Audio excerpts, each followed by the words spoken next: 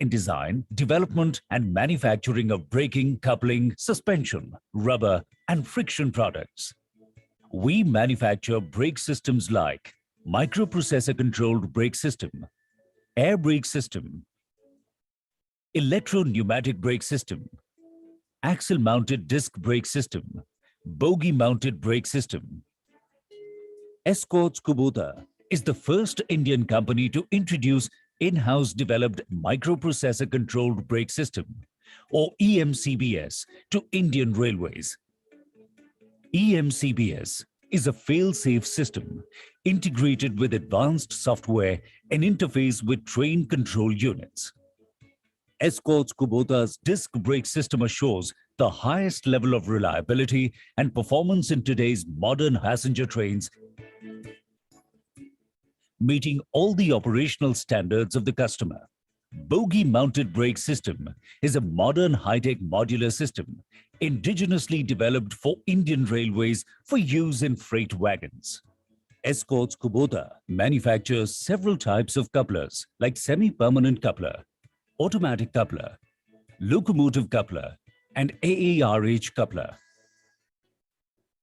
AARH coupler is a product of intensive in-house research and development. Escorts Kubota AARH high tensile tight lock center buffer couplers are designed for modern passenger coaches with inbuilt anti-climbing safety feature.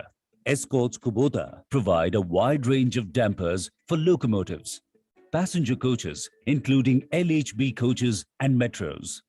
Among them, the hydraulic dampers are heavy-duty double-acting telescopic shock absorbers designed for ultra-rugged performance, extreme durability, and sustained load-bearing capacity year in, year out. Apart from these, Escorts Kubota manufactures many other products. The product range includes composite brake locks and pads for wagons and locomotives, featuring reduced noise, long life, and asbestos-free technology. The need of the industry changes with the passage of time. Escorts Kubota comes with excellence, modernity, and functionality, which help it to predict the future and equip itself with technologies to rise to the future challenges.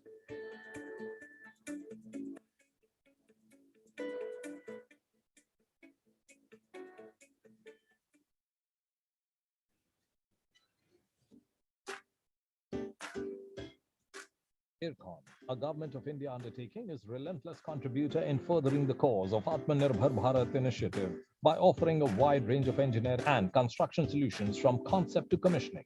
The company has successfully executed more than 390 landmark projects in India and 128 projects abroad in more than 24 countries. IRCON has been an active participant in prestigious nation-building projects, including construction of 340-kilometer new rail link in Kashmir Valley, bringing the valley on the map of Indian Railways. It's the biggest broad-gauge railway line construction in the high mountainous region in India. Facing militancy at its peak, IRCON constructed the longest railway tunnel of 11 kilometers through the Pir Panjal range. 2 out of the 3 rail coach factories of Indian Railways have been established by IRCON. The company successfully commissioned one of the largest rail-cum-road steel bridges of 4.56 kilometer length on River Ganga at Patna. Presently, IRCON is engaged in the construction of the 45 kilometers long Sivok-Rangpur railway project, providing the first rail link to Sikkim with the rest of the country. The project undertaken by IRCON reflects its commitment to the Make in India initiative. Head-hardened rails and railway tracks, waterproofing membrane, ventilation fans, cable trays, stainless steel LT panels, and many other materials and tunnels which used to be imported earlier are now being procured from the local manufacturers.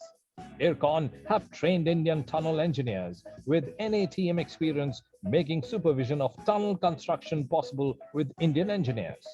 IRCON is the first public sector undertaking in India using mechanized methods like new track construction (NTC) machines for laying of tracks, cylindrical foundation augering for OHE masts and boom erection using railroad crane, simultaneous stringing of catenary and contact wire under tension. In June 2021, IRCON completed the work of dismantling and reconstruction of Valsad Road overbridge in a record 20 days. In February 2021, in Vadodara Kim Expressway project, Company created a world record by 24 hours of continuous laying of pavement quality concrete covering an area of 24,970 square meter. With a long and acclaimed list of projects under its belt, Aircon has since its inception been contributing to help the country in its march towards Atmanirbhar Bharat.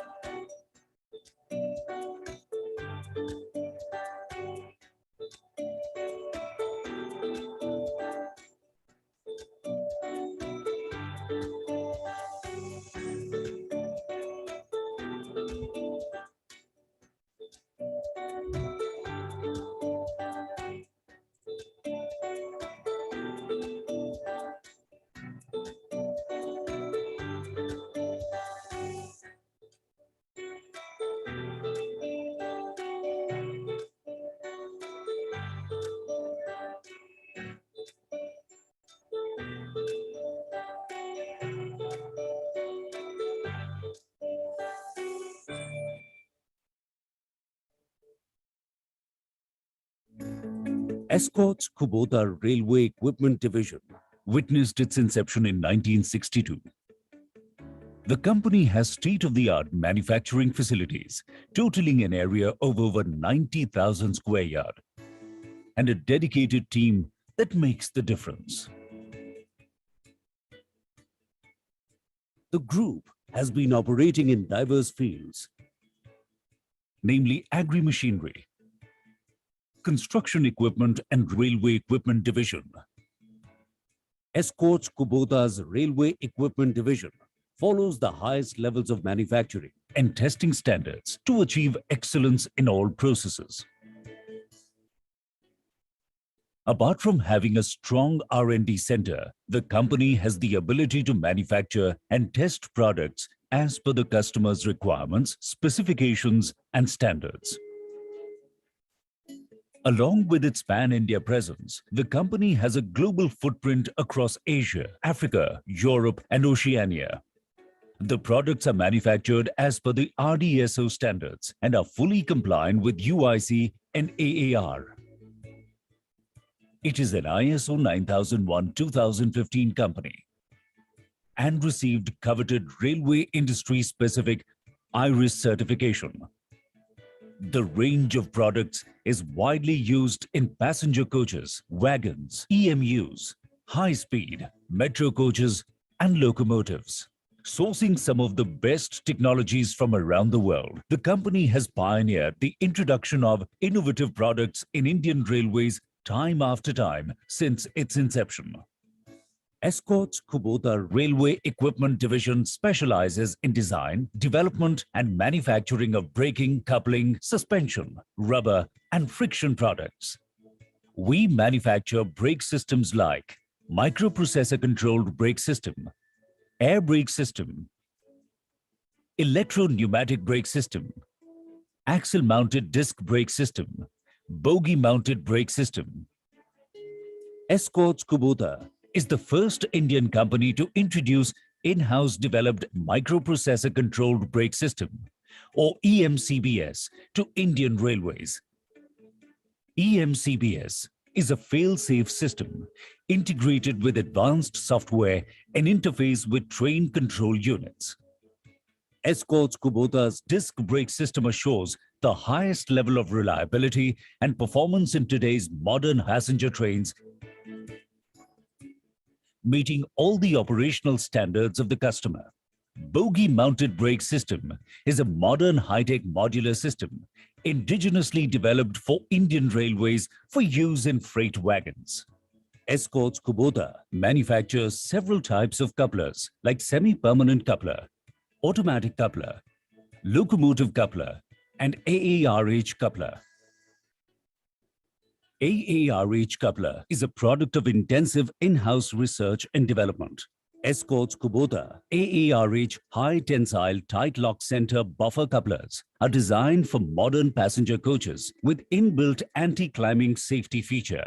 Escorts Kubota provide a wide range of dampers for locomotives, passenger coaches, including LHB coaches and metros. Among them, the hydraulic dampers are heavy-duty double-acting telescopic shock absorbers designed for ultra-rugged performance, extreme durability, and sustained load-bearing capacity year in, year out.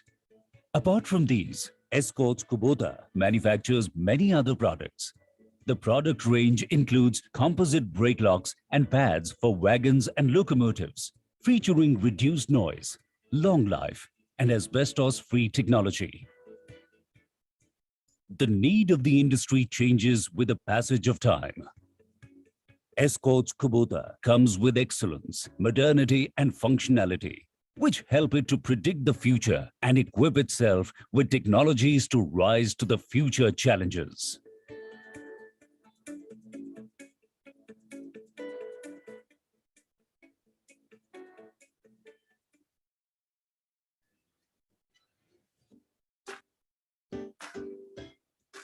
IRCON, a Government of India undertaking, is relentless contributor in furthering the cause of Atmanirbhar Bharat initiative by offering a wide range of engineering and construction solutions from concept to commissioning. The company has successfully executed more than 390 landmark projects in India and 128 projects abroad in more than 24 countries. IRCON has been an active participant in prestigious nation-building projects, including construction of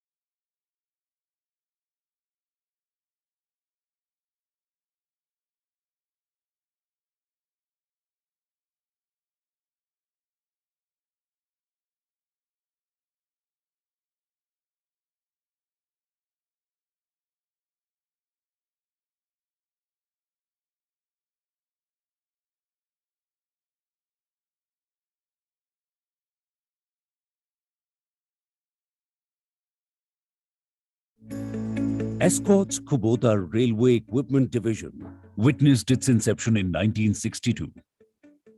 The company has state-of-the-art manufacturing facilities, totaling an area of over 90,000 square yards, and a dedicated team that makes the difference.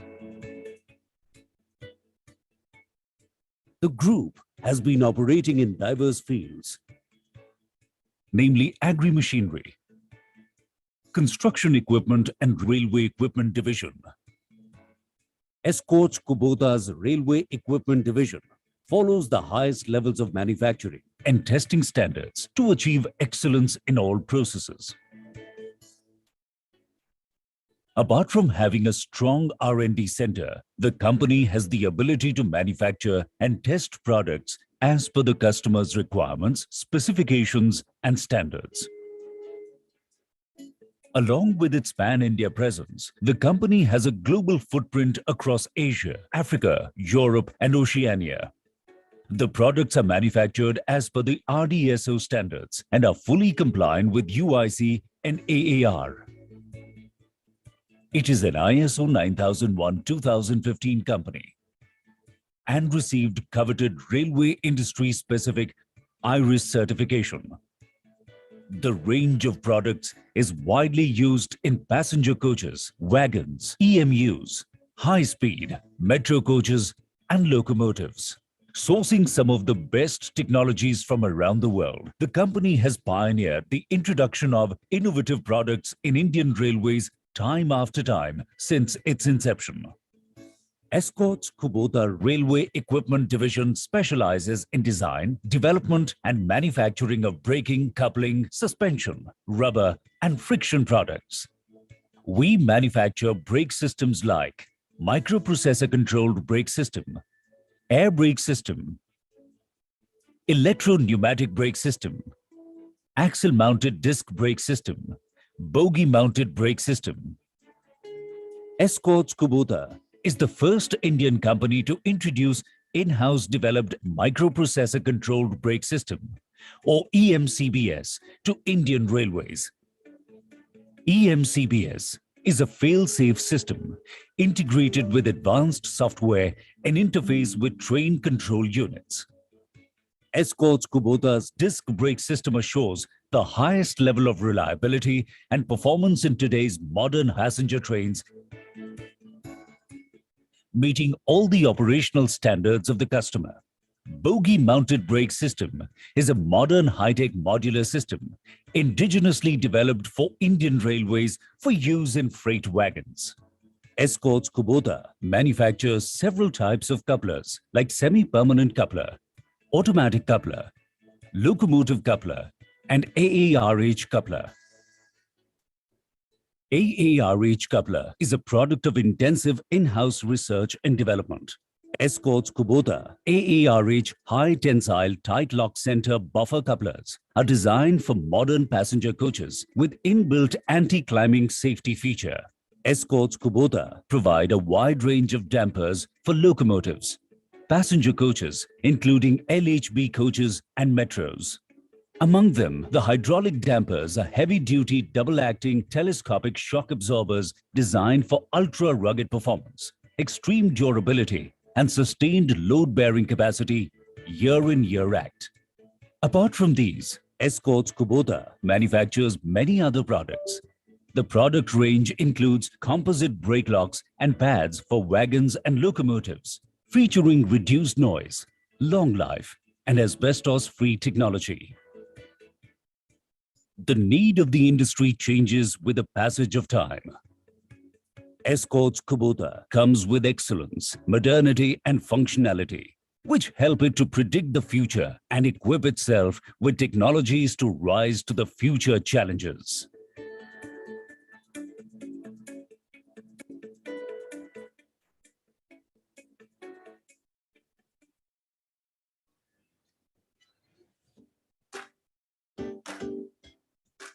IRCON, a Government of India undertaking, is relentless contributor in furthering the cause of Atmanirbhar Bharat initiative by offering a wide range of engineering and construction solutions from concept to commissioning. The company has successfully executed more than 390 landmark projects in India and 128 projects abroad in more than 24 countries. Ircon has been an active participant in prestigious nation-building projects, including construction of 340-kilometer new rail link in Kashmir Valley, bringing the valley on the map of Indian railways. It's the biggest broad-gauge railway line construction in the high mountainous region in India. Facing militancy at its peak, Escorts Kubota Railway Equipment Division witnessed its inception in 1962. The company has state-of-the-art manufacturing.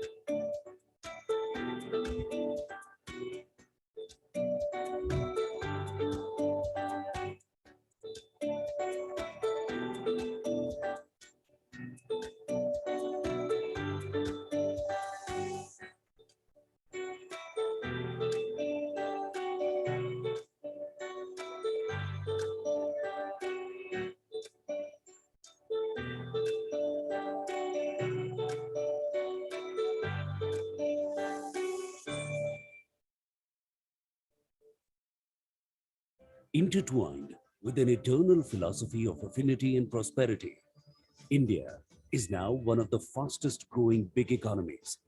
It is a perfect melting pot of aim and ambition from where a future is rising to inspire the whole world. Propelled by the vision of the Honorable Prime Minister of India, standing in its 75th year of independence, India is poised to resurge its era of growth, greatness, and preeminence. आज जब हम अमृत काल में प्रवेश कर रहे हैं, अगले 25 वर्ष हमारे देश के लिए अत्यंत महत्वपूर्ण है। a true forerunner of Indian aspirations since 1905. PHDCCI has been a proud partner of nation's growth journey so far. PHDCCI has been Good taking morning, ladies persistent and steps gentlemen. in congruence of Good morning. Welcome to PHDCCI 10th Global Rail Convention. And herein we are focusing on the Indian Railways future evolution. And as everyone, we know that everyone has seen the DNA of Indian Railways from childhood, right from, the day we travel and right from, utilizing some of the best services like Vande Bharat train of late. The Indian Railways has, in fact, it has had a very, very remarkable journey in its evolution. And of late, over the last few years, we have seen the type of leapfrogging Indian Railways has done that is commendable. There is nothing known as incremental growth in Indian Railways. It is just leapfrogging, going by, you can say the trans growth that has never witnessed. It has been totally unprecedented. So in order to understand the nuances that how Indian Railways can be one of the major benefactor for businesses across, and how the ancillary units and how the MSMEs per se are one of the important fountainheads for the continuous evolution of Indian Railways, PHDCCI has created this very, very important 10th Global Rail Convention so that we're able to understand that how we are or how we can actually contribute to this journey with the help of the deliberations that we'll be having from the regulators, from the policy makers. We will be having some use cases also. We'll be having the researchers, the scientists, as well as academics who will actually give us the journey that how Indian Railways can contribute along with the businesses in this upward trajectory of growth. So in order to start the inaugural session, I will request the speakers of this session to kindly come on the dais. I'll request Mr. Ranjan Dhingra, Mr. Puneet Chawla, Mr. K.K. Misraji, and Mr. Sajal Gupta to kindly come on the dais, please.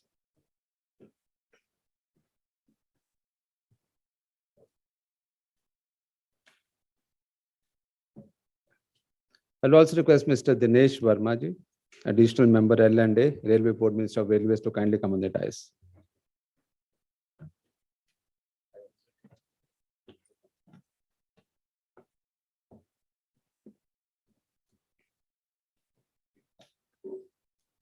I know Mr. Dinesh Kumar has a very, very tough time because they are working. In fact, we were in, the Railway Ministry in the last week. We were there literally for 3-4 days, and it's working 24/7. That I should say, and even on weekends, like people like Mr. Dinesh Kumar, they're working day and night in order to make us, more comfortable and also the businesses more amenable for all the transactions. Thank you very much. So before we officially start this program, I'll request everyone to kindly rise up for the national anthem, please.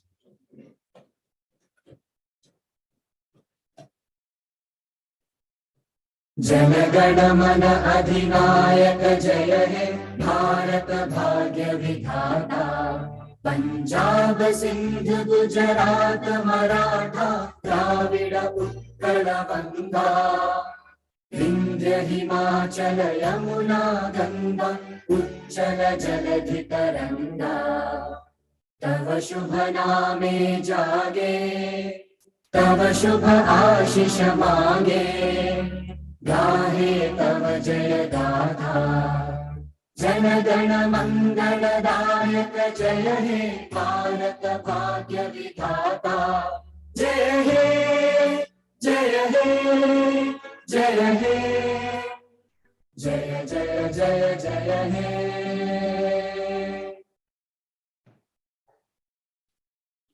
Thank you. May I request all the dignitaries to kindly join us for lighting of lamp, please.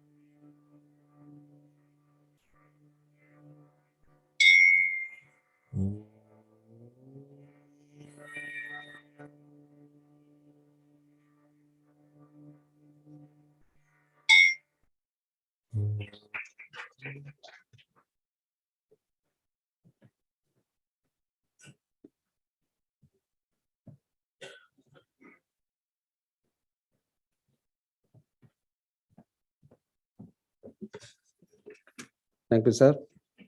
And as you know, now we have invoked the blessings of Goddess of Knowledge. I am sure that at the end of this session, everyone will be more wiser as we'll be hearing the deliberations from our domain experts. And as we have seen that the Indian Railways, it has made actually remarkable strides. It has been by the Indian government's initiative in the realm of infrastructure and particularly sustainability. And as you know, our nation is committed for net zero by 2070.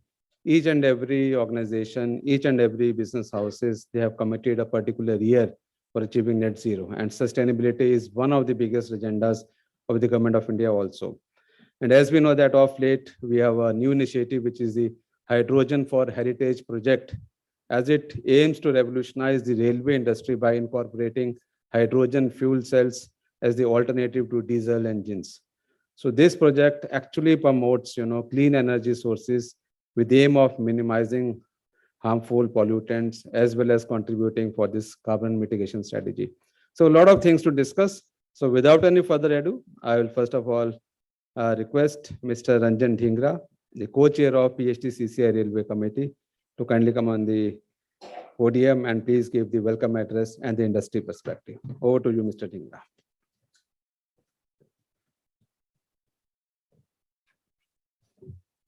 Thank you, Dr. Jatinder. Good morning. Indeed, it's a great pleasure for me to stand in front of you at the very beginning of the 10th PHDCCI Global Rail Convention 2023. With this convention, I have been associated since almost beginning. So I've seen the ups and downs. I'm so happy to see you all here. It is indeed a matter of pride for me to welcome such an august gathering, a confluence of the best minds in the Indian rail industry, policymakers, industry experts, and our distinguished dignitaries, guests who have assembled here today for the 10th PHDCCI Global Rail Convention 2023. Indian Railways' future evolution, technological innovations and infrastructure enhancement to create a strong future foundation for our youngsters too. This prestigious gathering is a testament to the critical role that Indian Railways plays in our nation's growth and development, and it is indeed heartening to welcome you all. We are extremely grateful to extend a very warm welcome to the Honorable Chief Guest, Shri Rao Saheb Patil Danveji, Honorable Minister of State for Railways, Coals and Mines, Government of India, for very graciously accepting our invitation and who has been a very strong support for the industry throughout. It is a pleasure for us to have him amongst us, and we look forward to continuing our long relationship with the Railway Ministry under his leadership. The Honorable Minister shall, however, be shortly joining us in the virtual mode. We also extend a very warm welcome to Mr. Dinesh Kumar, Additional Member L&A Railway Board, Ministry of Railways, who handles the complex challenges of Indian Railways projects and whose presence and views will add further impetus to our endeavors. We are indeed grateful to him for joining us. It is also our privilege to welcome Ms. Seema Kumar, Chairman and Managing Director, Indian Railways Catering and Tourism Corporation, and Additional Member TC, Railway Board, Ministry of Railways, for graciously accepting our invitation. Ma'am, we look forward to working closely with you for the success of RICT's future initiatives. A very warm welcome to all our distinguished panel of speakers to come, who are all experts and decision makers in the area. We are enthusiastic to have them amongst us and look forward to hearing their expert views and out-of-box innovative ideas. It is also our pleasure to welcome our guests, distinguished industry experts, and eminent ambassadors and diplomats as a part of this convention. Indian Railways has been the backbone of our country's transportation and logistics systems for over a century. It has not only facilitated the movement of passengers and goods, but also has been a catalyst for economic growth and social development. Today, as we convene to discuss the sustainable ways for the future growth of Indian Railways, we stand at a pivotal juncture where technology and infrastructure will shape its evolution. In recent years, we have witnessed a transformation in the way Indian Railways operates. The infusion of advanced technologies, the implementation of investor-friendly policies, and a relentless drive towards modernization have revolutionized every facet of the railway ecosystem. From upgrading our infrastructure and rolling stock to enhancing passenger services, modernization of railway station, and many more initiatives, Indian Railways has become a major prospective market for new technological innovations and mega infrastructure enhancements. The introduction of iconic initiatives such as the Vande Bharat and Vista Dome trains, the ambitious bullet train network, and the expansion of semi-high-speed trains will not only improve the passenger comfort, but also will accelerate economic growth. Our heartiest congratulations on the recent flagging of 9 new Vande Bharat Express trains by our Honorable Prime Minister Modi ji. The 9 trains will provide faster connectivity across 11 states: Rajasthan, Tamil Nadu, Telangana, Andhra Pradesh, Karnataka, Bihar, West Bengal, Kerala, Odisha, Jharkhand, and Gujarat. Indian Railways, as a key driver for India's economic growth and development, with its network spreading to connect the farthermost corners of our country, is currently focusing on upgradation and capacity enhancement of its infrastructure network, fit for operating both freight and passenger trains at higher speeds while simultaneously catering to the future demand growth. The projects on the anvil are aimed with a long-term vision for technological innovations and infrastructure enhancement to create a strong future foundation. The long-term vision goes even beyond 2041 to 2051. It is also heartening to see that the new culture of a faster implementation of transforming reforms at policy levels, setting ambitious targets and pushing the boundaries along the green signal for railway infrastructure growth is stealing the growth in this sector. While simultaneously safety measures and mega projects have also reinforced our commitment to providing a secure and efficient rail network. Before I express my views further, I would like to briefly share some details about the PhD Chamber of Commerce and Industry, where we're all sitting here, which is a proactive, dynamic, and forward-looking pan-India Apex Indian Chamber. It has been working as a catalyst for the past 118 years. Friends, it was founded in 1905, towards the promotion of Indian industry, trade, and entrepreneurship, to its advocacy role for its policymakers and for the regulators. As a partner in progress with industry and government, PHDCCI acts as a voice of the industry and trade, working at the grassroots level with strong national and international linkages for propelling progress, harmony, and integrated development of the Indian economy. It has also been working very closely with the Railway Ministry for the growth of its vital industry. Typical example of which is that this program, the 10th edition of the flagship event on the railways that PHDCCI organizes yearly. Coming back to the theme of today's convention, the Indian Railway expands investment in modernization and in new technologies is the need of the hour. Along with the use of artificial intelligence, data analytic, and modern technology across its operations, from passenger to freight operations, and to assist with maintenance and monitoring challenges across its humongous network and sectors. Simultaneously, initiatives like the Gati Shakti National Master Plan for multimodal connectivity and the Gati Shakti multimodal cargo policy are game changers, believe me, friends. They are set to streamline approvals and make the establishment of cargo terminals more accessible. Moreover, the dedicated freight corridors, DFCCI, and a seamless logistic supply chain will undoubtedly enhance the freight loading share of Indian railways, making it an even more cost-effective transportation solution than anyone else. The Amrit Bharat Station scheme, aimed at redeveloping 508 railway stations across the country, is also a mega and significant step towards a robust future foundation.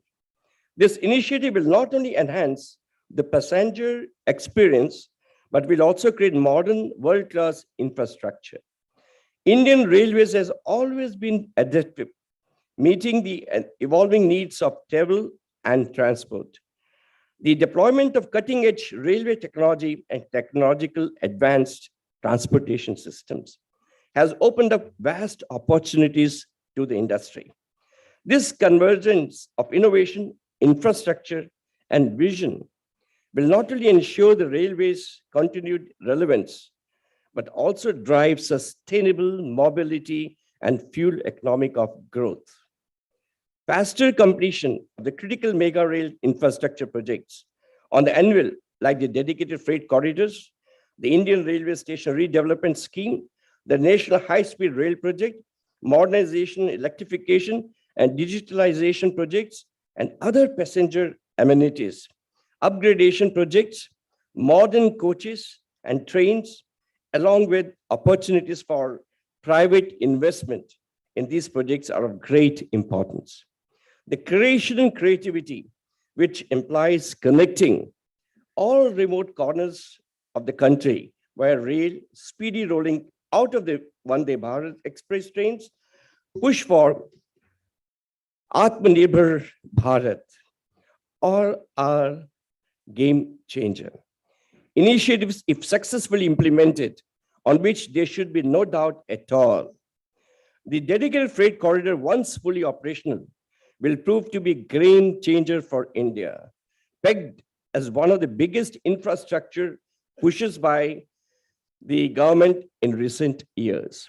The Ministry of Railways is also working on a mission mode on 5 mega rail projects of international importance. The projects will make rail services accessible in the areas adjacent borders along Nepal, Bangladesh, and also in areas that fall under Bangladesh and Nepal. So friends, there is huge amount to achieve, but we are confident we will succeed as long as we keep working together. What the PhD Chamber of Commerce Industry endeavors to do via this flagship program every year is to compile a blueprint for the sustainable development to create a strong foundation for the future. As we embark on this journey of exploration and collaboration, I urge all stakeholders to actively engage in discussions, share insights, and forge partnerships that will define the future of Indian railways. Together, we can leverage technology and infrastructure to build a stronger foundation for our railways enabling them to serve as a driving force behind India's progress, Bharat's progress. We look forward to hearing more about the different initiatives on the annual and business opportunities from the Railway Board members and from the industry. With these words, I extend my thanks to all eminent dignitaries and panelists. And before that, let me welcome Shri K.K. Mishra ji, Director, Tourism Marketing, IRCTC, instead of Mrs. Seema Kumar.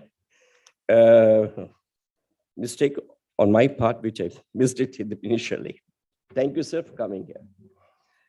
With these words, I extend my thanks to all eminent dignitaries and panelists who have been kind enough to spare time to be an eminent part of the convention, and I look forward to the fruitful deliberations and outcomes that will shape the future evolution of Indian railways. Lastly, I will end by quoting our Honorable Prime Minister Modi ji, that India, which is moving towards the goal of development, is at the beginning of its Amrit Kal, golden age. There is new energy, there is new inspiration, and there are new resolutions. I'm sure the deliberations today will help crystallize the thought process on this subject, and the audience will gain from the diverse viewpoints while reiterating our commitment towards our Honorable Prime Minister's vision. Thank you, and let us collectively work towards a brighter, more innovative, and sustainable future for Indian Railways. Jai Hind.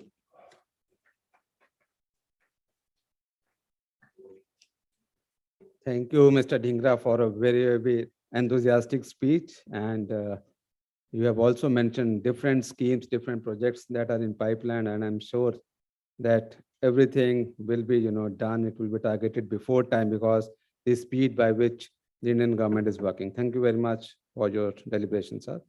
Now I would like to invite Mr. Dinesh Kumar. Mr. Dinesh Kumar is the additional member, L&A, Railway Board, Ministry of Railways.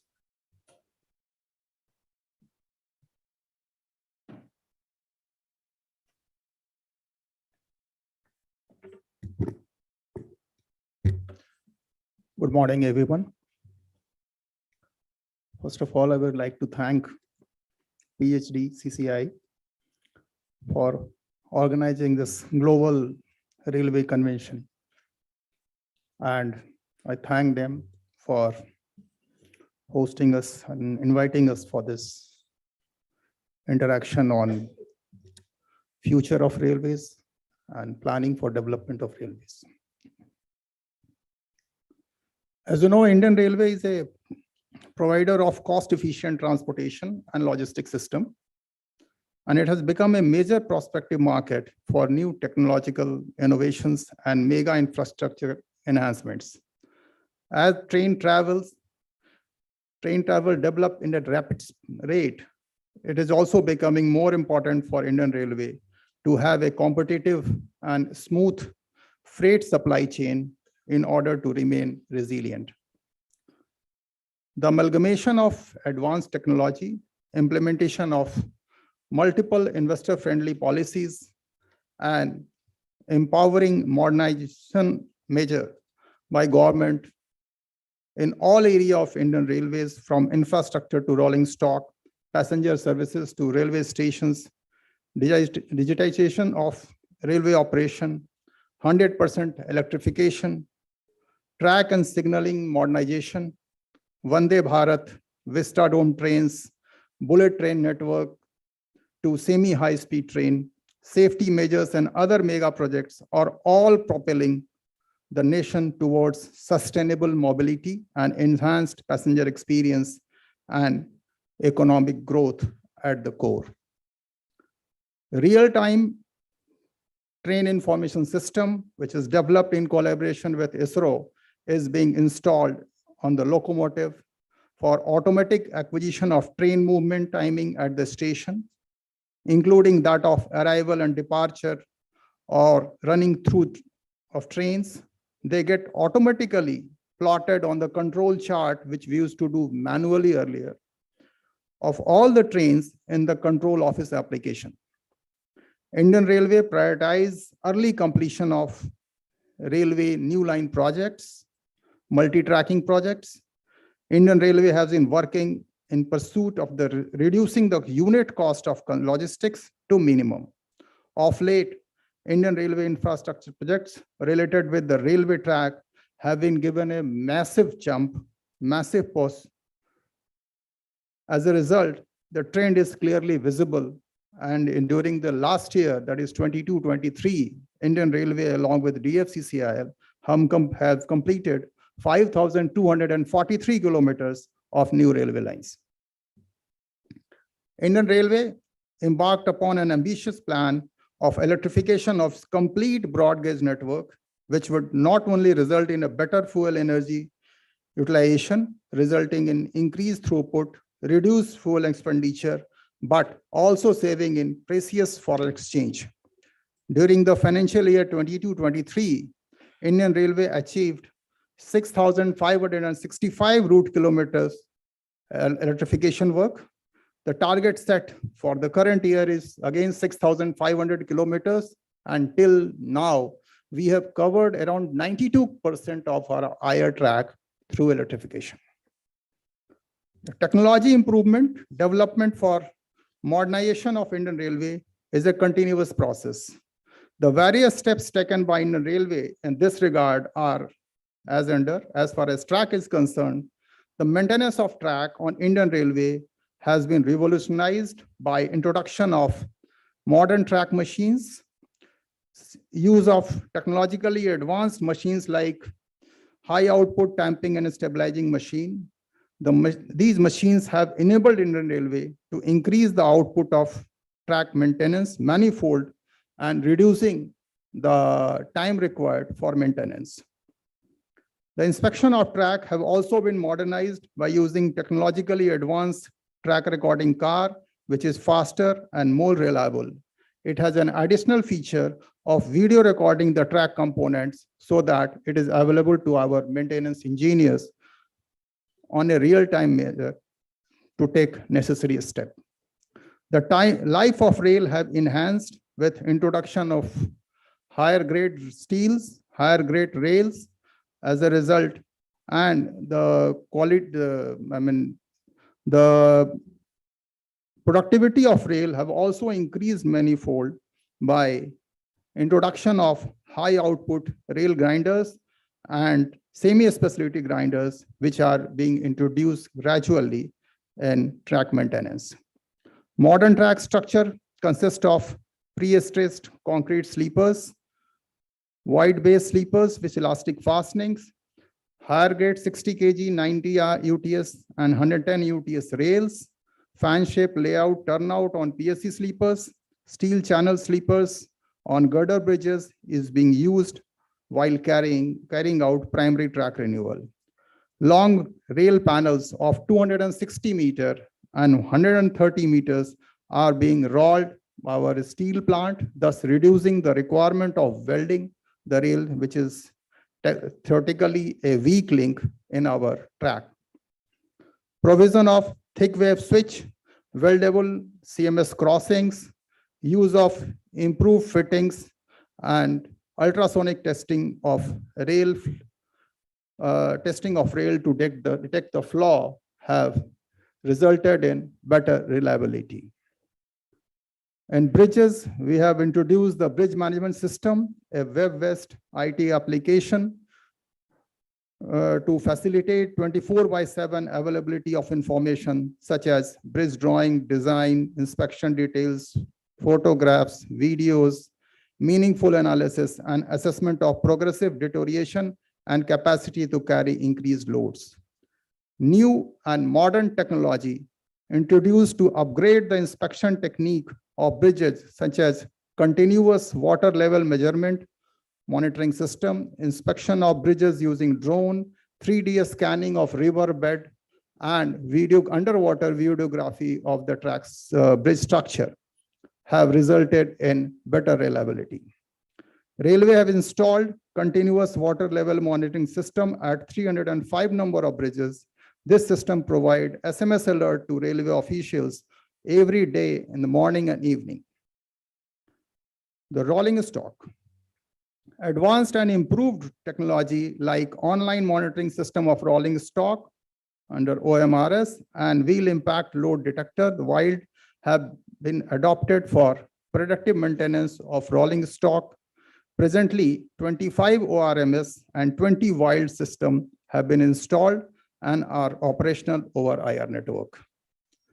RFID tags are being fitted on rolling stock to automatically track and trace the rolling stock asset moving over the wide network of Indian Railways. In addition, other technological systems like GPS in wagon, hot box detector, and machine vision inspection system are also under development for implementation over Indian Railways. EMU and MEMU coaches, conversion of end-on generation EOG trains into head-on generation train reduce the noise and air pollution at station and in the trains. It is also expected to significantly reduce the diesel use in power car.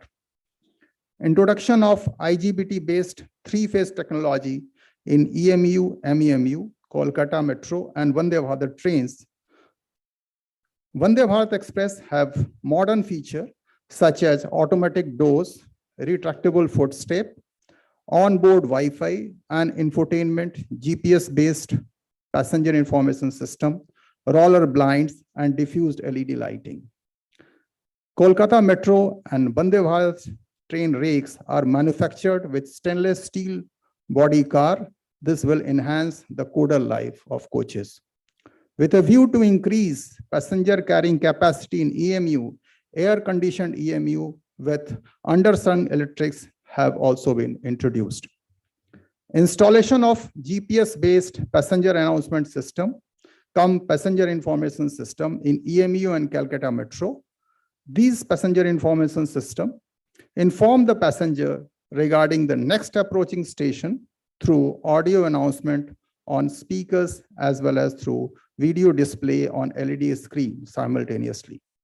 Further, newly manufactured EMU and DMU rakes are already equipped with such technology and system. Air-conditioned EMU services have been introduced on Western Railway and Central Railway. CCTV camera, emergency talk button have been installed in these EMU rails. In view to further fortify the security system, in addition to CCTV camera and emergency talkback system, flasher light have also been provided in ladies coaches and EMU rakes in some of the general railway. When the alarm chain of the coach will be pulled, these lights will start blinking and the buzzer will start sounding till resetting of alarm chain. LED lights have been provided for better and efficient illumination in the coaches. Cushioned seat with stainless steel frame in first class and polycarbonate seat with stainless steel frame in second class in newly manufactured EMU coaches. Upgraded scale of number of mobile charging points in general, sleeper and air-conditioned coach have been provided. Locomotives. Indian Railway has switched over to manufacture only new generation and high horsepower, energy efficient, IGBT-based three-phase electric locomotive from 2016-17 onwards. WAP7 and WAP5 electric coaching loco are capable of hauling trains at 140 kmph to 160 kmph respectively. These loco are being used to long haul distance high-speed trains over Indian Railways. Railway have introduced high horsepower 12,000 HP freight locomotive with state-of-art technology since 2020. Signaling is a very important aspect of our train movement. So we are introducing electronic train interlocking system on a large scale basis to derive benefit of digital technology in train operation and to enhance the safety. So far as 3,179 stations have been provided with electronic interlocking as till 31st of August. And progress. Well, last year we had, out of this 3,179, we had provided 538 stations in last year only.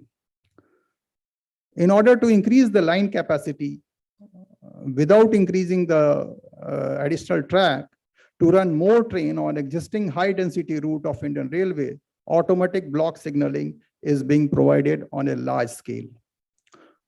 Our modern system of automatic train protection, which is known as Kavach, which is indigenously developed by Indian Railway, have been adopted as national train protection system on Indian Railway. So far, Kavach have been deployed on 1,455 route kilometer on South Central Railway with 77 number of locomotives.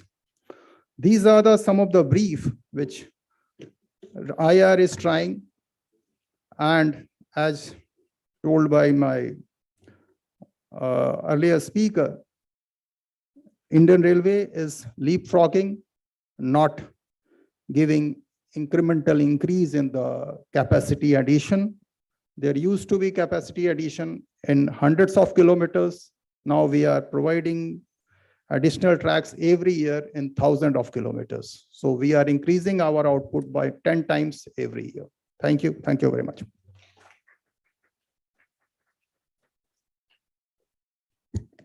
Thank you, Mr. Dinesh Kumar ji, for your very, very inspiring sort of address, wherein you have highlighted some of the important technological and innovative approaches which are being undertaken by Indian Railways. And on the same note, PHDCCI also commends the Indian Railways for your visionary approach, as well as for your efforts in spearheading these recommendable, changes in the Indian Railways. So these technological upgrades, they basically represent a very, very significant leap in modernizing the Indian Railways, as well as giving the passengers more comfortable rides, and also endeavoring some of the new technologies like electrification, high-speed railway network, DFCs, advanced signaling, and all these digital systems. They all basically tell us that Indian Railways is not only working for enhancing the safety of the passengers, the comfortability, but as well as towards environmental sustainability. So kudos to Indian Railways for these spearheading efforts. Let's give a big round of applause to the Ministry of Railways. Thank you very much, sir. Now invite my colleague Bhavna Singh to kindly come on the dais and let us felicitate some of the industry leaders in the railways industry. Over to you. Thank you, sir. And thank you to everyone who took out time to be with us. We have some very great experts in the coming sessions, and we welcome them all. Big round of applause for all our experts who are sitting here in the front row as well. Thank you. May I request people on dais to please come in the front, and we'll just like to say a small thank you to the industry partners. And may I just request all of you to please come in front of the dais for a small thing.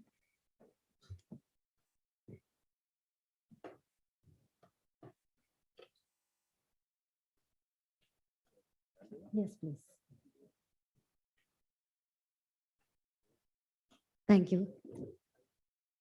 Mr. Kumar, please. Thank you. A big thank you to all our partners for this program. And these are people who have been doing milestone work in the industry. May I request Mr. Ranjan Dhingra to take a plaque from our side and on behalf of Laron Engineers. A big round of applause, please. Mr. Dhingra.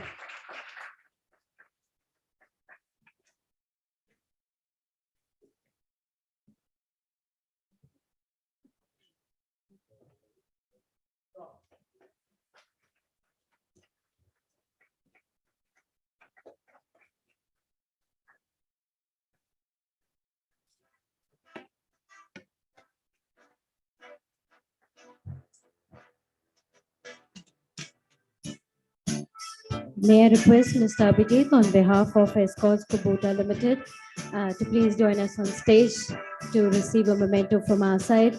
Mr. Ankur Dev, the CEO of Railway Equipment Business Division, Railway Biz, Escorts Kubota, would be joining us a little later for the panel discussion. Big round of applause for Escorts Kubota, please.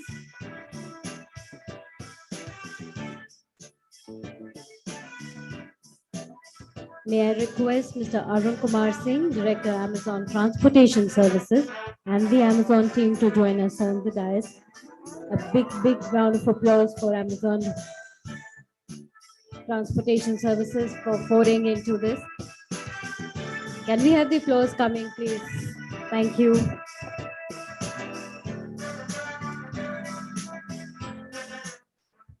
We'd like to thank Mr. K.K. Mishra, Director, Tourism and Marketing, IRCTC, for all the new innovations in this.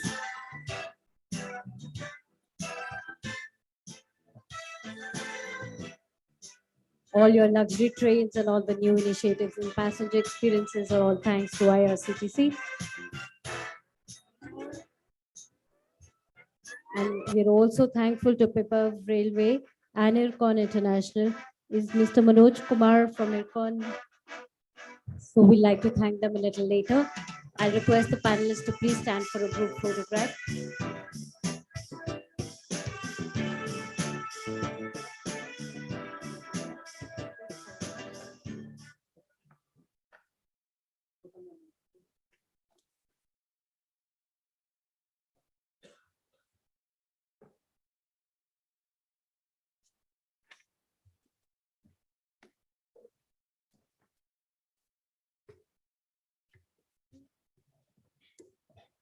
Thank you. Can we have a big round of applause? Today, the Ministry of Railways is in a big meeting. So, but we are still grateful to Mr. Dinesh Kumar, sir, for joining us. And as a token of our appreciation, may I request the dignitaries to please felicitate sir with a green initiative of PhD chamber and a small memento. Thank you.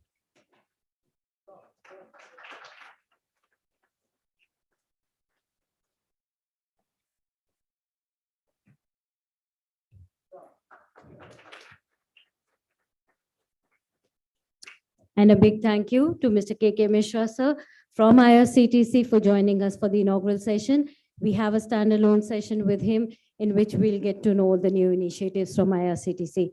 Thank you very much. And I'll request Sajal Gupta, sir, to just give the closing remarks and vote of thanks, please. Thank you.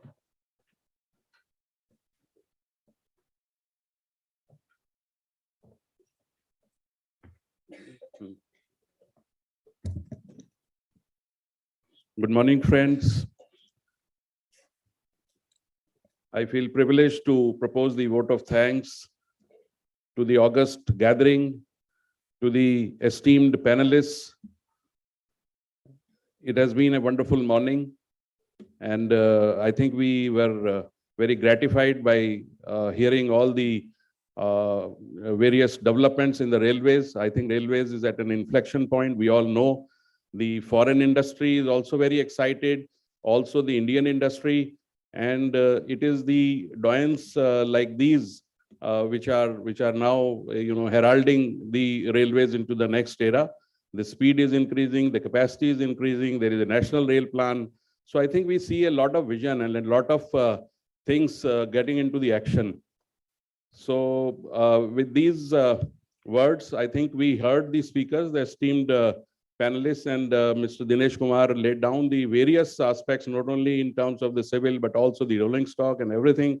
So I think these are all very exciting things which are happening. And we look forward to even brighter future for Indian Railways. And I would propose a vote of thanks to all the esteemed panelists, to our co-chair, Mr. Dhingra, to Mr. K.K. Mishra, who is also from IRCTC, is a sponsor of this today's program. Mr. Dinesh Kumar, who has kindly graced this occasion at a very short notice. And we really are extremely thankful to him. Rao Saab Danve is actually caught up in a meeting which the minister had called suddenly. And if possible, he may still join. So we will see that his address is telecasted later. And all the August gathering that is here, we look forward to getting your participation in the subsequent sessions. Thank you very much all for coming. Thank you. A big round of applause for all of us.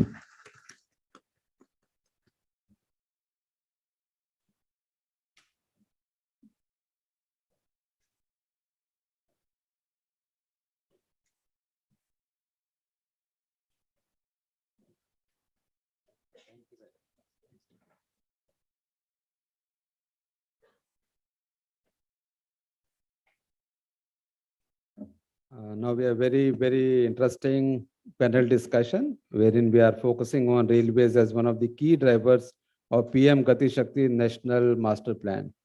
As we know that logistics is the backbone for any industry. And if you're able to bring down the logistics cost, definitely the economy will go to a different trajectory. And that is one of the important aims for the ministry also, in order to bring down the logistics cost as well as to make our supply chain more efficient so that businesses can thrive and also they can improve their growth potential also. So we'll be discussing some of the important aspects like Gati Shakti multimodal cargo terminal policy, also on the capacity augmentation and infrastructure. We have the modern and integrated station development. Then we'll talking about Amrit Bharat station scheme, the opportunities as well as some of the challenges. We'll be discussing on the national logistics policy with the focus on railways, also on dedicated freight corridors, which actually gives immense business opportunities for the industry, and also on the computerized wagon allocation systems, the real-time monitoring, as well as traffic management. So we have the domain experts for this session. May I request the speakers of this session to kindly come on the dais. I'll request the moderator of this session, Mr. S.K. Chaudhary, who is the former CMD IRCON, to kindly come on the dais, please. We have Dr. Surender Ahirwar, Joint Secretary, Logistics and Trade, Ministry of Commerce and Industry, PM Gati Shakti, National Logistics Policy. We have Mr. Anil Kumar Khandelwal, PED Gati Shakti from Railway Board, Ministry of Railways. Mr. Nanduris Srinivas, Director, OP and BD, DFCCIL. We have Mr. Ved Prakash Tuteja, Vice Chairman, Rail Land Development Authority. Dr. Sanjeev Kumar Lohia, Senior Advisor, Rail and Urban Mobility, World Bank, and former MD and CEO, IRSTC. And Mr. Arun Kumar Singh, Director, Amazon Transportation Services. May I request everyone to kindly come on the dais, please.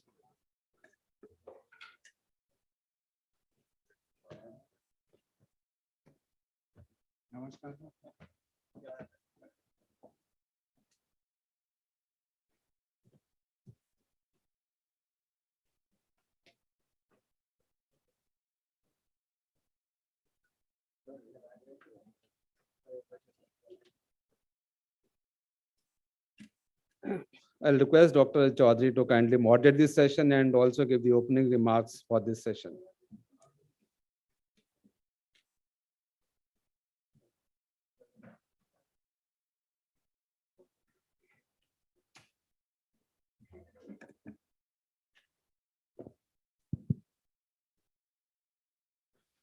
Good morning to all of you. We had a brief overview of the developments going on in the Indian railway sector by Mr. Dinesh Kumar and other who were earlier here in the earlier session. Now we have the people who are actually doing it in the Indian Railways with us in this panel. And they will give you the complete, that's what's happening in the different sectors which they are spearheading.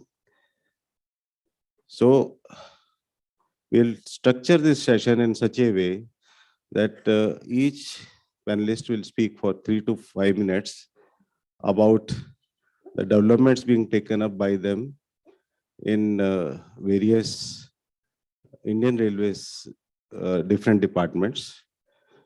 So we have Mr. Khandelwal, who is heading the Gati Shakti in the Railway Board. So I'll start with him only, where he will give a complete overview that how the augmentation of capacity building is going on in the Indian Railways in all sectors and the new technologies which are being brought into the Indian railway system. As you know that a lot of earlier transportation systems such as roads, railways and ports and waterways, a lot of developments have happened and happening.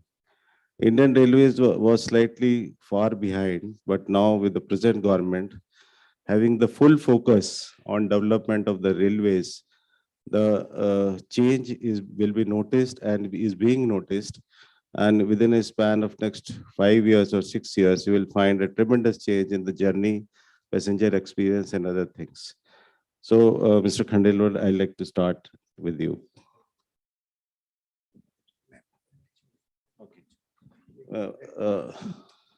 Mr. Khandelwal gave a small presentation.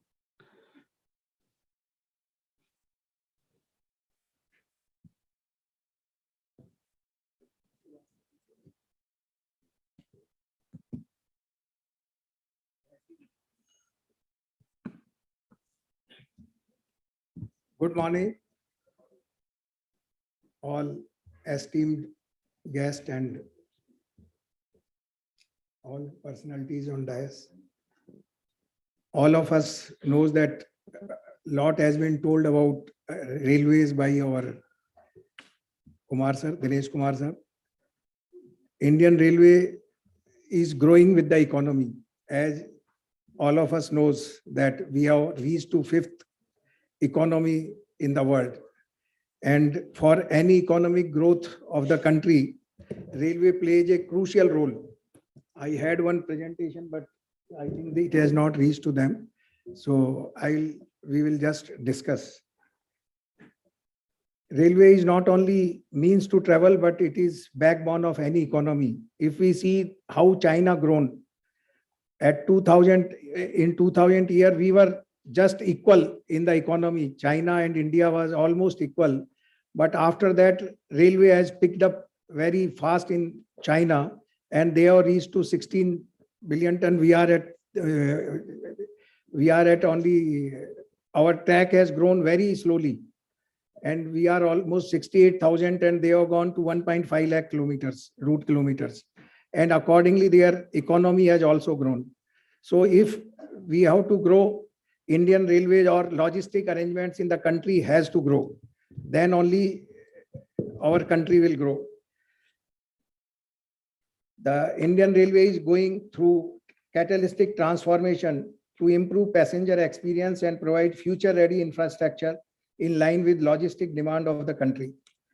With over 68,000 route kilometers, Indian Railway is the 4th largest network in world under single management after USA, China, and Russia. During 22-23, Indian Railway has carried about 1.5 billion tons of freight and 6.5 billion passengers. We are the 2nd largest passenger moving railway after Japan. They move about more than 7.5. We were the first before COVID. Now our passenger movement has gone down slightly. So we have come to 2nd. So we are the 2nd largest passenger mover, but our track density is very low. We have not grown, we have not kept pace with the requirement.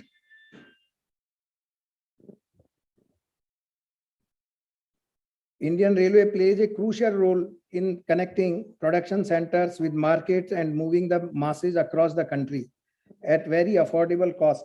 Railways could not keep pace with network expansion in line with demand of logistic market due to chronic underinvestment. Now IR budget is merged with general budget in 2017, and after 2017 we are picking up, and now our level of investment has gone up from about 25,000 crore per year GBS to 2.4 lakh crore in the current year. The average cost of transportation is almost half of the road compared to road network. We are costing about 1.6 INR ton per kilometer against 3.6 average cost of road. The carbon dioxide emission is also 9 times lower in in railways sector compared to road and other modes. We are cost efficient and environment friendly. So there is more of it enforces that railway network must expand in line with the demand.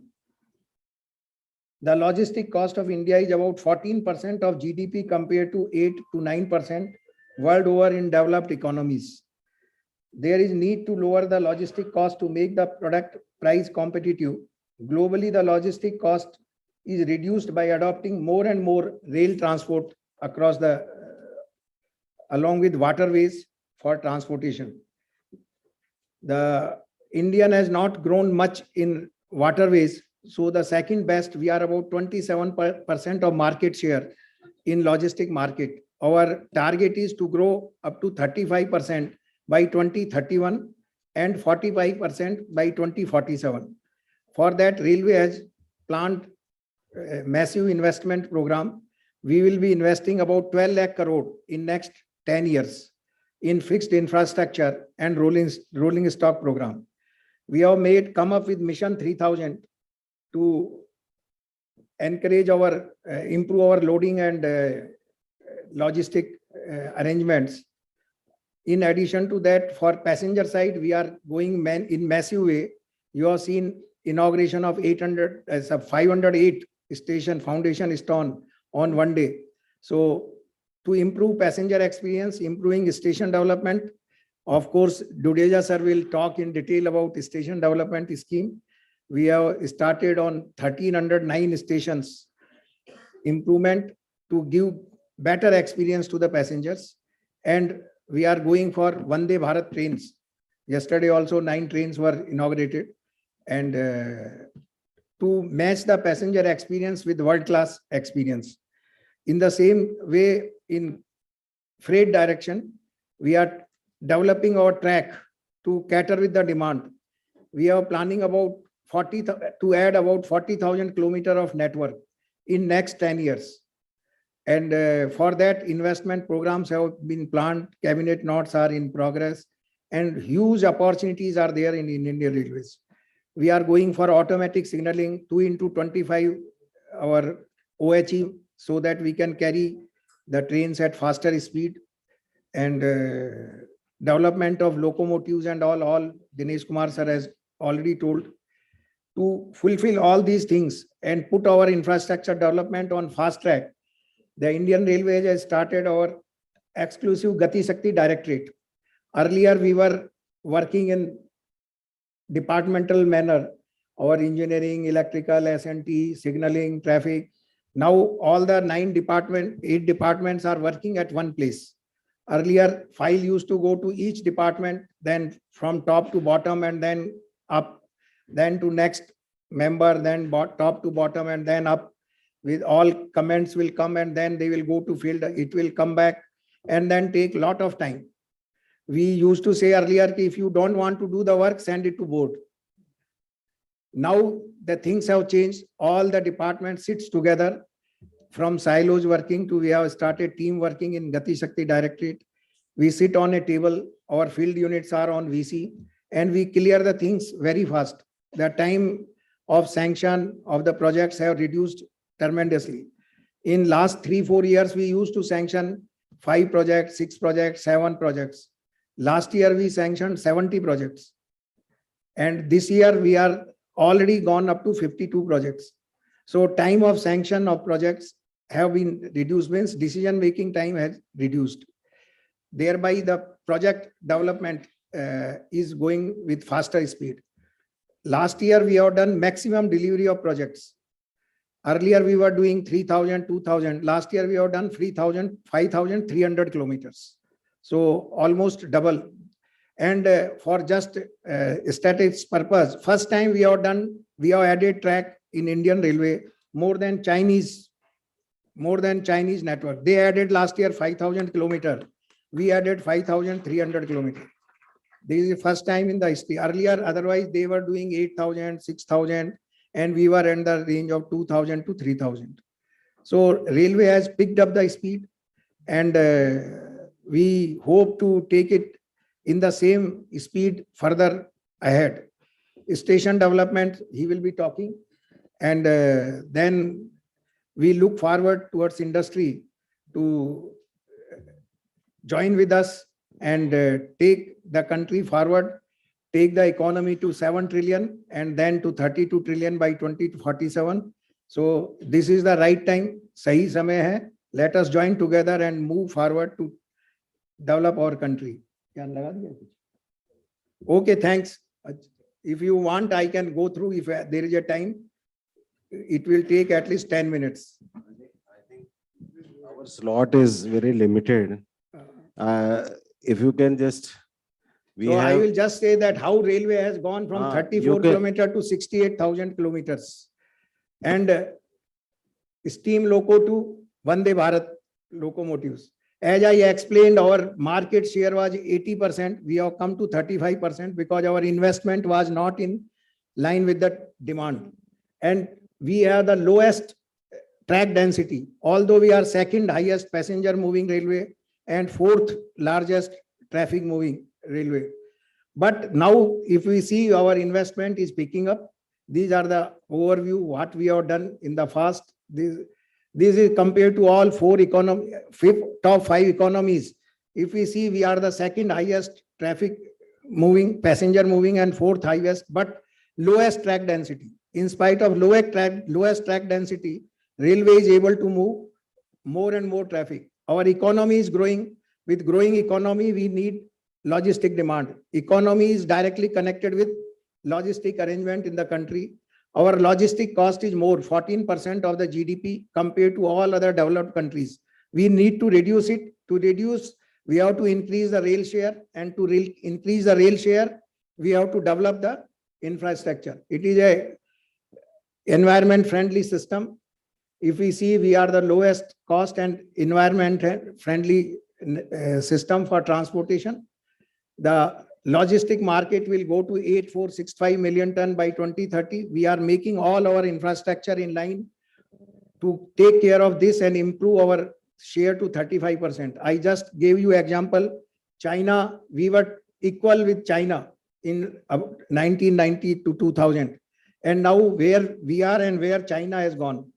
Our network has not expanded due to chronic underinvestment.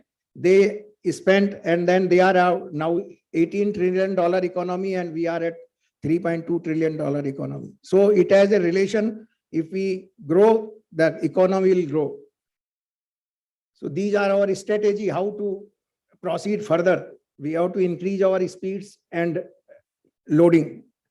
These are, as I explained you, the increase the passenger experience and the technology driven development, and freight share has to increase.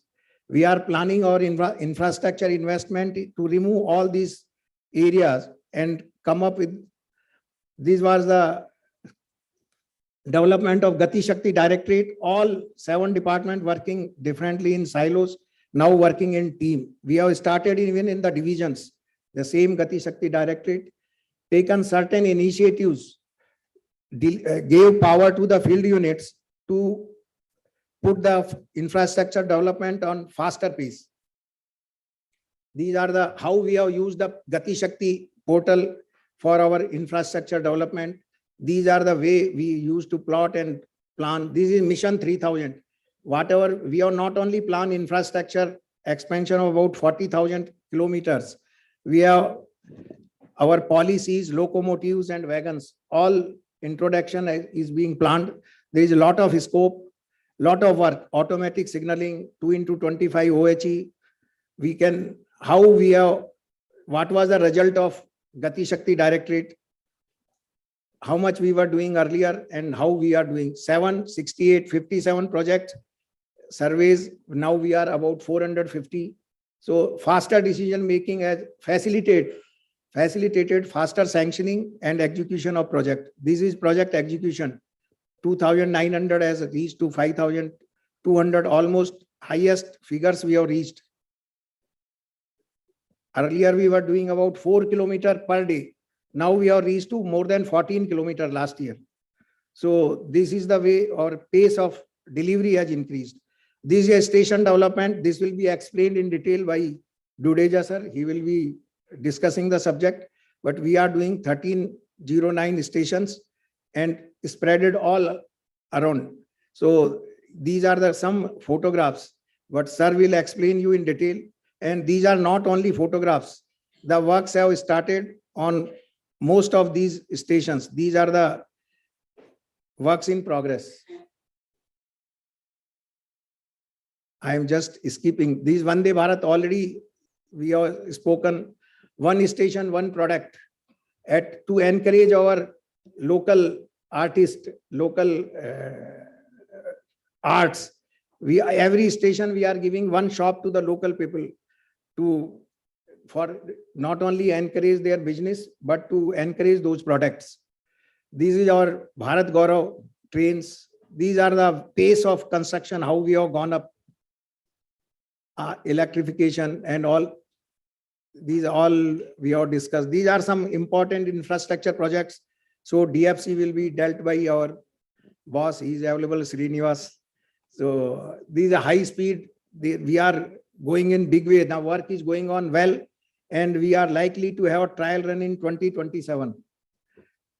These are some photographs of.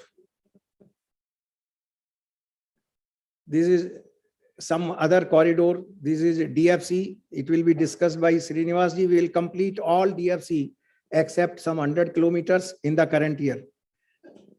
This is our national project, connectivity of Kashmir. We have already completed majority of this, and we are likely to open in March, April this project, and Kashmir Valley will get connected with rest of the India. They have highest bridge of the world, 35 meters above our Eiffel Tower. This bridge is ready and now ready to run trains. These are longest tunnel of transportation tunnel of Asia or India. There is a Anji bridge. There are some good northeast connectivity. We have connected most of the states there except Sikkim. Their work is going on. Less time is less. This is a Pamban bridge. Next month we will be completing. This is a first bridge in the Asia for with vertical lift. These are some Gati Shakti cargo terminals and all 50 we have how we are using the Vizag portal, PM Gati Shakti. These are some examples, but time is not there, so I am skipping. So yahi samay hai, sahi samay hai. Let us move together, and देश को गति चाहिए तो भी rail से मिलेगी और देश को प्रगति चाहिए तो भी रेल से मिलेगी. Thank you.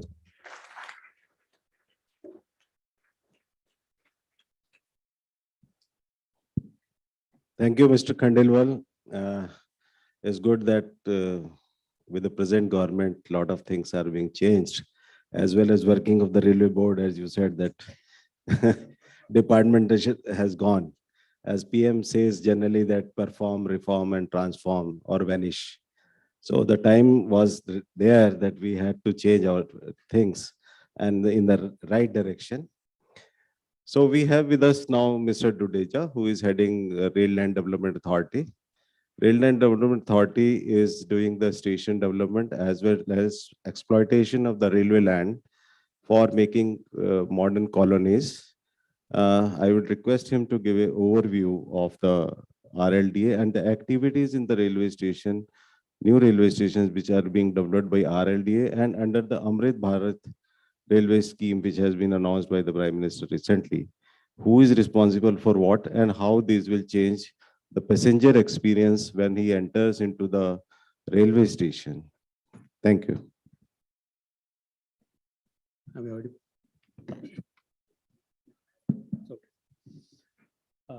Thank you very much. First of all, I thank PhD Chamber of Commerce and Industries for inviting me on this occasion.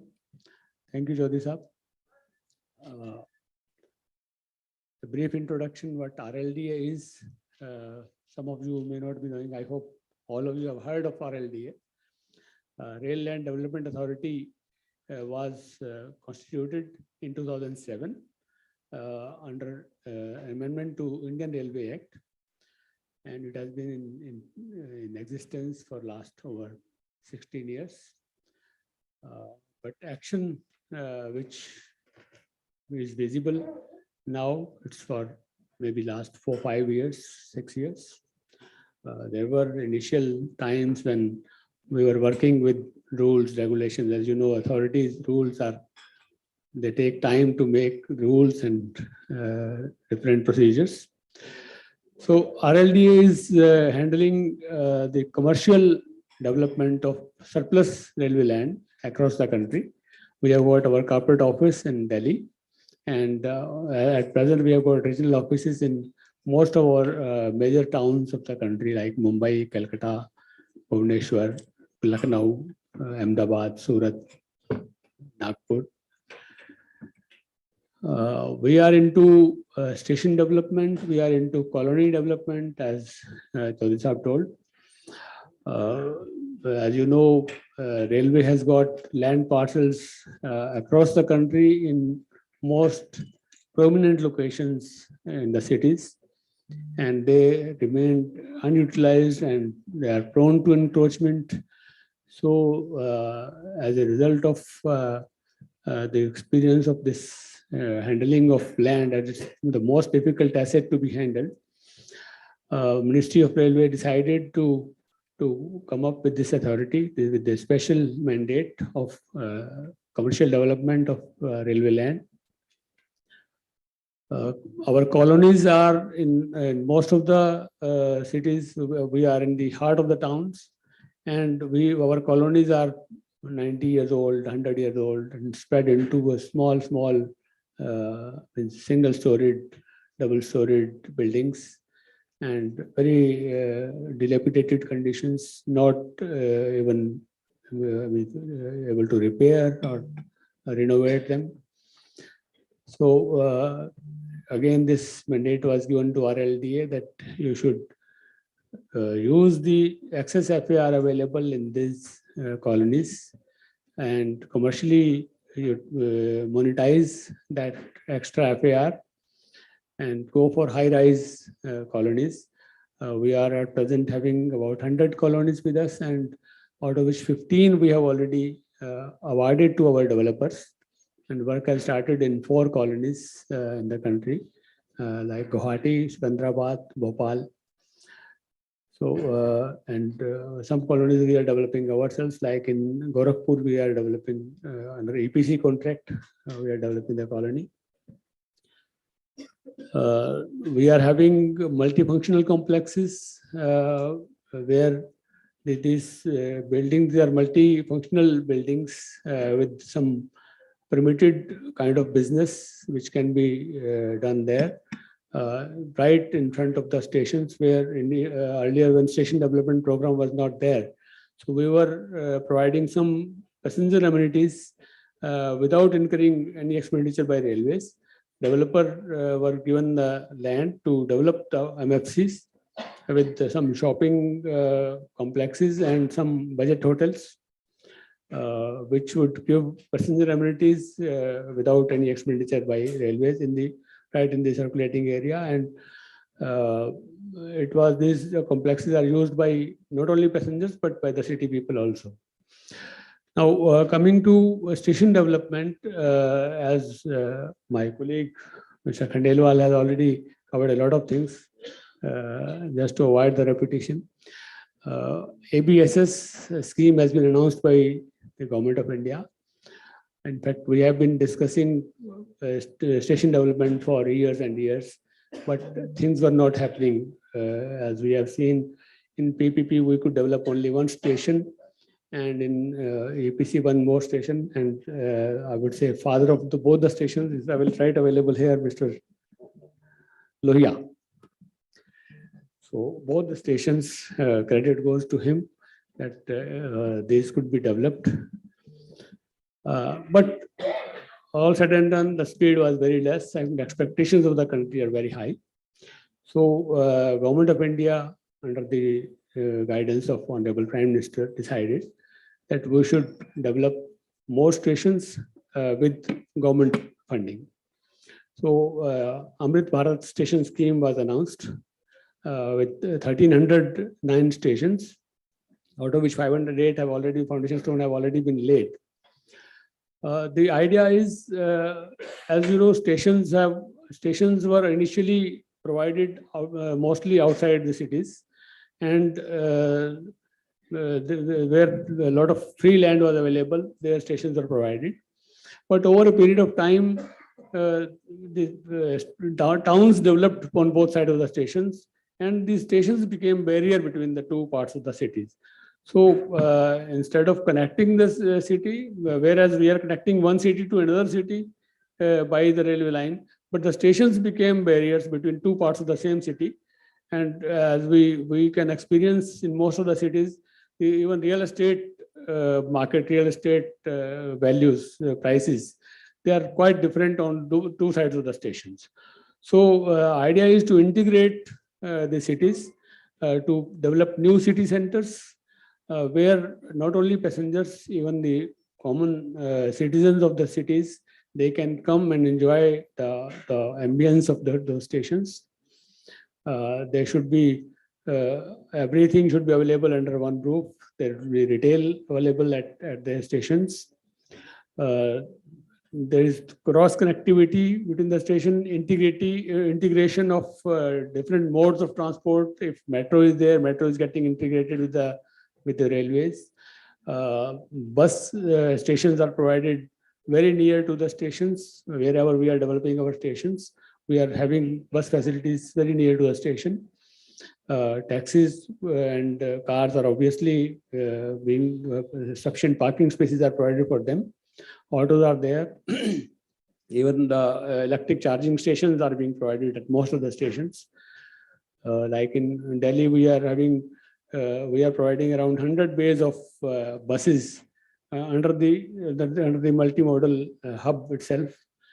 In Surat, we are integrating bus stand with the railway, and it is a combined development by one single entity, so that there is no coordination issue between the city and the railways. So idea is to give best experience to the passengers as well as to the citizens of the cities. We are developing infrastructure around the station so that it can take care of the development which is coming up along with the station. Because as we develop stations, a lot of activities will take place around the station. So we are developing road network, elevated road, like in New Delhi, we are providing 23 lane kilometers of elevated road network, which will bypass Connaught Place and without congesting the Connaught Place, the passengers can directly reach our stations. Roof plazas are one of the main features of station development project, where over the track, over the platforms, we are providing huge space depending on the future traffic of passengers for the next 40 years, 50 years. And people will sit there comfortably. They can enjoy the F&B. They can have, there will be retail available at the concourse, at the roof plaza. And whenever there is a time to come down for train, they will get down on the platform only when train is about to come, maybe 15-20 minutes before the actual departure time of the train. Segregation of departure and arrival is generally provided everywhere in all the stations. And the idea is to master plan the entire land, entire area around the station, including the future commercial development which can come up in that area. Initially, we are only providing the mandatory development, basic infrastructure from government budget, and the commercial development will take place through private participation. There are huge opportunities in this entire development program. About maybe 1 million tons of structural steel will be required over next 3-4 years, and maybe equal amount of reinforcement steel will be required. And huge demand of cement will come for this development. About 200 million man days employment will be generated as a result of this program. So this is a brief snapshot of what development is going to take place in coming 3-4 years, 5 years. And then commercial development will take place over the next about 10 to 12 years. There's huge potential for industry to participate. I think I'll signal to stop here. I think that time is running out and we are short. We have other panelists and we can have some question answers later on. As Mr. Dudeja has said and explained about the activities of RLDA and the stations being developed as a passenger-friendly station, as you now go into the station, you feel that it is very congested to enter and come out. People do not feel good. So the whole master plan development of the station and nearby area is being done, where the approach will be good. inside all facilities will be there. It will be kind of a activity center where you can go and sit. There'll be concourse connecting from one part to another part. Station will not divide the city into two parts. So all these things are being done, and New Delhi railway station, which is being now under the tendering stage, and the parties are undergoing to be finalized shortly. Bombay, Ahmedabad, few of the station I can say, Bijwasan, Amritsar, Allahabad has already started. There are many stations which have started, and you'll feel in a short time that a lot of things. And as we go outside and we feel that this station was good and that is good, we will also have the same kind of thing which you have experienced in the airport when you enter Delhi airport and other things. So now we come to the freight transportation, which is very important part for Indian Railways, as freight carrying brings the money to the railway. And from the freight, the railway subsidize the passenger fare. Because it's a mass transit system, we can't increase the fare of the railways for passengers, because poor public and everybody travels from this, not like the airport where the dynamic fare system is going on. And sometimes you have to pay even 40,000, 50,000 on the peak season. Railway doesn't do that. So we have Mr. Srinivas, who is director in dedicated freight corridor, which has been constructed 2 train freight corridor from Delhi to Mumbai and to the Calcutta, Eastern and Western, which are going to be completed shortly. Part of it has already been opened, and it will bring a lot of change in the speed of transportation of the freight in Indian Railways. Over to Mr. Srinivas.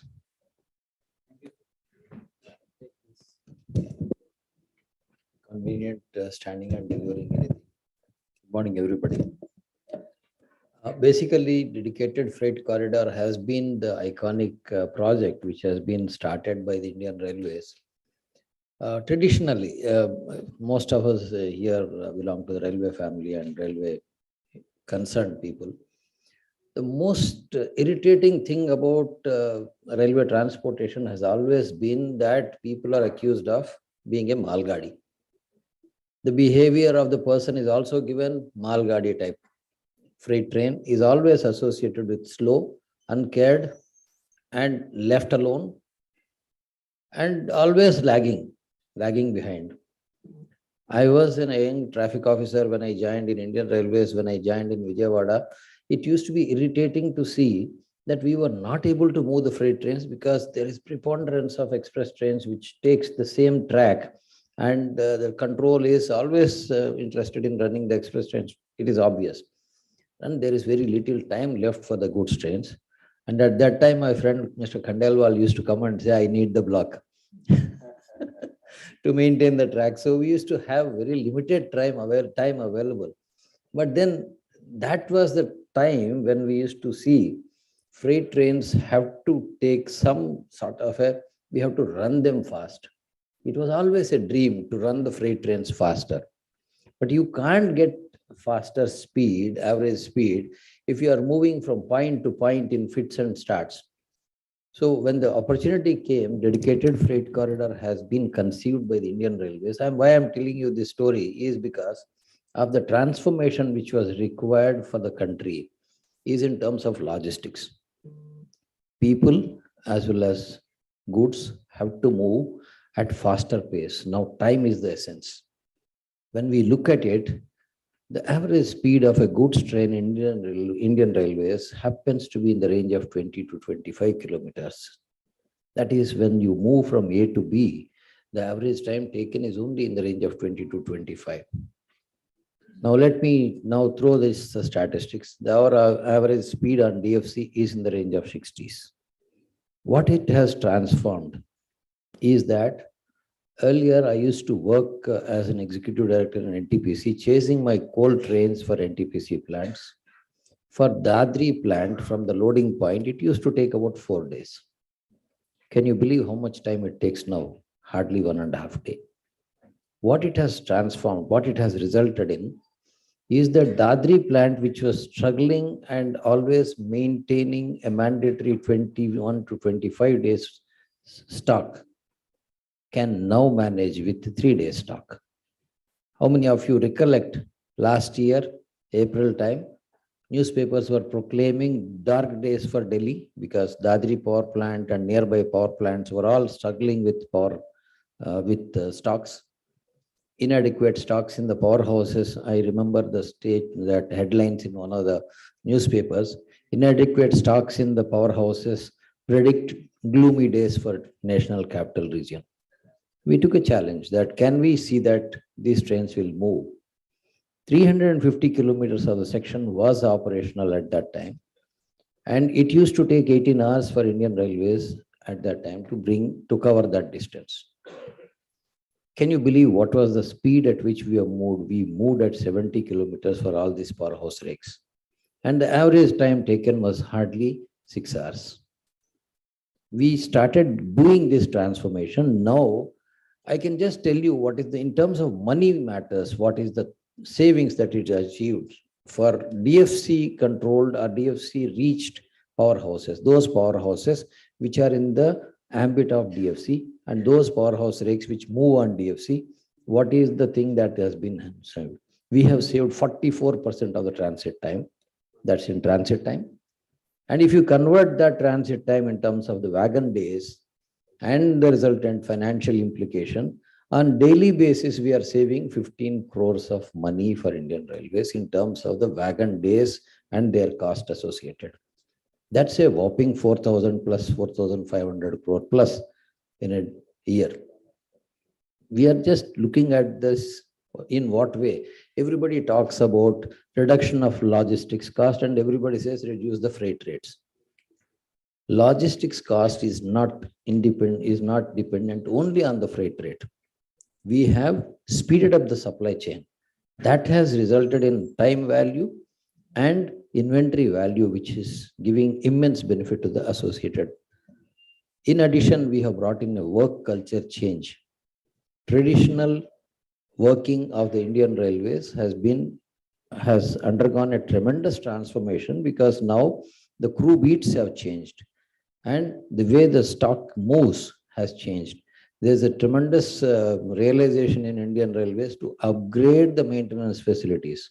We have brought in a sort of a practices of track as well as rolling stock and the infrastructure maintenance facilities, which are world-class standard. First time in India, we have brought in the machine vision inspection system, which analyzes the train when it is passing at high speed and gives us the alerts if there is any problem. This is in collaboration with Indian Institute of Science. So we are developing the technology also for bringing out modern maintenance methods. Apart from this, there is one more thing which I just wanted to say before we quit. There is, at one point of time in Indian Railways, we have moved away from, if you look at the statistics, we have done 1,500 million tons. Out of the total, that is what we call it as 25 to 26% of the market share. So approximately the market is about 6,000 million tons.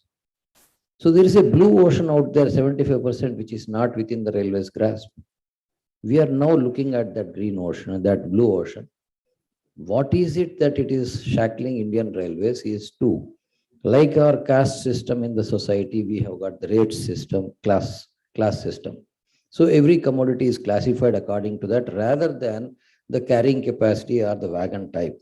So my same wagon will be utilized for clay, which is lowly rated, or iron ore, which is highly rated, charging differentially. So maybe we need to get out of that system. So DFC is trying to evolve a system of tariff wherein we charge the person based on the path he will be utilizing. That is one thing which we are bringing in. Second is the offer of the packet size. We are traditionally bound by the rake system, thereby escaping the smalls and wagon loads which have been there for MSMEs. The dispatch of these commodities, we are leaving it to the aggregators, and aggregators has not taken really shape. So we are roping in. In fact, I'm happy to see Arun Kumar Singh here. We have roped in Amazon as one of the aggregators. They have been partnering us in terms of aggregating these cargoes. Our future is going to be on aggregating more and more of these smalls into railable commodities and railable sizes, and then moving it across. We see a large market out there. That is the blue ocean which we are pursuing, and we hope to bring it. Our concept is to see that if you think of like in Mishra ji was here, in IRCTC, when we started off first, we used to say, if you are thinking of train travel, think of IRCTC. Like that, if you are thinking of moving any of your freight, you can think of coming to one particular, that is railway system. Biggest problem in railways is not that of cost. Railway per se is cheaper, but it is the total cost spectrum which is occupying the major concern for the customer. First mile, last mile, and secondary costs. Now, we are in the process of evolving a unique solution for each customer, which will be an optimum solution for him. This is the way we need to do. So there is a whole lot of work culture which is going to be changed, which even thinking pattern. That is where the ecology of this entire freight system needs to be changed. And DFC has been paving the way for it. Thank you. Thank you, Mr. Srinivas. As rightly pointed out, Indian Railways is the lifeline of nation. If there would have not been any coal, there would have not been any energy. If there would have not been any oxygen transportation, a lot of issue would have been there in the COVID-19. So these are the few examples where the railways have done. It is a part of each and every person who is living in the country. So as the freight transportation, we have done that container, the AFC corridor is doing, and they're making the new railway line where the freight will be faster. And as you know, that Indian Railway is the only ministry which earns its own money, and the deficit and some capital expansion is done by the budgetary support. So it is a commercial organization doing the cross subsidizing also. So we have with us Mr. Arun Kumar Singh, who is from Amazon, and Amazon has partnered with DFC for the freight. Let's listen to his experience and the plans which they have for the freight transportation as an aggregator.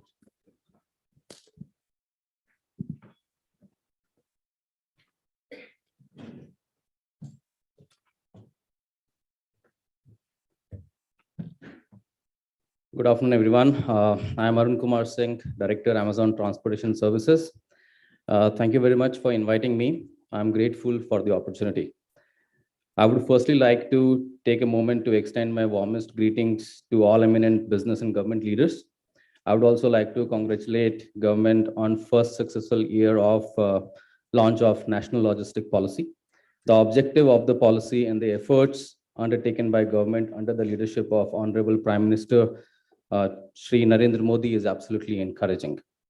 In the last couple of years, we have seen launch of various initiatives to strengthen India's supply chain, such as PM Gati Shakti scheme, Bharatmala projects, Sagarmala projects, dedicated freight corridors, and others. These initiatives are a testament of government's commitment to boost economic growth, provide employment opportunity, and make India's supply chain globally competitive. The e-commerce industry in India, which has witnessed remarkable growth, has significantly leveraged these advancements and is an important contributor to socio-economic development. The growth of the sector has contributed significantly to India's economic development in more ways than one, including employment generation, entrepreneurship, digital payments, market access, infrastructure development, consumer choices, innovation, and technology, to name a few. Over the last few decades, India's logistics sector has experienced phenomenal expansion. Our government, in the last couple of years, has engaged closely with the industry to develop some key policies such as National Logistic Policy and PM Gati Shakti towards building a globally competitive logistic ecosystem in India. Our government is committed to improving India's performance on Global Logistic Performance Index to be within top 25 countries. This is a welcome step for industry, and both policies complement each other. While PM Gati Shakti aims at plant infrastructure development, NLP focuses on process reform to realize efficiencies in the logistics sector and development of required human resources for logistics sector. The importance of the logistics sector in the bigger scheme of things cannot be emphasized enough. Despite pandemic-induced challenges and economic headwinds being faced globally, Indian Railways adapted itself to the needs of its consumers, and today we are witnessing a rapid enhancement of railways infrastructure, increased use of digital tools for cargo handling, and the fostering of collaborative partnership models wherein all stakeholders manage cargo and logistics multilaterally. Indian Railways has been our country's lifeline historically, and with our government's vision, it will only get better and stronger. Our own experience has demonstrated that engagement with government and meaningful partnerships ensure sustainable and inclusive growth.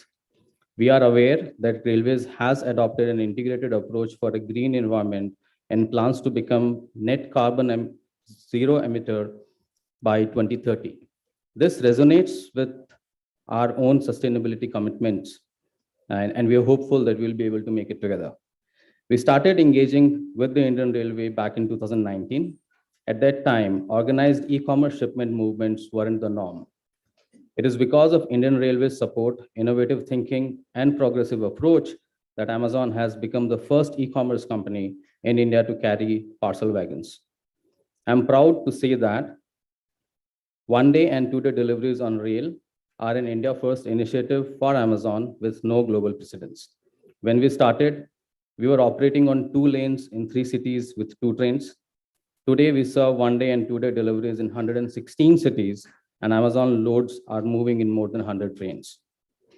We have leveraged the dedicated freight corridors, and we are confident that this will enable a more sustainable mode of transport and faster and more reliable delivery of customer packages.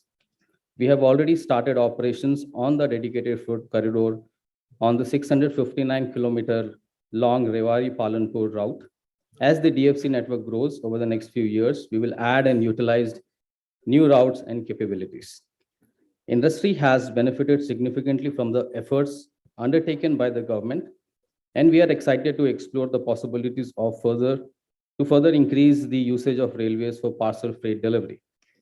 There are more potential opportunities to increase the usage by non-bulk sectors through railways, and I would like to share some thoughts based on our experience in moving parcels across the country through Indian Railways.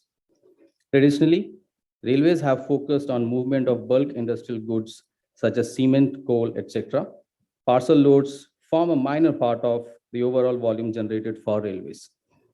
The rail freight ecosystem is thus geared towards handling of bulk and weighty goods as opposed to parcel loads. Parcel segment, however, is a fast-growing segment for transportation and provides an opportunity for building a win-win solution for railway and industry. With the growth of e-commerce sector, it is imperative that we develop a more democratized process so all stakeholders can benefit from the incredible connectivity and sustainable transportation opportunity that rail network brings with itself.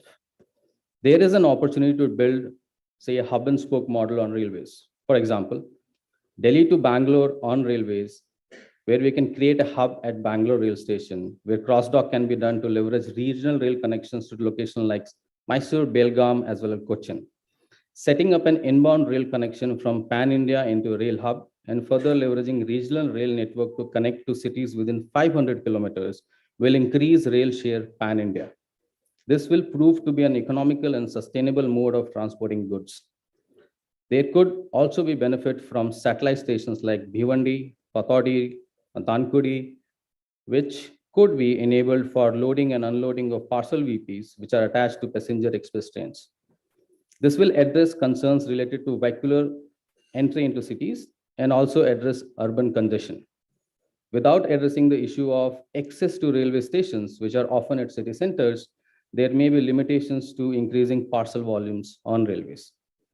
Currently, there is lack of visibility of parcel capacity, pricing, and booking capability for entire railway network, which results in underutilized rail lanes.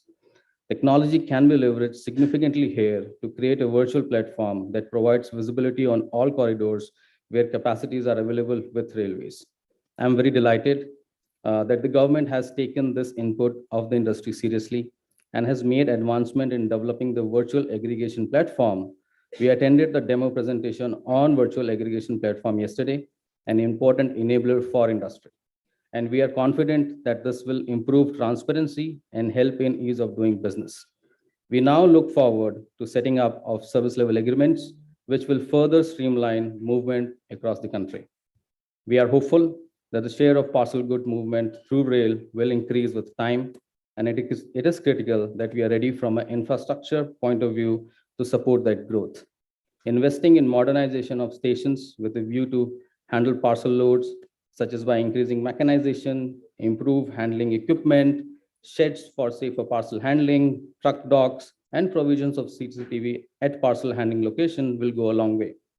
Not only will this improve efficiency, but also ensure security and safety of packages promised to be delivered to our end customers. At the end, I would like to thank for this great opportunity again. Thank you all. Have a great day. Thank you, Arun, for giving the e-commerce use of the Indian Railways by aggregating freights.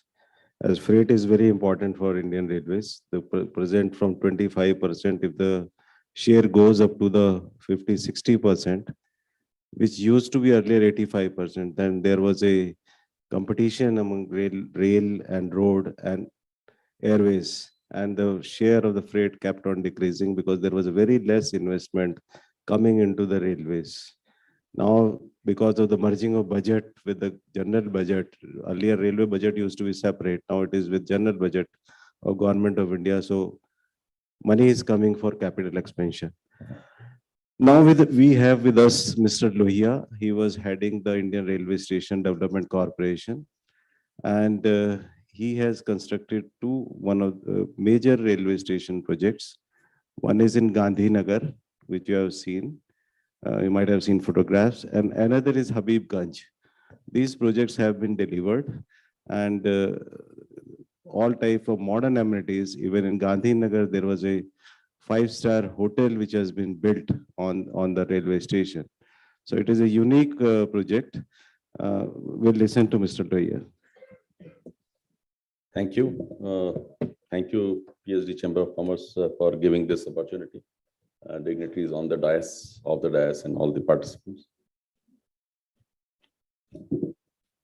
I'll touch a slightly different topic in terms of how to do the value maximization through the urban reforms, because railway is one of the biggest landowners as far as the Government of India is concerned across the country. And those lands, essentially, they are in the heart of the city.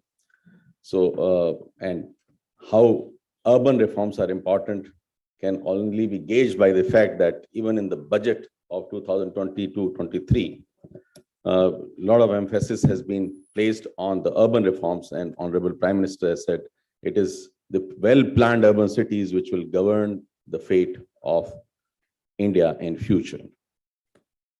So how exactly we can leverage this urban reforms for value maximization while leveraging the unique advantages which are available only to Indian Railways.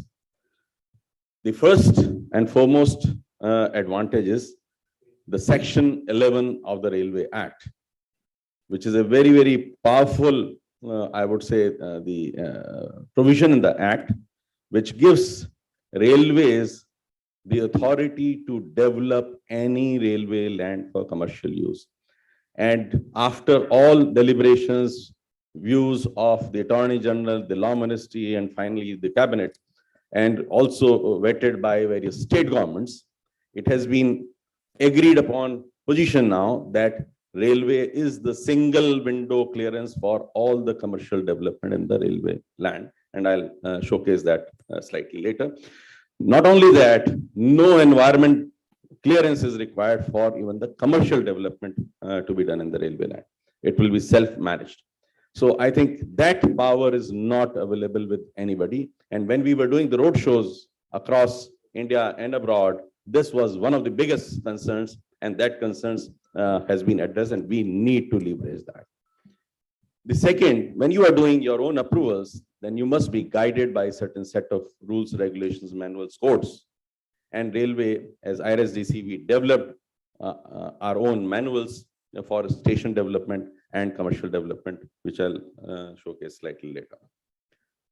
The vision was, and the vision is essentially, not was, the vision is to develop the entire station and the land surrounding to into a railopolis, which can be a sustainable development for taking the needs of not only the passengers, but also all the citizens of the city and those people, those who will be frequenting the railway station, where you can live, work, play, and ride. You can have that multimodal integration as my colleague, Mr. Ved Prakash Dudeja was talking about. And the most important thing is that when you focus on the two important aspects, which we did as part of the codes and manuals, transit-oriented development and the form-based codes, where the focus is more on building quality public space. And more you have the good quality public space, better will be the property value, which has also been tried out and tested and proved. So we adopted the transit-oriented development and the form-based codes. Not exactly a very new concept, it is a concept which was existing in parts earlier. Various guidelines of different, I would say, the Ministry of Urban Development, the housing, the National Building Code, so all of them, they were brought together. So instead of the traditional planning approach where the focus is only on the floor area ratio, the setbacks, the height restrictions, we focused on the kind of interface which the development will have with the public space, with the streets. And if you go to the advanced level, then what kind of development should be there, even the vertical mixed use and horizontal mixed use. So how exactly the building would be interacting with the public space, and that creates the place, and that creates the value. And not only that creates the value, it also, through utilization of these principles and the manuals, we were able to increase the public space by 300%. So these were the codes and manuals which were developed. So it was not only for the station planning, but also how exactly to operationalize the national transit-oriented development policy for the station development and the commercial development, form-based codes to be applied for the commercial development, architectural codes, the codes for environmental guidelines for the station and commercial development, and also the heritage, because many of the railway stations, they are living heritage. So how exactly to take care of that heritage and do the enhancement. So again, that can be self-regulated on all those codes, they exist. And these codes, they were developed in a huge public consultation exercise, which was launched by the Chairman Railway Board, the CEO Niti Aayog, and the Secretary of Urban Development. We consulted the entire country, and we also consulted global organizations, including the World Bank. And after incorporating all the comments, these codes were adopted. The advantage of these manuals, of course, is what the industry needs is standardization, ease of doing business, flexibility in asset design, so it's not fixated in time. So you can have the variability of the land use, and also how exactly to have the sustainable development. So it follows a hierarchical planning process, and what Mr. Dudeja was saying, that entire layout planning has to be done first, and then we come to the property development card. So this was a new regulatory tool, which was again an innovation kind of thing, where the industry gets the clarity as to how exactly the plot needs to be developed, and then the building design, how exactly the building needs to be designed, so that there is no issue when it comes to approval. So this is how exactly, this is the layout planning of the Chandigarh. So how exactly all the elements, right from the marker element, etc., is the font is small, so you need not go into the font, but this is how exactly the entire planning looks like. Property development tool, as I mentioned, as a regulating tool, where there is a absolute clarity on each edge, how exactly it needs to be developed. So it is just not left to the interpretation of some planner. It is all produced in the document, so that again, there is no issue when you go for clearance of your building plan or your occupancy certificate. So this is how another property development card of a Nagpur station property, because railway would be going in for commercial exploitation of its land. So these are the tools which needs to be used to do the value maximization. So for the first time in the history of Indian Railways, because at that time it was thought of that commercial development, we need to go to the urban local body only, and then they only will get the approval. We gave the approval for the entire Gandhinagar development which took place, the hotel on top of tracks, and the station development and the commercial development of Habibganj. So all that was given by IRSDC. And as I said, that this has resulted, Bijwasan was bid out, the increase in the values generated for railways by 35%, and while increasing the public area by 300%, following the same norms which are applied, but the way they are applied by focusing more on, I said, form-based codes. So this is the approval. This is the Gandhinagar, and those who had not seen. This is Habibganj. So this certificate was also issued, and these buildings are operational. So this is not theory, it is practice. It has been implemented. So benefits again of these form-based codes, as I mentioned. So it increases the capacity, it increases the value, it is a sustainable form of development, and it simplifies the entire process of development. So this, as I mentioned earlier, it's not something new. It has been existing, but I would say not exactly in the whole wholesome approach, but yes, piecemeal approach, this was existing. And when we reviewed it across various cities, we found that it is there, and that is how the cities and states were more open to adopt it when we were doing it for the railways. And in fact, by the work which has been done for the railway land, there was a demand from Ministry of Urban Development if we can do the same thing for the entire country. And we had been working with the National Institute of Urban Affairs and the Shakti Foundation, and this work has been done for all the cities, and it is in the process of implementation through Ministry of Housing and Urban Affairs. The codes have been developed, and it is in the process of being adopted. Thank you. Thank you very much. Thank you, Mr. Lohia. So it is always better if a single window clearance is there. As he has explained that with the government of India giving the facility of plan approving of authority to the IRSDC earlier, and now to the Rail Land Development Authority, which can approve their own plans, their own developments.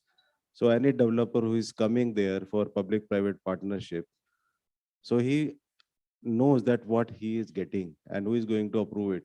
So single window clearance is always better for ease of doing business. And now we have with us Mr. Surendra Ahirwar, who is Joint Secretary in Logistics and Trade, Ministry of Commerce and Industry.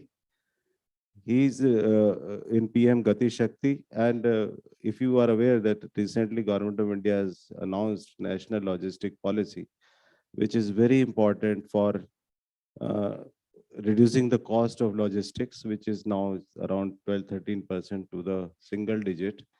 So he will let us know that the opportunity is coming up in the logistics sectors for the private sector and for the entrepreneurs who wants to enter in this business and other things that how government is facilitating to bring them into their fold.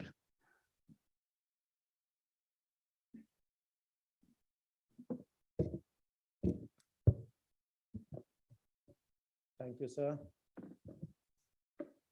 Thank you, PhD Chamber of Commerce, for organizing this a good conversation and creating an opportunity for talking about railways, just not by the people who are in railways, but also outside railways. So good to have a good audience of industry, government of India, especially from the railway side, and the public sector organizations, just not railways, but also other ministries. Thank you very much for this opportunity. And I will not take much of the time. We have other speakers as well, and I would be preferring more to listen. But yes, just to inform a couple of things which we have been doing through PM Gati Shakti National Master Plan and National Logistics Policy. Now, PM Gati Shakti National Master Plan is going to complete almost 2 years, the next month on 13th. And we have also completed 1 full year of national logistics policy since its launch on 17th of September. So this short time for national logistics policy and relatively more time for PM Gati Shakti, we have seen good amount of development in terms of that objective of bringing about transformation in thinking and the project administration throughout the country. Let me inform you that today under PM Gati Shakti initiative, there are more than 40 ministries of Government of India and 36 states and union territories who are already on board. And they have adopted the digital platform and have their own planning portal under PM Gati Shakti National Master Plan, which is all networked. And to briefly give you an idea what this National Master Plan is all about, this is basically a platform which is having GIS data of every asset, which we call as infrastructure assets or the natural features, geographical features on the surface within the country's boundaries or underground. So this set of data about the assets, which is mapping the assets with GIS coordinates, also has with it that we call it attributes, means the description or the adjective of any asset for that matter in terms of its name, its capacity, its ownership, and other details which are specific to that particular asset. So the GIS data plus the attributes data about these assets is helping us to plan things on a digital platform almost as good as when we are planning after a field survey. We are able to visualize everything which is there on ground in specific terms, in terms of the GIS coordinates or their attributes. So this is helping us in not just planning infrastructure in a faster manner, but also in a very integrated manner. So when I said integrated manner, the PM Gati Shakti's another principle is the integrated approach and whole of the government approach, which is being adopted in the planning process. Every ministry today, when we say the infrastructure ministry, is thinking about other 7 ministries or the domains. The railway is planning, suppose a project, the railway is just not thinking about railways. It is thinking about how it is going to connect to the roadways or to the shipping or to the airports or to the power installations or to industrial clusters, everything which can be the terminus of other modes of transport or which can be the economic nodes are being thought about by every ministry or every department which is planning infrastructure today. So there's an integrated approach, and then further, all the ministries which we call as infrastructure ministries are coming together during the planning process to further improve the plan in terms of its quality, in terms of its multimodality, in terms of its last mile connectivity, and refining and improving this plan further. So therefore, it is increasing the quality of the plan as well. It's interconnectedness to finally look at that multimodal and a seamless multimodal transportation. So all these things are happening through our administrative mechanism, which is already in place.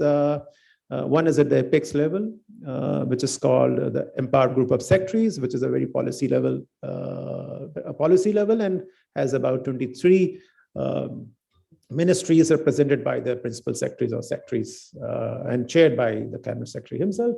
And the most critical layer where the ministries, the infrastructure ministry represented, is called the network planning group, which does this integrated planning of different infrastructure projects and ensuring a complete multimodality or intermodality to attain that seamlessness.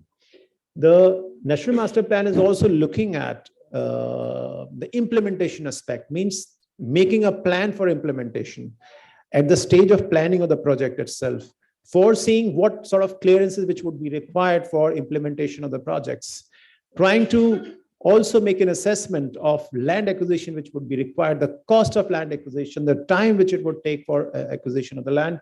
All these things are being planned at the stage of planning of the project itself. So we are almost foreseeing the implementation at the planning stage of the project.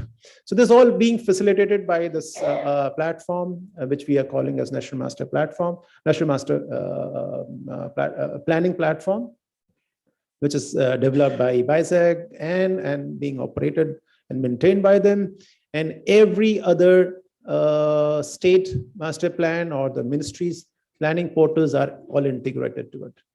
So this is how things are happening on PM Gati Shakti, and the railways have been a very prominent stakeholder in it and has been the biggest beneficiary also of this entire process.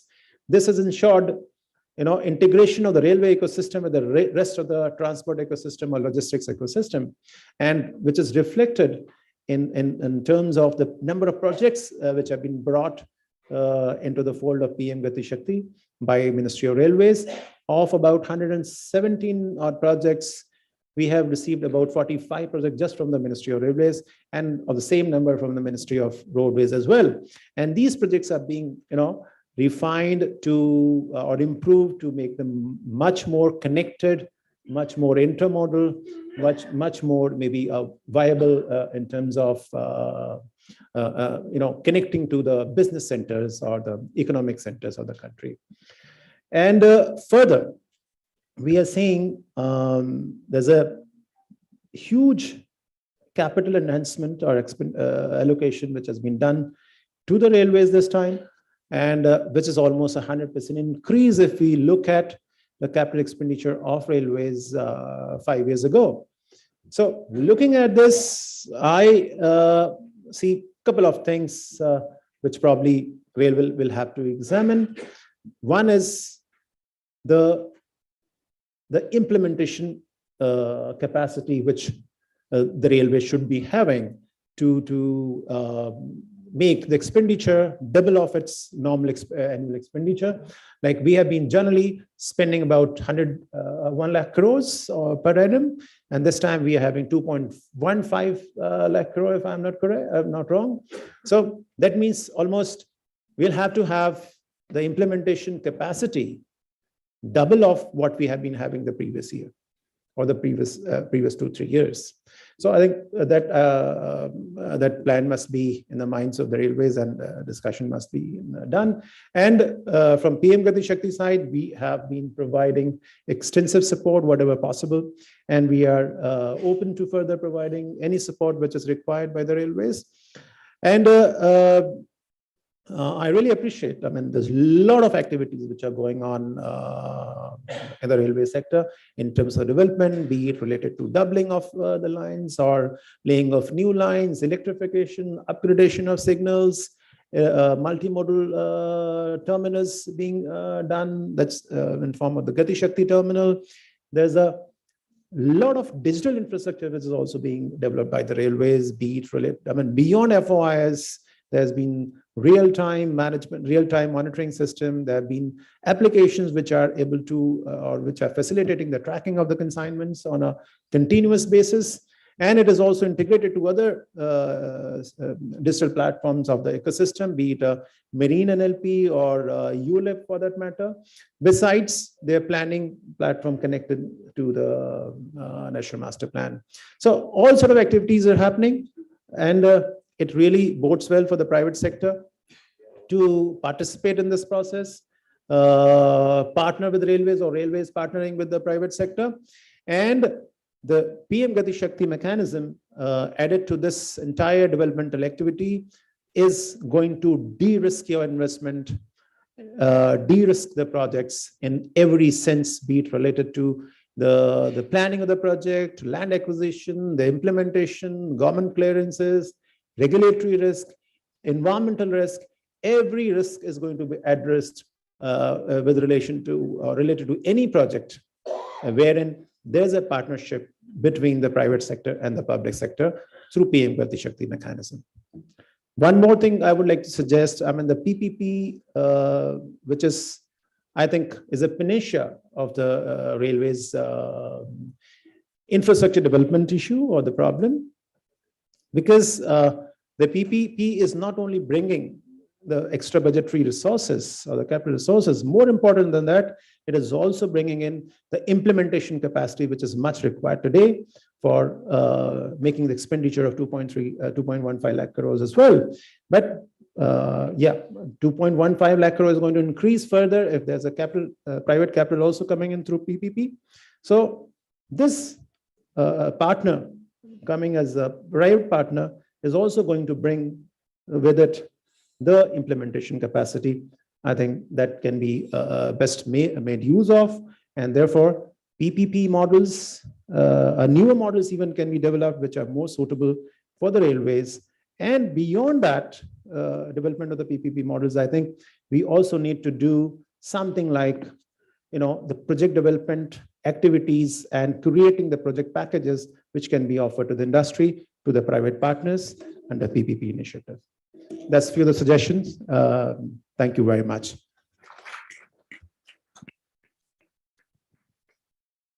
So Mr. Ahirwar has pointed out one thing, that a good plan, if it is made properly, is executed well.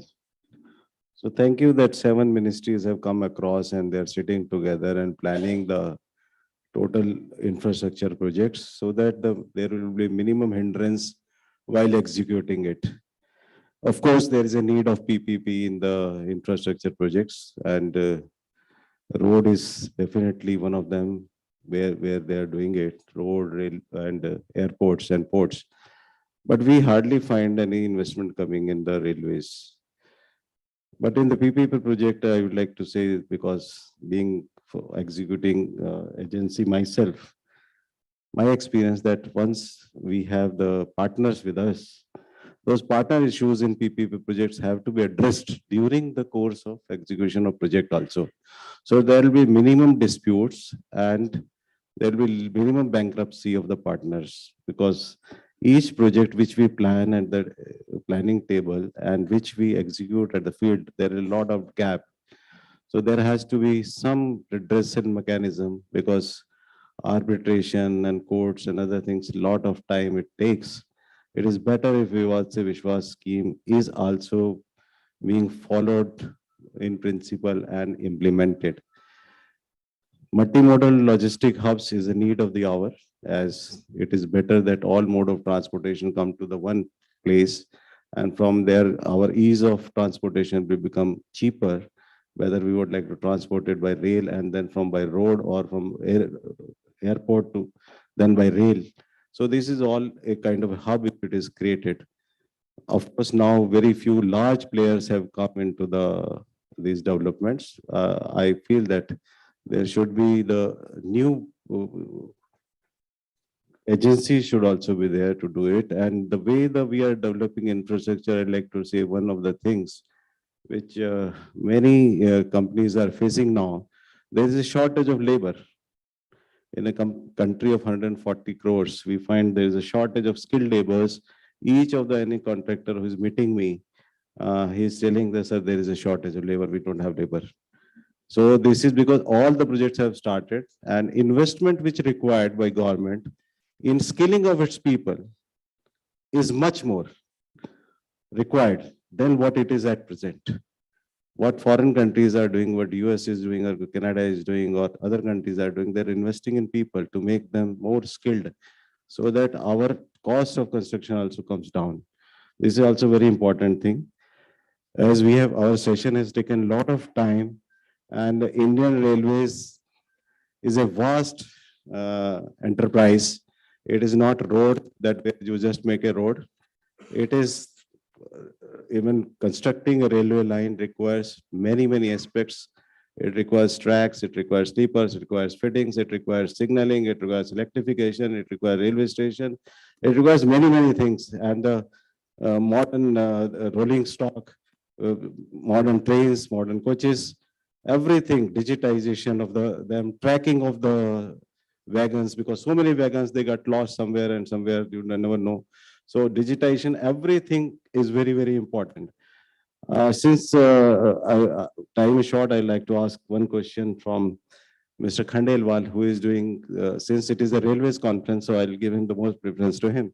And he is heading the directorate where PM Gati Shakti, all the projects of Indian Railways are being implemented, controlled and monitored, and issues being resolved. Earlier somebody said that we have a plan to make the 40,000 kilometers of new rail track, which is very much required. So I would like to see that what he wants to say on this. And secondly, on the future of freight corridors from Bombay to Chennai, Chennai to Calcutta, and then Delhi to Chennai and Bombay to Calcutta. If it completes, then at least 80% of the traffic will be covered, if I'm not wrong. And it will be very much beneficial to this. And secondly, what about the new bullet projects, which are high speed rail project, which we have gained sufficient experience now in constructing. So what are the plans in this direction? Thank you, sir. Indian Railway is planning a lot of expansion to keep pace with the demand. So we have planned Mission 3000, and after that in Mission 3000 about 40,000 kilometers of tracks we'll be adding.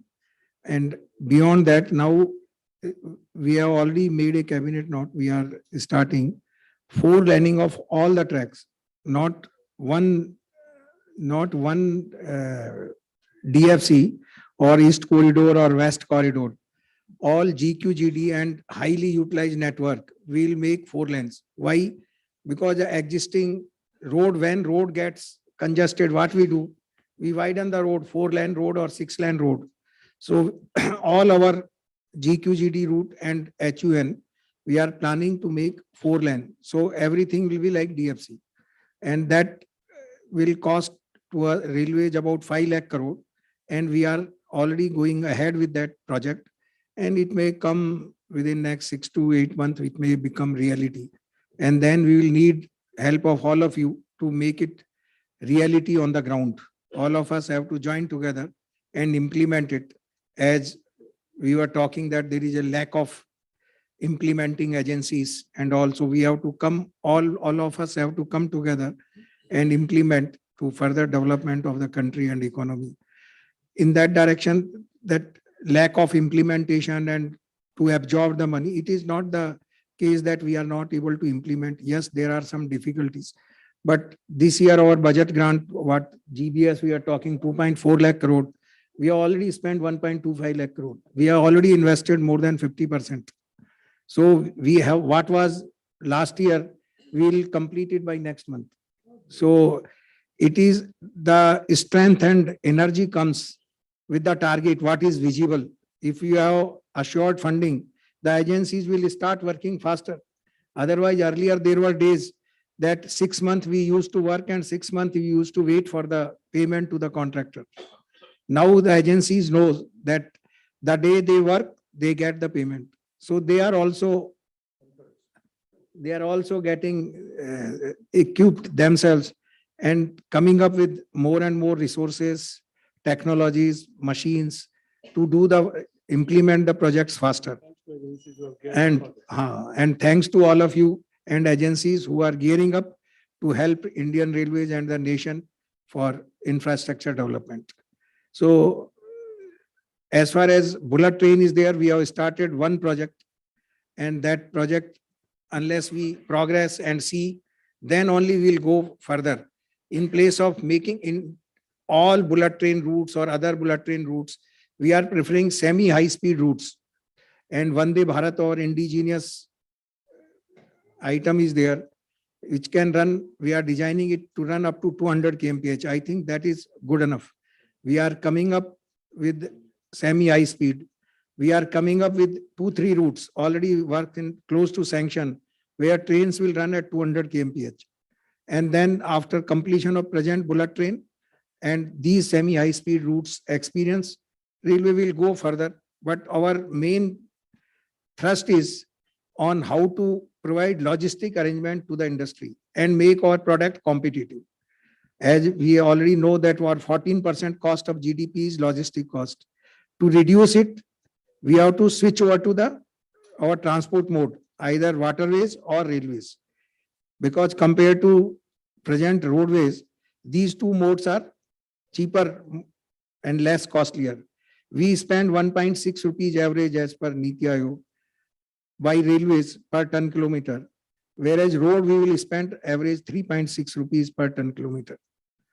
So we are concentrating more on our to provide logistic cost, and passenger gets developed automatically along with this. So thank you. I think further we can discuss during lunch. It's okay. I think next session is coming up and we should wind up.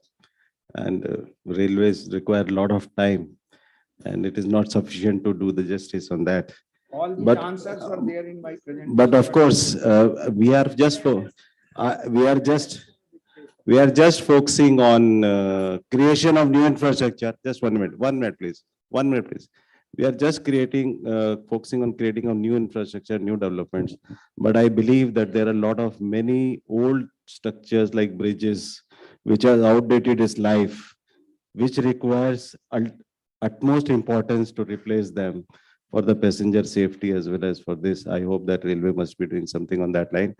What's your question here? Please tell us. Can you give a mic?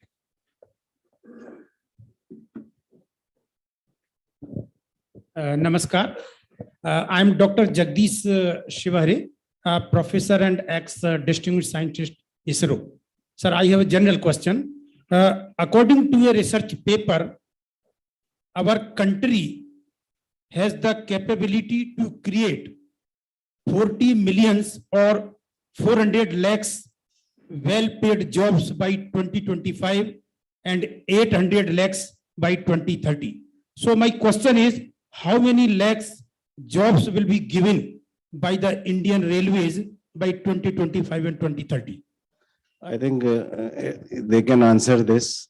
But first of all, congratulations, you are from ISRO. You have done a nice job. About 2 lakh employment will be generated by infrastructure development alone in next 5 to 6 years. Whatever project we are bringing up, we are coming up with these projects. In addition to that, we have a lot of other subject. I am talking about fixed infrastructure. Your question of job, I will tell you your question of job. He will not be able to tell it. I am outside the government. I can say no.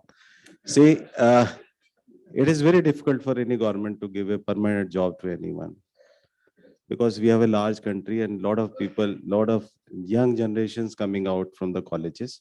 Few jobs are there, but definitely jobs are being created through the private sector participation in the infrastructure projects or on the contractual basis.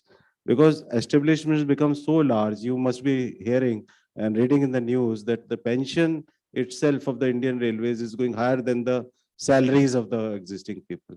So it is difficult. So answer is very simple. Skill yourself and work in the private sector. That is the future. There will be very less people in the government in the ongoing in future also. You want to say something, Mr. Dubey? 2 lakhs he is telling for his department in the class 4 category, not all alone. There are many people. In my organization, when I was there, more than 1 lakh people were working, but not directly, indirectly in many other projects. Mr. Dubey would like to say something. Yes. He is a former director projects of NTPC. Huh? Steel Authority. Sorry, sir. Sorry. Steel Authority. Steel Authority of India Limited. So my humble and more simple suggestion, submission and question to Dodreja ji, Srinivas ji, Ajwar ji and Lohia ji. You see that life cycle cost, if steel is used, it enhances the life of the structure. But I find only cement, including Dodreja is told a lot of reinforcement and cement will be required. See that next all buildings come with steel or additional life cycle cost and permanence cost. And that will be taken care of all the 5 Pandavs sitting here, plus guarded by 2 stalwarts of railways and IRCON. Thank you, sir. Yeah, Mr. Dudley, would like to answer this. I love this question actually. Stations, as you know, they are brownfield projects. And when we work on the platform, we get very limited time for creating infrastructure over the platform, over the stations. So steel is the preferred choice. There is no doubt about it. For all the roof plazas, they are being constructed with structural steel only. We have already started modular construction at Chandigarh with everything with structural steel, composite construction. Even buildings are also composite construction with structural steel columns and slabs of RCC. So most of the things will be used by the structural steel only is being used in most of the places. Wherever we get greenfield projects, we are using RCC. Primarily, our challenge is the fire resistance, which structural steel still has some issues when we go for this. So that's why we are going for composite construction. I hope this answers the question. Thank you. Your concern is well understood. You want steel to be more in the construction. Sir, I agree with you. I also wanted that such things should happen. Even the Prime Minister, Honorable Prime Minister also wanted this. He happened to visit China and he saw that building being constructed in 15 days. I was also fortunate enough to see that building. We wanted to replicate that here. But in a government sector, to replicate that, it requires codes and some schedules. It is difficult. But private sector, of course, there are a few agencies who have come up very well, who are doing steel construction faster and composite constructions too. Slowly, it will come. Thank you very much. And let's close this session. Add to that. He wants to say everyone. I think would have been better if somebody was there from the cement industry as well. Or you say, switch over to the cement industry. I mean, we should not be looking at others' plate. Instead, let's create more plates.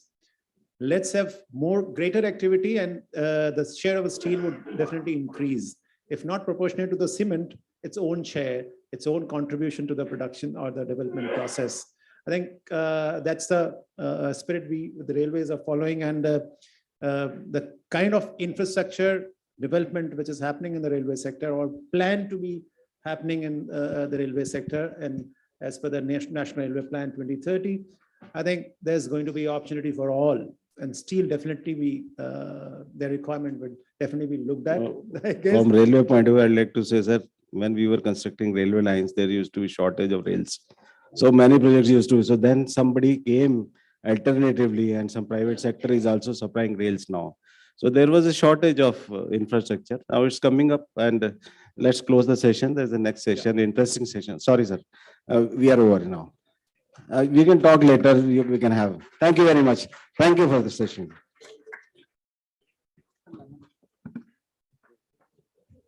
Thank you very much, Adi sir, for moderating this session very efficiently and with such a strong panel. And normally we say that words should come from horse's mouth. So we have all the decision makers who are sitting here, and each and every word, whatever they said, it matters. Thank you very much. I'll request Adi Saab and Mr. Anjan Digran to kindly felicitate our speakers with a memento, please.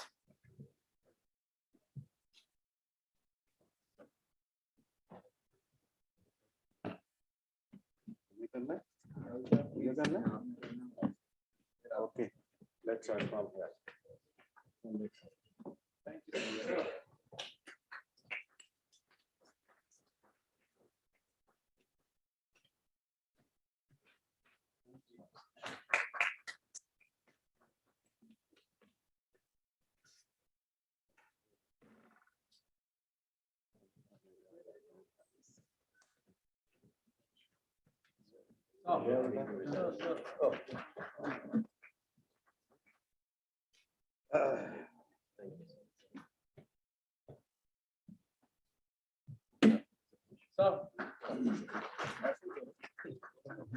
Yes, yeah, that's all.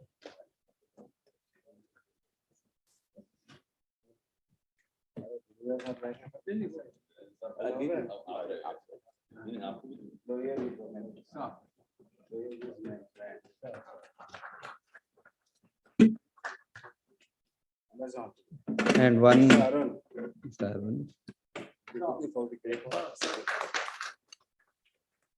Anjan Saab, and one for our esteemed moderator also. Please do the honors. So conducting so well efficient. Thank you, sir. Thank you, sir. I think we should have a photograph in front with your memento. Also with the moment.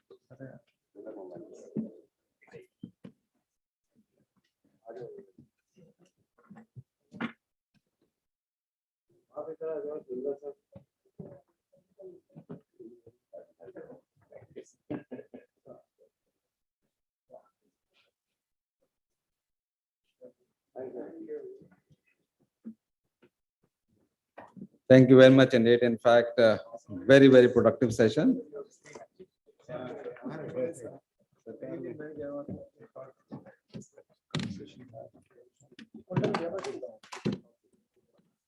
Thank you, Ned. So, ladies and gentlemen, now we switch over to our next panel discussion: modernizing and digitalization of railway signaling systems and railway operations. May I request the domain speakers, the domain experts, and our moderator to kindly come on the dais. Our moderator is Mr. Puneet Chawla, former CMD RailTel. Our eminent panelists are Mr. Sarvesh Singh. Okay.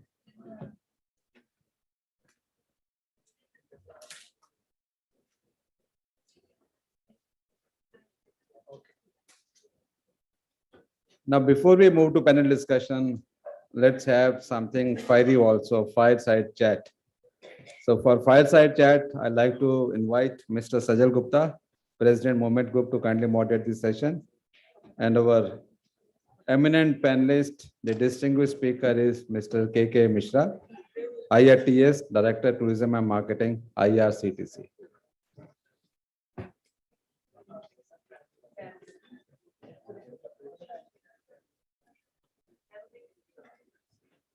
May I request Mr. Sajal Gupta sir to kindly come on the dais, and Mr. K.K. Mishra ji.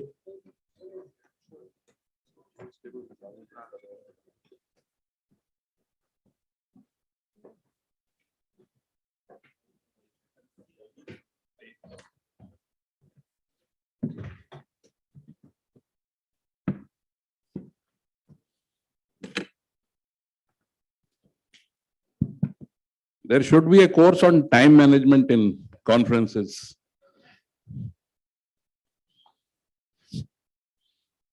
I mean, I am required to do that now. I don't know how to take up the challenge.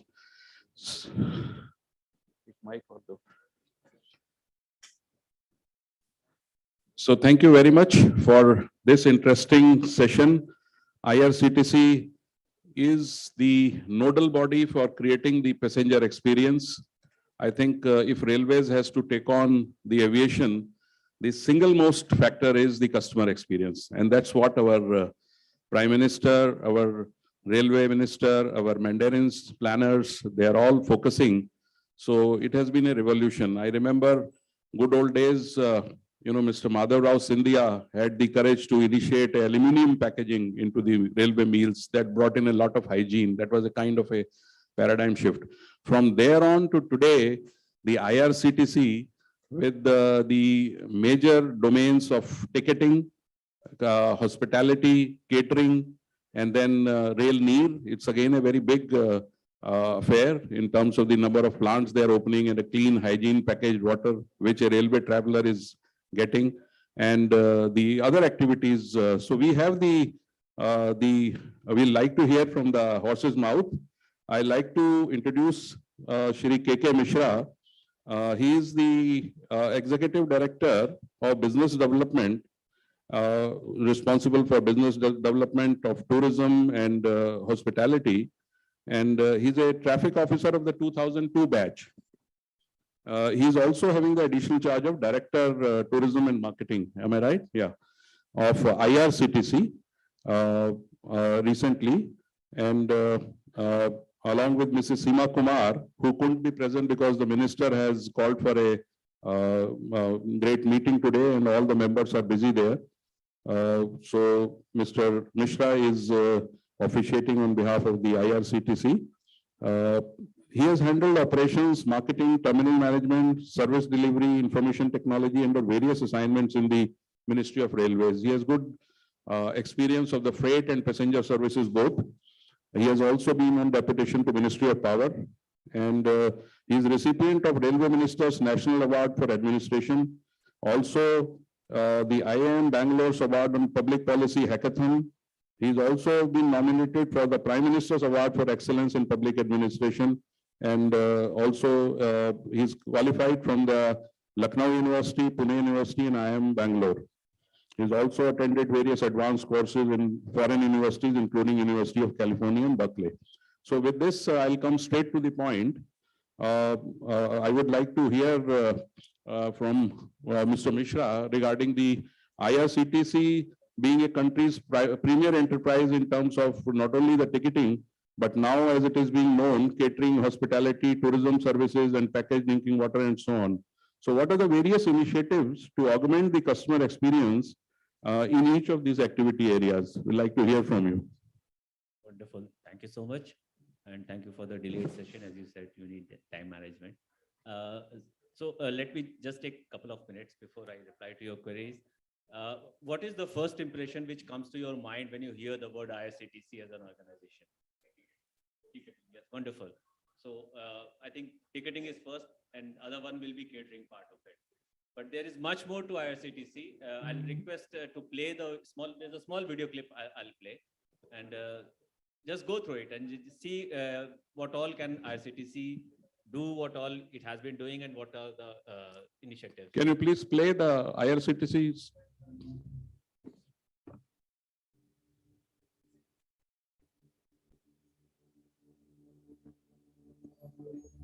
Gautam Buddha, also known as the Enlightened One, has always offered us answers to the most fundamental aspects of life and happiness through his teachings. Buddha advocated a way of life that is simple and universal. Indian Railway Catering and Tourism Corporation invites you to the Buddhist Circuit Tourist Train, which takes you through Buddha's journey of enlightenment. The package offers a 7 nights, 8 days journey covering some of the most important destinations related to Buddha's life, namely Lumbini, Bodh Gaya, Sarnath, Kushinagar, Rajgir, Nalanda, Shravasti, and also Agra. Begin your journey with a quintessential Indian welcome.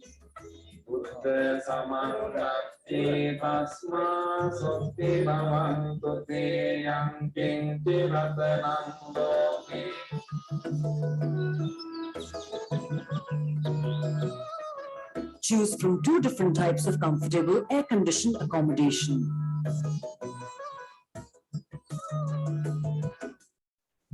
Enjoy sumptuous international and Indian cuisine in our onboard restaurants, serviced by a well-equipped kitchen. Our trained onboard service staff works around the clock to make you feel at home. It's like a hotel and it's on a train. So that is the uniqueness of this deluxe tourist train. The lockers in the train and the CCTV cameras guarantee security. This spiritual journey will take you to Lumbini in Nepal, the birthplace of Gautam Buddha. This place is also known for Maya Devi Temple, named after Buddha's revered mother. Accommodation is provided in hotels at select destinations. The journey will also take you to Bodh Gaya, where Buddha attained enlightenment.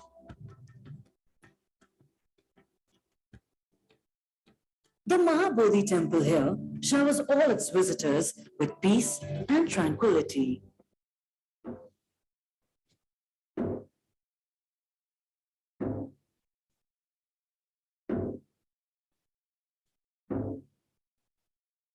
The journey will also sweep through Rajgir, famous for Venuvan and Gridakut.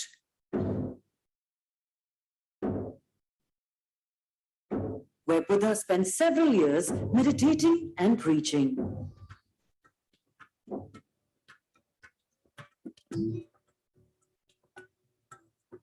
The tour will also cover Nalanda, the oldest university of the world and a significant Buddhist site.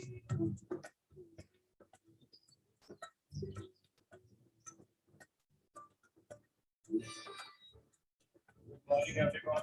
Shortly we are reaching Varanasi. Thank you. Have a nice time.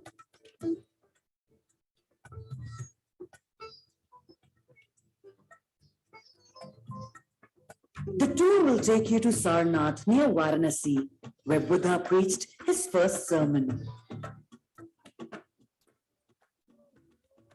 Aided by experienced tour guides, guests will have enough time to explore every site. A tranquil boat ride to witness the evening aarti on the holy Ganges will leave you mesmerized. While on board the train, guests can re-energize themselves with a foot massager or read books from the mini library. The journey includes Kushinagar, place where Buddha attained Mahaparinirvana. The tour will also truck through Shravasti, where Buddha is believed to have spent 24 Chaturmases, a holy period of 4 months.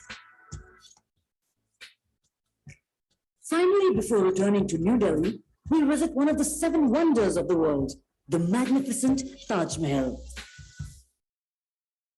As said, it is better to travel well than to arrive. Likewise, IRCTC's Buddhist Circuit to Restrain invites you to embark upon this spiritual sojourn for a profound experience that you will cherish forever. So this is also another part of IRCTC which many of us are not aware.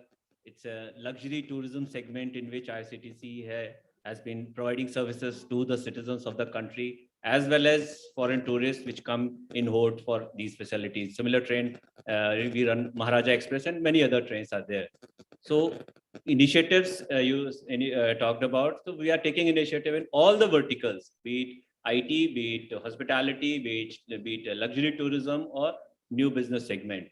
I'll just, you want to say something? Yes, sir. I have some simple question as well as suggestion only. As you have shown such a luxury train and infrastructure, everything is there.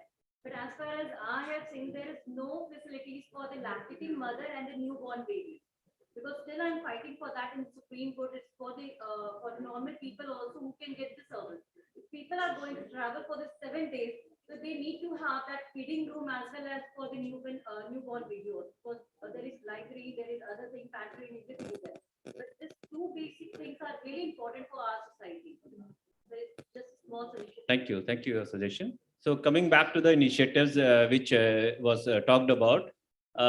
ICTC is at the core of all the touch points. The earlier session we had was about the creation of the infrastructure, but ICTC is at the cutting edge of touch points from you as a user, from you as a person when you interact with railway system.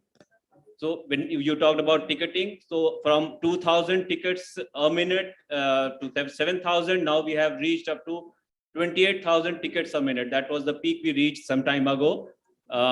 So touch points, talking of touch points, it's a 1 million tickets a day to 1 million meals a month. So by the time I complete this sentence, another 1,000 people must have booked their tickets on board. So we are further upgrading these facilities, upgrading our e-catering services. You can order whatever, pizza, burger, or whatever you want to have on board. Those facilities are available. We are working with state governments. We are working with, I'm sure a few of you might have noticed, we have recently tied up with DMRC, Delhi Metro, for providing metro tickets along with the reservation tickets of the Indian Railways. So you can have a comprehensive journey ticket. So you are coming from, say, Bombay to Delhi and you have to go to Noida to your home. So you can have just one ticket from Delhi to Bombay to Delhi and then further the metro ticket. Similarly, we are working with multiple state governments for providing their bus services, onboarding them. So IRCTC is comprehensively providing facility, digitization at all the touch points available. This is an era of technology. You mentioned digitization, which is the buzzword, and that's we are now talking of AI. That's the new thing. What kind of modern technologies are you deploying, and what is your roadmap for that in terms of enhancing the customer experience? Of course, the population of the country is well known, and railways is the mass carrier. So, other than the quantum, what other things you think you'll be able to enhance through the use of modern technology, including AI, digitization, etc.? So we are working with the latest technology available, and multiple pilots we are taking up. We are enhancing our capacity of the ticketing, which is the main interface between consumer and the IRCTC and railway system, that is being enhanced. In addition to that, how do we improve your experience by cloud computing? So we are onboarding cloud services also, and including our AI for our analysis purpose internally. So multiple pilots are on board, or it's being worked on. I would like to share as such, because it's still work in progress. So let it fructify, let the pilots end, then we'll have a good learning, and then we can scale it up for further improving ourselves. So does it also have to do something with meal planning and the just-in-time kind of meal delivery? Because hot meals is something what a customer would be increasing the delight, not only in terms of variety. So how the certainly that is part of enhancing experience. The ticketing or catering or hospitality, everything is being covered in that. So in catering part, as you mentioned, there are couple of options already available with the passenger. So either the meal can be booked at the time of booking the ticket, or it can be further ordered on board when you are on the train by e-catering mechanism, which is available. So is this facility available only across the big metros, or it is also across the country, or it is, I mean, what's the roadmap? No, it's available across the country. I think it's available at more than 400 stations currently. Okay, available. 400 stations. I stand corrected. I'll just check the data. No, that's okay. But But it's available across the country. It's not just for a metros or particular cities. That's wonderful. So what is the pathway ahead? I mean, you are well known. Anybody can look at IRCTC site. It's a beautiful site, and there the chairman's address is also there. Your managing director's new initiatives are there. But what are the challenges that you envision in your onward journey? And where do you see yourself 5 years, 10 years in terms of enhancing the railway experience other than the modern rolling stock? So IRCTC will play a major role. So how do you see, and what are the challenges also? I'll not call them challenges. I call them opportunities for growth, because India is a growing economy. We are growing at a good percentage point, the highest in the world, and so is the aspiration of our citizen and the passengers. So as we grow, our experience increases, our expectations increases from the system, from the service providers. Accordingly, our CTC is scaling up its services, its interface with the passengers, and all the whatever touch points, as I mentioned earlier, whatever touch point is there. So we are providing more customized products also. As I said, these are just the standard one which everybody is aware of. Then we have Bharat Gaurav trains also, which we run for promotion of tourism in India, and they're all commercially run. It's not a subsidized kind of product. So as and when the demand is there, we will provide. We are ready and we are capable. The system is robust to provide the services and the product as per the requirement and expectation of the users and experience and the passengers.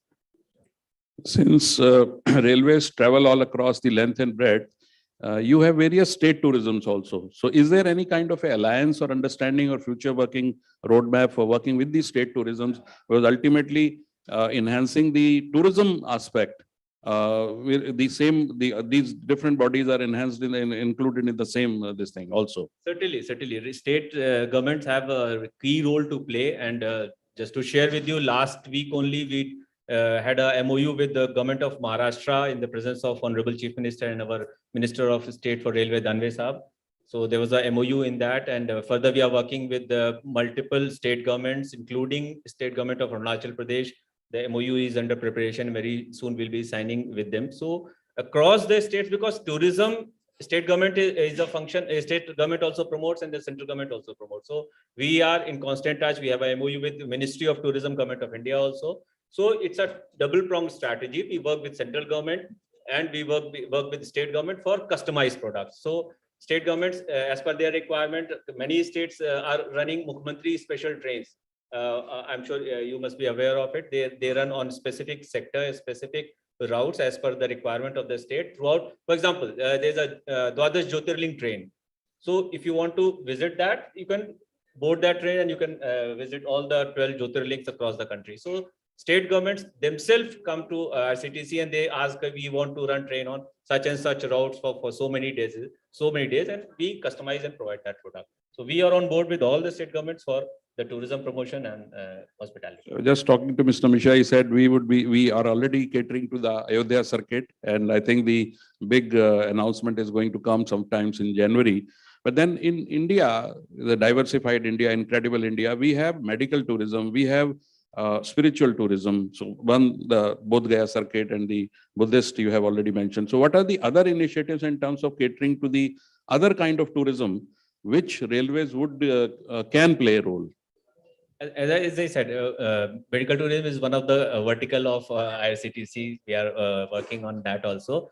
Whatever is the requirement in tourism. So there is something called outbound tourism, when you as a citizen of India go and visit other places in other states, or you go out of country. So there can be combination of train plus local visits or flight plus local visit. You can book your flights also at our platform. Then there is inbound tourism. When foreign tourists are coming to India, we cater to them also. We customize their product and we provide whatever is they required, be it flight tickets or be it services. So it's an end-to-end kind of product. So somebody coming from, say, Cambodia want to visit Buddhist 5-6 places. So we provide that kind of product also. They can come and have end-to-end. So from boarding of flight at their airport and going back, everything is taken care of by IRCTC. Be local visits, catering, hospitality, stay arrangement, guide services, translators, everything is available. So I have one last question, unless you want to add something more to it. You see, this is an era of digitization. And as we say, the digitization brings in a lot of capability. So what is going to be your differential USP in terms of why a private sector organization cannot take up, of course, the legacy is being built up and all that, but how do you remain in business? How do you remain robust and healthy? And how do you answer your shareholders in terms of remaining healthy, profitable, in terms of the new digital world that is emerging? So future is digital, no doubt about it. You cannot put blinkers and say, I'll not be in this domain, I'll not be in this vertical. Future is digital and IRCTC is committed to be part of that future. How do we remain relevant? IRCTC is growing in all our segments, be it IT, be it ticketing, be it hospitality, be it event management. So all the facets are available. We encourage our users, passengers to avail those facilities, and it's all developing over the digital world. So we are part of it. We are part of the India growth story. And, as the video clip said, it's good to have a good journey. So we are part of that journey together on that. So, Mr. Mishra, your entire talk is very energizing, very motivating. I am inspired to begin again my railway journeys, which I had begun my career 37 years back, traveling to railways in spite of having an airline, this thing. So it motivates us to fall in love with the railways again and the kind of new rolling stock that is coming in and all that. So would you like to say some final words about IRCTC or about the railways organization, anything? I would like to Everyone add to is our audience. welcome. Everyone is welcome to on board. It's a journey, it's an experience. And let's, as Honorable PM says, Panch Pran, he says, let us work towards a developed India. Let us be digital. Let us work and strive together. So it's part of journey and we are in it together. Welcome on board. Thank you very much. Thank you very much. A big round of applause for Mr. Mishra, please, from the audience. You wanted to ask question? But please don't ask questions which become part of our investors meet. So I won't be able to reply to that. Yeah, please. Yeah, somebody is there, then please. And how much time do we have? I don't know, because you're already late. Yeah, please carry on. Yes, sir.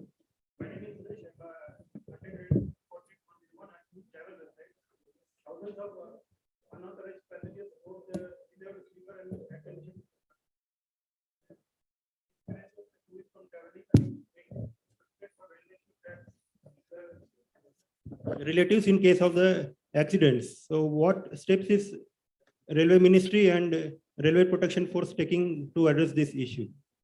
Okay, so this is a different hat. I would love to reply to this, but that's a different hat which I am not wearing right now. Today I'm representing IRCTC, so that is the domain of Indian Railways and Ministry of Railways. So somebody there would like to reply to that. But regular checks are done, regular issues are taken, but some legacy issues are there which needs to be taken care of. I totally agree with you. Yeah, please. In what sense?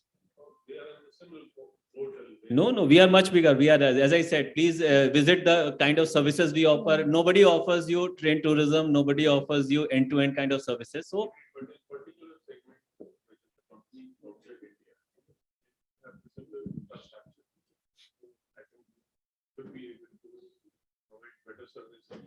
certainly. Whoever is the industry leader, as I said, it's an aspirational country, aspirational people, aspirational travelers. We totally encourage them, and we are committed to fulfill their requirement, whatever is. I think like Ixigo and others, they maybe Make My Trip is your partner or channel partner. They're the channel partners for They are already railway. a partner. You can book your tickets through Ixigo or Make My Trip, but the back end it's all IRCTC. We provide them that connectivity and integration.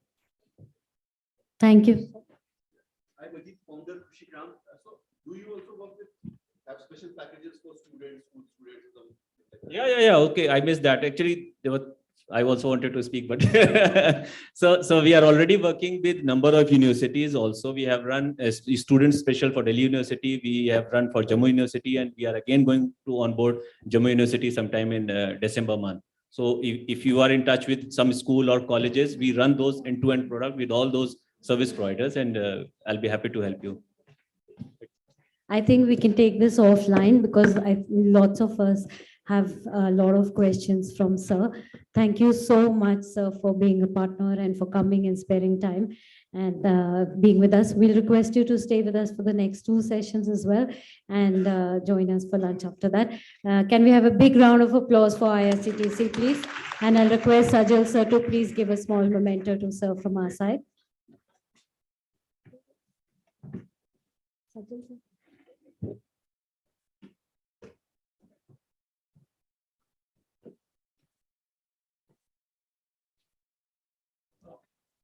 जोरदार तालियां हो जाए, please. Thank you. So we'll go into our next session, and apologies to all the speakers for being late on that. The second panel discussion is on modernization and digitalization of railway signaling systems and railway operations, which will be moderated by Mr. Puneet Chawla, former CMD RailTel. And may I request our speakers, Mr. Sudeep Srivastava, Executive Director, Gati Shakti Signaling and Telecom Railway Board, to join us. Mr. Tej Pratap Narayan, Officer on Special Duty, Electrical Engineering Railway Board, Ministry of Railways. Ms. Shikha Srivastava, Director and Board Member, CDOT, Center for Development of Telematics, and they're doing a lot of work in the modernization part. And Mr. Mangal Dev, Head of Hitachi Rail Systems India and South Asia Director, Hitachi India Private Limited, requesting you to join us on stage. And I'll hand it over to Puneet Chawla sir to take this forward. Thank you.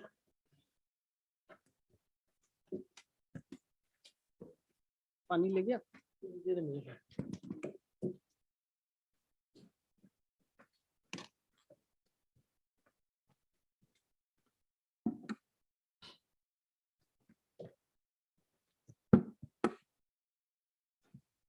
Good afternoon, everybody. As we have been listening to various speakers since morning, the focus area of Indian Railways is operations and customer satisfaction. We just had this fireside chat in which there was a focus on customer satisfaction. So now in this session, we'll be focusing on railway operations. And the topic is modernization of railway signaling systems and operations. Now, the transformation is taking place through rapid digitalization Railways has got hold of this opportunity to ride on the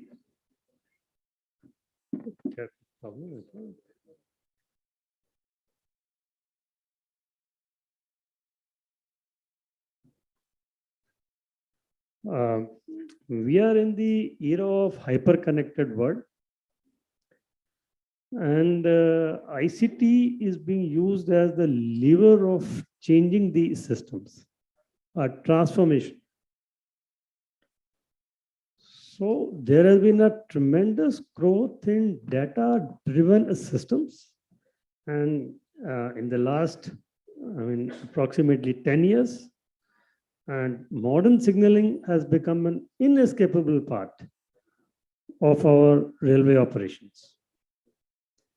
And of course, the computerized rolling stock also. Honorable MR has said that Vande Bharat is basically a moving computer. So we have experts with us on this panel who all are making it happen.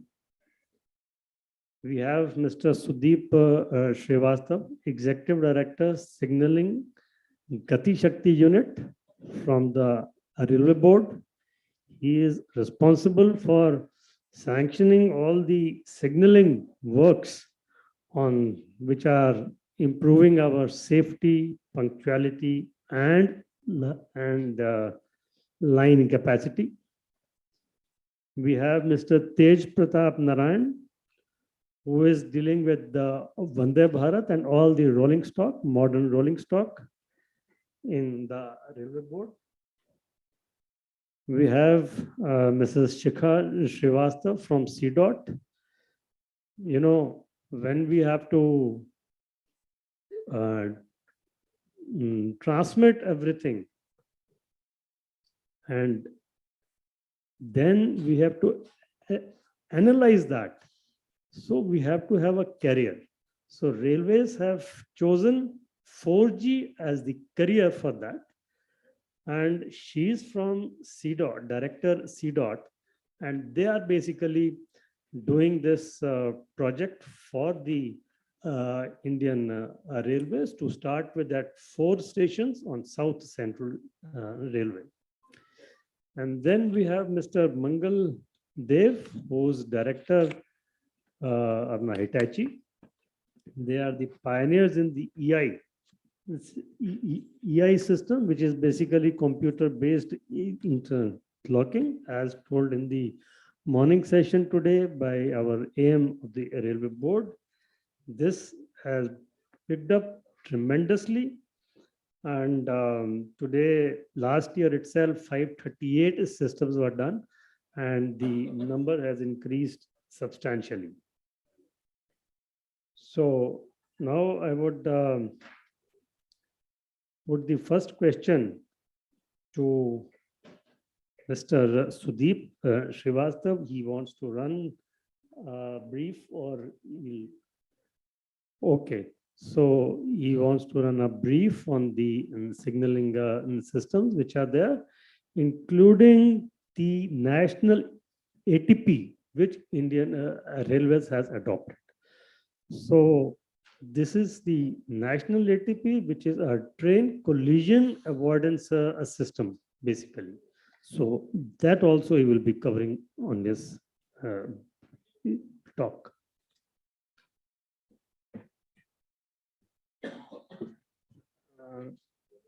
Bhavna ji, could you please run this brief, what he has given?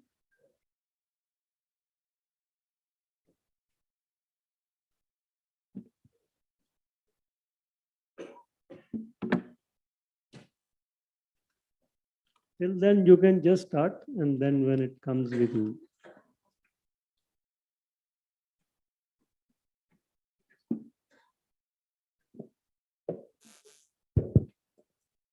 Good afternoon, everybody. I fully appreciate the fact that this is a time when people might be waiting for the lunch, so I will be brief and concise in my entire deliberation. Signaling is the soul of Indian Railways, or not only Indian Railways, any railways for that reason. Without signaling, it is very difficult even to imagine the train operation in today's time. So three key areas where the signaling technology plays important role is it ensures safety, it enhances capacity, and it enhances speed.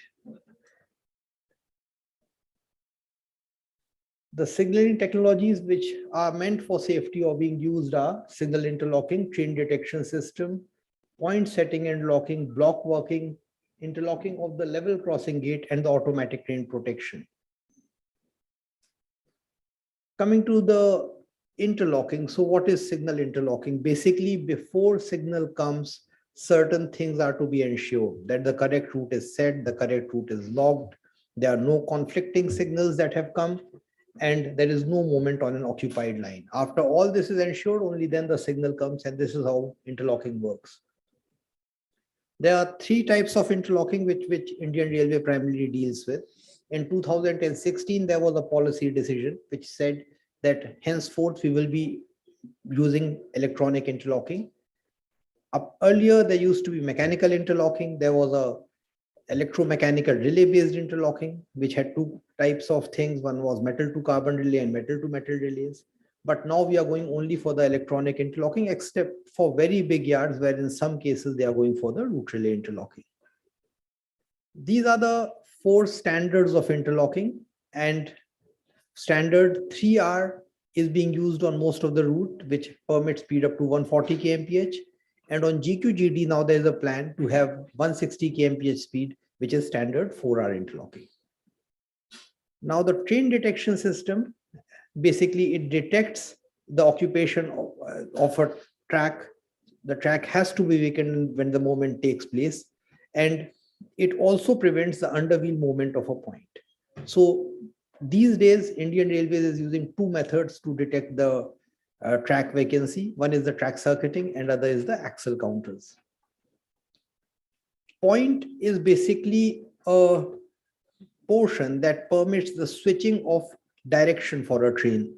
So point ensures that it has to be locked, set locked correctly so that there is no derailment or any gap there. And point machines are the devices which are used for this purpose. And point cannot be operated in normal circumstances if there is strain over that point.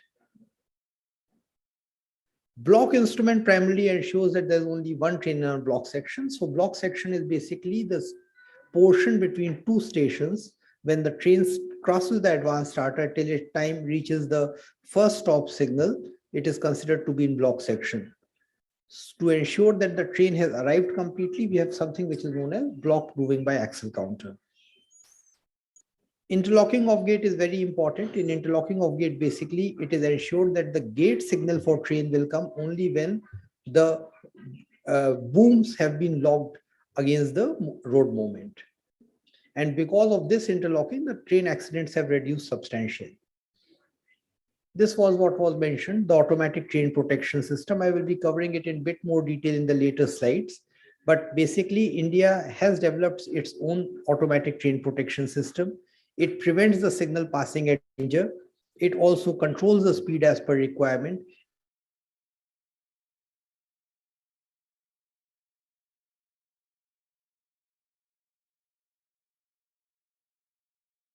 After safety, another key area is the enhancement of efficiency and the capacity for train operations. For that, signaling solutions are intermediate block system, automatic block signaling, and automatic train supervision, which is also known as CTC. IBS basically is a low-cost solution which splits a block section. As I just told, that a block section is basically the portion between the stations. So if in case the stations are far apart, so the train will be taking a lot more time to clear the block section. So they split it into 2 parts, introduce a signal in between. And when one of the train has already covered the signal and 400 meters beyond it, they permit the next train to be sent in the block signal. So that basically improves the line capacity. With minimum investment, you are able to increase the average speed also. Automatic signaling basically provides normally signal at a distance of 1 kilometer. They can be, the distance can be changed also depending on the gradient and other things. And It helps in having more than 2 trains in the block section. It's a low cost means of enhancing the capacity. Its other advantages are that all the gates will get interlocked in the block section, so it improves the safety. And now Indian Railways have planned that for the entire high density network, we will be having automatic signaling. High density network is basically Golden Quadrilateral, Golden Diagonal, and Delhi Guwahati. These 7 routes have been identified as HDN routes. Automatic train supervision basically improves the efficiency of the train operations. And the first CTC has been commissioned in Tundla. And gradually we are going to implement CTC on the entire GQGT routes of Indian Railway. The advantages of automatic signaling, as I was already stating, that you don't require any forest clearance, land acquisition, or yard remodeling. It's a low-cost way of improving the line capacity of a system. After safety, efficiency, then speed. Signaling solutions for speed are multi-aspect signaling. This is almost implemented over entire Indian Railways. More than 99% stations have got this. Double distance. So by providing double distance, you can move from standard 2 hour of interlocking to standard 3 hour. So basically you can permit speed up to 140 kmph. And cab-based signaling is something that is coming to India. Kavach also has got a feature of cab-based signaling. Ultimately, it is in that direction where we will move. Now, since 2014, a lot of emphasis has been given on modernization of signaling. This data clearly reveals that electronic interlocking has increased many-fold. So has the BPAC, track circuiting, automatic signaling, and interlocking of gate.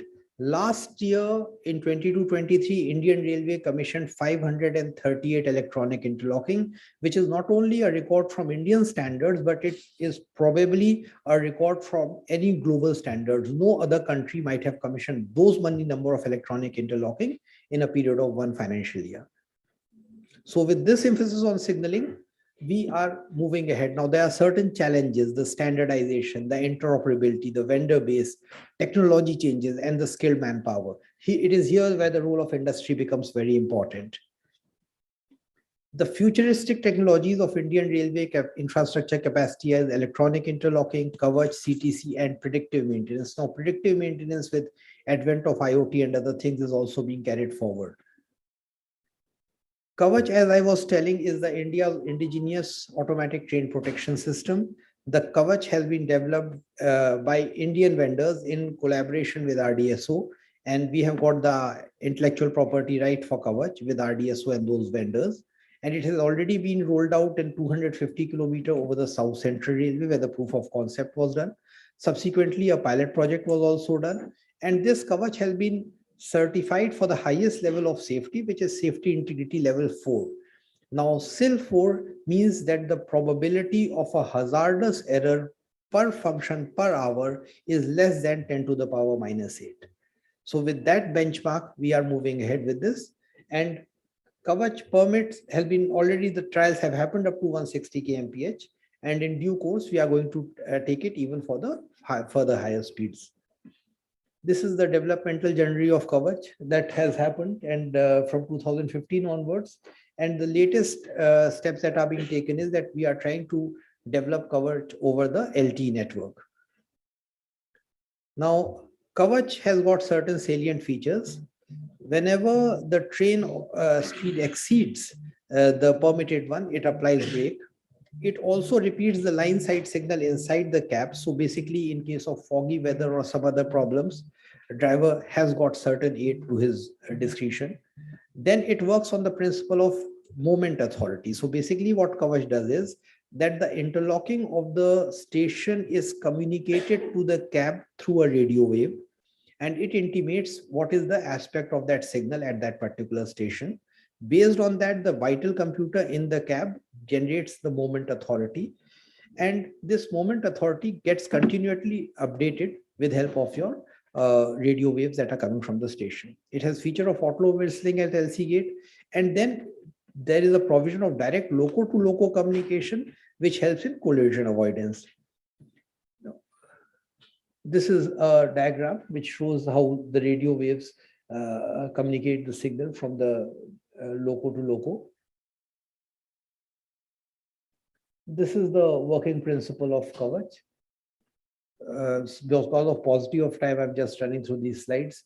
The various components of Kavach are: there is a station equipment, there is something known as RFID tag that is installed on the track. This RFID tag basically helps as a reference point about the location of the loco. We have got a UHF radio, which we use currently, and we are developing Kavach on LTE. Onboard equipment is a loco Kavach equipment, a driver machine interface, and RFID reader. These are the pictures of these devices. This is the driver machine interface. So what you are seeing on the blue bar that you are seeing, it's your moment authority. And then suppose there's some target or a location where you need to change speed, that is shown by the yellow bar. The speedometer is shown, and the various features, the target speed, the permitted speed, all that are shown here. These are the pictures of the Kavach loco equipment. Now, upcoming developments in Kavach is there is going to be a direct interface with interlocking. Right now, the relay base was used, but now protocol converter has been developed by the vendors, and there's going to be a direct interface. Then the feature of temporary speed restriction, which was not there in the existing version, is being developed. And it is very important because in railways, every day in various sections, we have got speed restrictions that are installed. Then development of ballast for Kavach is also being done, and development of Kavach on long-term evolution or 4G is being done. This is the electronic interlocking. As I mentioned, this is being adopted on a mass scale. And as on date, 3,179 of our stations have electronic interlocking. And we are going at a rate of nearly 500 plus stations per annum. So this electronic interlocking is very beneficial in a way because it reduces the yard remodeling time. The troubleshooting and remote diagnostic is possible with this. And it's as per the global standards. The centralized train control, we have one functional at Tondla, and very soon we'll be rolling out over the entire Golden Quadrilateral and Golden Diagonal. Train management system is a version of CTC where we only monitor things, we don't give commands. So it has been installed at some places in Western Railway, and work is on at other places. But ultimately, we will move from TMS to CTC. Now, this predictive maintenance is going to be very critical in days to come because manpower is going to be a constraint. So we will have to move from preventive maintenance to predictive maintenance. For that, remote diagnostic will be used. And the Indian Railway has started rolling out remote diagnostic. Some committees have also been set up, and these committees are working on developing a uniform standard for use of IoT for the predictive maintenance purpose.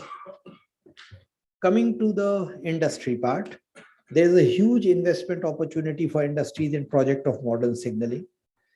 There need to be a scaled up capacity for software systems like Kavach, electronic interlocking, MSDAC, etc.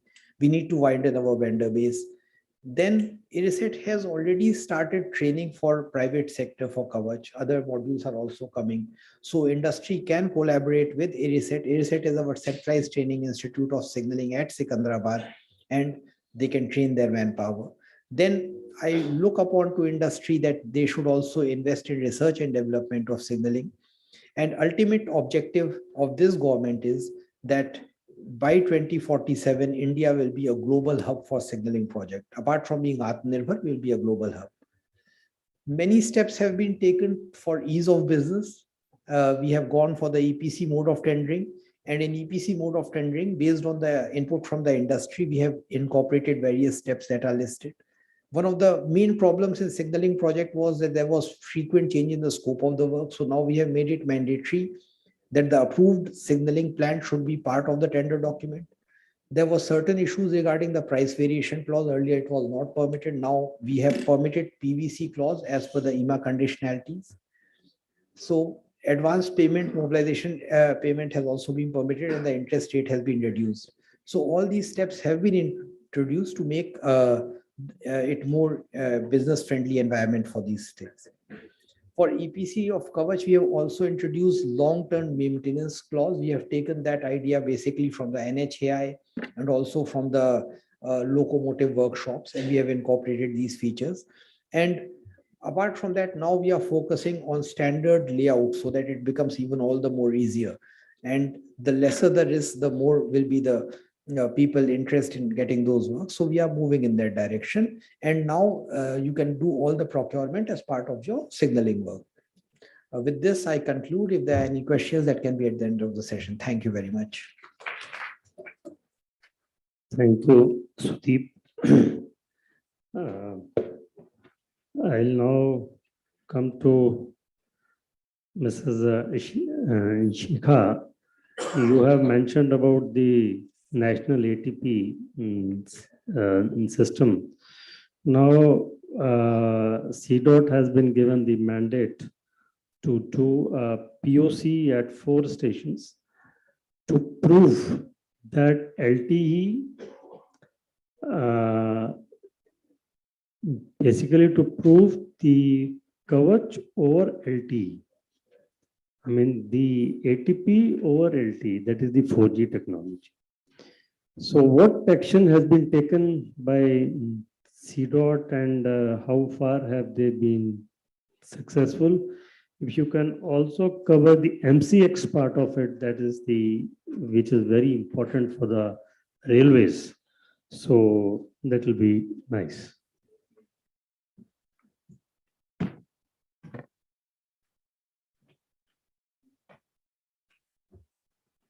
Good afternoon, everyone. CDOT, as you know, is working in the area of telecom, and we have been lucky to work with railways because they have started the POC, proof of concept, for LTE systems. Earlier, they were using multiple types of signaling systems like wayside signaling, which is wired. Then they were using Wi-Fi and also UHF and GSM-R. So wired, in the case of wired systems, it's not possible to exchange data with mobile users. So it will be a very contained kind of communication. Wi-Fi has a problem of range. It has a lesser range as compared to LTE and other mobile technologies like 5G. So, and then UHF itself has a problem of latency, speed, and reliability. So doing away with all these different types of communication systems, probably railways has now gone in for LTE, and now CDOT is doing this railway POC involving multiple stations in a section of Hyderabad, right from Sikandrabad to Lingampalli. So we have started this POC. Here we have placed the radio. We have got 2 parts of the product, the 4G core and the radio part. So 4G core is housed at a central location, and we have now put up around 7 towers between these 2 stations, Lingampalli and Sikandrabad. And there we have tested the call and the videos, and we have been successful. And in this, the radio was open to multiple companies. So apart from CDOT, Tejas Radio is also working in 1 station in this these 7 radios. So this POC, as per say for working of the 4G system and the core as well as the radio, that is almost through, except because there are some gaps in the radio. When we do the radio planning, we have to ensure that the signals from the 2 neighboring radios are slightly overlapping so that handover can take place. So in certain sections, 1 or 2 sections of this stretch, which is a 25-kilometer stretch, we have been, there are 1 or 2 points at which the call is dropping. So that is being improved by putting some monopoles and other antennas so that that section also will be covered. So this this activity is almost complete, and now we are moving on to a 500-kilometer stretch of proof of concept, which is going to be a paid POC, and CDOT has contributed the core part free of cost. But for the radio part of this 500 kilometers, there is an RFP was floated and multiple vendors have actually responded to that. So there's a whole process of selecting the vendors and then testing their equipment in different sectors of that 500 kilometers. Even CDOT is participating in that. So after that testing, then probably the orders will be given. So these are the two things which we are doing per se for the telecom part of the Indian Railways. And the basis, the applications of this could be multiple. They could be safety applications. They could be, I mean, as Sir said, Kavach is one of the main applications. And mission critical services is another area in which CDOT is working, in which we are trying to provide a communication interface between the guard and the driver in the train and the station master as well as the controller. So all these people will be connected. And we are also giving the position of the trains. We are displaying, this is a use as a kind of communication application, which will be there on their devices. And each of these people will be having a kind of, ruggedized phone on which this app will be there. They will be able to see their locations of the various trains in that area, as well as they will be able to communicate with each other. And the controller also has the facility to do a broadcast. So in case there's an accident or any other calamity, this communication, this information can be disseminated to all the parties, and the trains, drivers can be asked to stop their trains or move their trains or any other instruction that is possible. So this is a very useful communication interface, which is also being tested and almost through. And 3G, there are some standards-based specifications for this, 3GPP-based standards, which are also being implemented. And then we also have this, because now railways is modernizing in a big way. And now if you see that all the railway coaches are coming installed with sensors.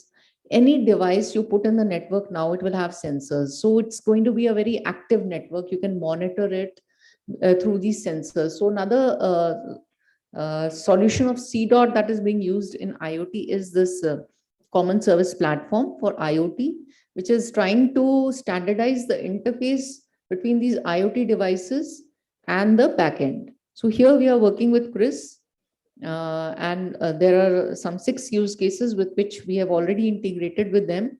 And that is 3070 lighting, then lifts, pumps, escalators, like status of all these things will be monitored continuously. And our CDOT CCSP platform is being used to ensure that all the messages are exchanged on one M2M standards. Here we are also promoting the use of standards in M2M, so that if one vendor is not providing the good quality, or if his solution becomes end of life, we can easily replace it by another solution which is also standards compliant. Otherwise, what kind of solutions are being propagated here are proprietary solutions. That means if I want to replace my equipment, I have to also, if my sensor, if I want to replace, I have to also replace the backend system. But with CCSP platform, that is not required. You can only simply replace the sensors. And the sensor will continue to work with CCSP platform on the standard interface. And apart from this, CDOT is also working in the area of artificial intelligence. We have deployed some systems in NCRTC, in which we are actually monitoring the intrusion detection, not only of their various sites, but also of the railway line. So if any person falls on the railway line or any equipment is lying there, so that alarm comes. And the best part is that we have got very high resolution cameras, which cover more than 3 kilometers. So it's a huge range.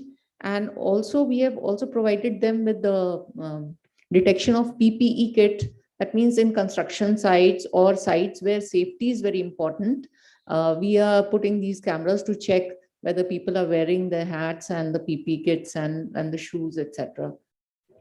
And the hat is not in their hand, it's on the head. So that's also, these kind of checks have been put. So broadly, these are the things that CDOT is working on, and we are looking forward to a very thriving relationship with Indian Railways. Thank you so much. Shikhaji, thank you very much.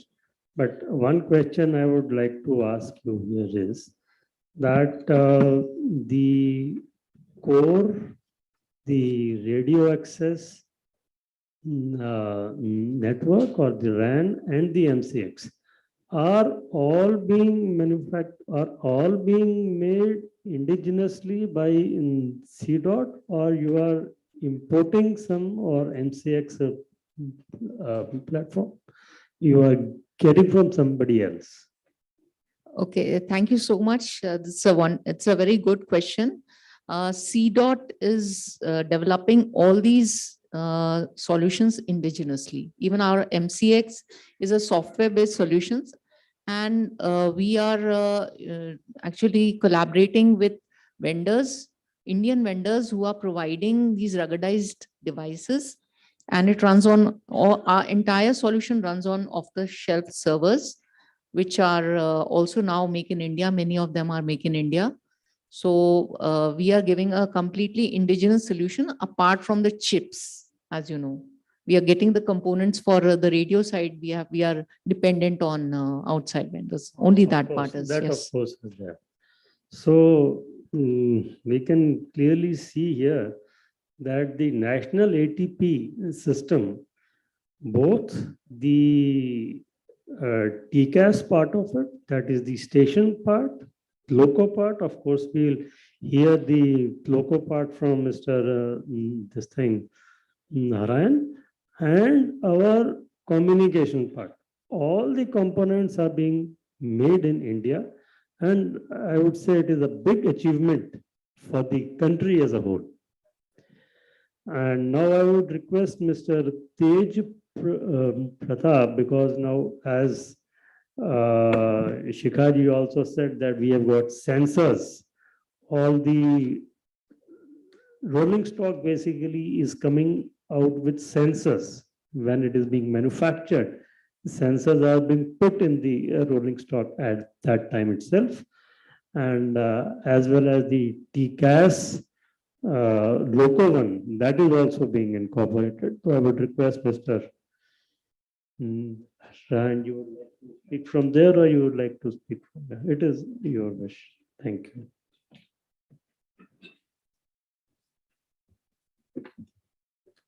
Good afternoon, everybody. I was watching from that dais that it's very difficult to listen actually. So I will try to my speech very brief. So modernism or modernization is a very relative term. In literature, modern era started from 1930, when people like Bharati Harishchandra and Premchand started writing. So something today is modern, tomorrow it may be less modern or ancient. So Indian Railways journey is also a kind of continuous and gradual journey towards modernization. For example, rolling stock technology, if we talk about, so earlier we used to have DC propulsion system. Now then we shifted to GTO based system. Then now IGBT based propulsion system is being used in Vande Bharat, EMU, mainline EMUs and locomotives. Earlier we used to have DC traction motor. Now we are using three-phase induction motor. Earlier coaches were built by cotton steel, that is ICF built coaches. Then we moved to stainless steel LHB coaches. Now we are moving towards aluminum body Vande Bharat coaches. So it's a continuous journey. As far as electrical engineering concerned, earlier we used to have self-generating coaches, where in coach itself there was generator, there was inverter. In fact, those coaches are still running. But then we moved to end-on generation. Then we moved to head-on generation. That is, power is taken from the OHE. Similarly, we have gradually moved from different battery technology to now we are using lithium ion phosphate in Vande Bharat. Then earlier in air conditioned coaches, we are using underslung air conditioning. Then we moved to roof mounted package unit. Now we are going to use triple VF, variable voltage and variable frequency based roof mounted package units. Similarly, in case of maintenance also, from breakdown maintenance to condition based monitoring to predictive maintenance. So now we are trying to have this kind of maintenance also. So as far as digitization is concerned, then we are all aware about this CRIS. CRIS is a body of Indian Railways, which is involved in the digitization of Indian Railways. It has developed many modules like passenger reservation system, then IREPS, where you can when all stores procurement is done through IREPS. Now e-office is being used in Indian Railways everywhere. Then now HR module is also, it is completely digitized. So there are so many in all aspects of Indian Railways, operation, maintenance, and human resource, everywhere we are trying to use this digitization. Similarly, condition monitoring of locomotives, and then Vande Bharat, then EMUs, MEMUs, Kolkata Metro rakes, all are being done through condition monitoring through TCMS, that is train control monitoring system. Now we are also measuring the parameters, online parameters of coach air conditioning, bearing condition, bogie condition. For that, we are using this IoT-based system also. So we can have coach data in a coach data is sent online to our wayside servers. There we can monitor the parameters, and based on the parameters, we can predict that what kind of problems are going to come in near future. Similarly, in other aspects of electrical engineering, we are having, we have target of having 100% electrification by December 2024. Then, and these all power supply systems, OHE systems are monitored through SCADA system. That is modern SCADA system, where in a single TPC traction power control room, we can manage, we can switch on, switch off the TPCs, we can switch on, switch off the VCBs, and we can also control the traction TSS, that is traction substations. Similarly, we are also modernizing that contact wire in OHE, catenary wire in OHE. We are shifting to better material for better conductivity and lower losses. As already mentioned by Madam, that we are using this IR Niyantrak.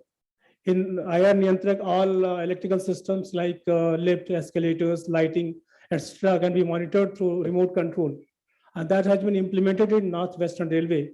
And gradually we'll be moving to other regional railways also. It can monitor lift, escalator, it can monitor water pump, it can monitor outdoor lighting also.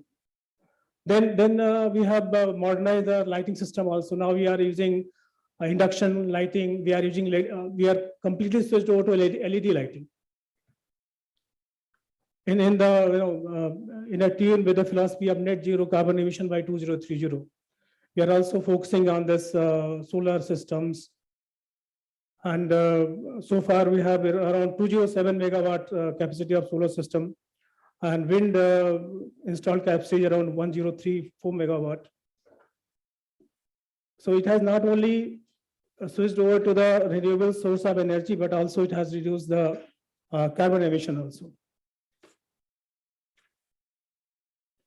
As far as Vande Bharat is concerned, already we are running around 50 trains Vande Bharat in different part of country, and these Vande Bharat trains are designed for the potential speed of 160 kmph. Though the design speed is 180, but it is running on 160 kmph. Further, we are trying to procure Vande Bharat with aluminum body cores having a speed of 200 kmph. That is operational speed, and design speed of 220 kmph. Similarly, we are planning to have Vande Metro, suburban and Vande Metro main line. So in Vande Metro suburban, basically we will have this operational speed of 130 kmph, and in main line also will have speed of 130 kmph. So we are modernizing our rolling stock in a big way, and there are opportunities for the vendors, for the suppliers to develop it indigenously, because we have that clause of Make in India. So it has to be developed in-house only. So as of we are facing supply problem in case of propulsion system, we are having very high demand of propulsion system.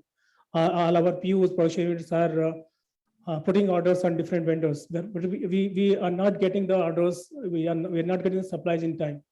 So it's a big opportunity for the suppliers which are in the field of supplying propulsion, that converter, inverter, TCMS, and traction motor. That's all from my side. Thank you. Thank you. I just wanted to ask you one thing. If you could brief everybody about the key features of the Vande Bharat trains, which are being inbuilt, with which they come inbuilt. Sir, as I mentioned that these Vande Bharat trains are designed for 180 kmph, and it can run on 160 kmph as permitted by CRS. And we are using 3-phase IGBT based propulsion system. And it has many onboard features like CCTV system, emergency talkback system. If any passenger having any problem, he can directly talk to driver, that logo pilot. And it is synchronized with CCTV. So the CCTV will also show his picture in the cab. Then we have automatic door closer system. The doors are automatically closed. Then we have a regeneratory feature in this Vande Bharat. Then we are also trying to have OHE monitoring through Vande Bharat, through rolling stock. We'll install cameras on the roof of the train so that OHE parameters can also be monitored. So these are various features of Vande Bharat. Yeah, it is built in Integrated Coach Factory, Chennai. Okay, thank you, Tej. Coming to Mr. Mangal Dev. Now, as we have seen that there has been a tremendous increase in the signaling equipment, signaling gears being deployed on the field. The EIs, number of EIs has grown up by 481%. Auto signaling has grown by 155% for the last 10 years. The data loggers has increased. So there are, and whereas the manpower to maintain that with the Indian Railways, that has not increased to that extent. So what are the maintenance technologies which you are deploying or you are trying to evolve to suit so that the maintenance of these gears can be taken up effectively and efficiently?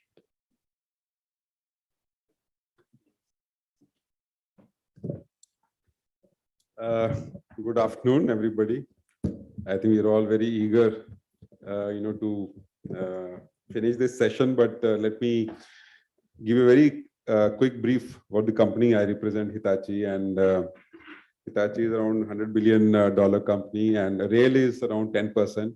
So we are one of the global leaders alongside Alstom and Siemens. And I think what I heard in the earlier speakers about different type of signaling, and I can assure you that Hitachi has been partner of Indian Railways from the time they started to modernize, be it electronic interlocking 25 years ago, and they brought in the first section of automatic signaling between Ghaziabad and Kanpur, where we also introduced our first CTC, the centralized train control system, and the first Gatiman Express between Delhi and Nizamuddin and Agra was also supported by a signaling system from Hitachi. So I can proudly say that we have been one of your strongest partners, and we continue to take all the challenges that you listed and provide solutions. Alongside that, we are also proud that we completed the phase 1 of Western DFC between Rewari and Makarpura is the last station. Though the last station is completed because then it helps to start train operation on the other side. Barring 2 or 3 stations, I think everything is complete, including the train management system, which is precursor to CTC. So this can always be upgraded to CTC. And the TMS operational control center is at Ahmedabad, which is now operational, monitoring the traffic on DFC. And so we are very proud that this is already in operation well in time, than the revised target that were provided. And of course, our next mission is to implement the high speed, the bullet train between Mumbai and Ahmedabad. So these being some of the key achievements of Hitachi. Interlocking is very important element of Indian Railways safety system. And now these interlocking have to be implemented on a very fast pace. And we are, running together with the Indian Railways to make sure that we implement at that stage. Though the specifications for interlocking has 2 types of interlocking, this medium small station interlocking and the large station interlocking. I think all the medium and small stations more or less have been commissioned. Now there is a focus on the large station, and which needs definitely a new kind of interlocking. And the interlocking that we bring on DFC is a very latest state-of-the-art interlocking. And even the interlocking that we are providing microlock on Indian Railways will also get upgraded to the next version very soon. And it will definitely help Indian Railways to choose any one of these interlocking that meets RDSO requirements, and we'll be very happy to support that. Not only this, because as we have a large installed base, now Indian Railways also need to implement the national ATP Kavach, and the Kavach has to talk to the interlocking, which is very, very important part of the integrated requirement of SIL4 system. And the software, the protocol converters are being developed using Unilinks, which is Eurolinks, which is the common adapter for different type of interlocking coming from Europe or Asia or India. And this will help in also implementing not only more and more interlocking, but also fulfilling the target of Kavach implementation. So I think we are running on all gears to make sure. Now that is on the asset side. So once we implemented interlocking on close to 1,200 stations, so we are providing annual maintenance services with our trained manpower. And I'm sure in the future we have to find different ways of doing remote monitoring and diagnostic system for different assets of signaling, which is very important. So we have already started doing it on DFC. For your good news that we have taken this up only in this year, when DFC came to us saying that we want to reduce the number of engineers and the supervisor and the technician for the maintenance of your assets that you are implementing or will be implementing. And therefore, so we developed a complete you can say indigenous solution for remote monitoring of our assets, be it interlocking, be it the multi-section digital axle counter, point machine, LED signals, whatever that comes with the signaling. So the power supply, all this will be monitored remotely from the OCC in Ahmedabad.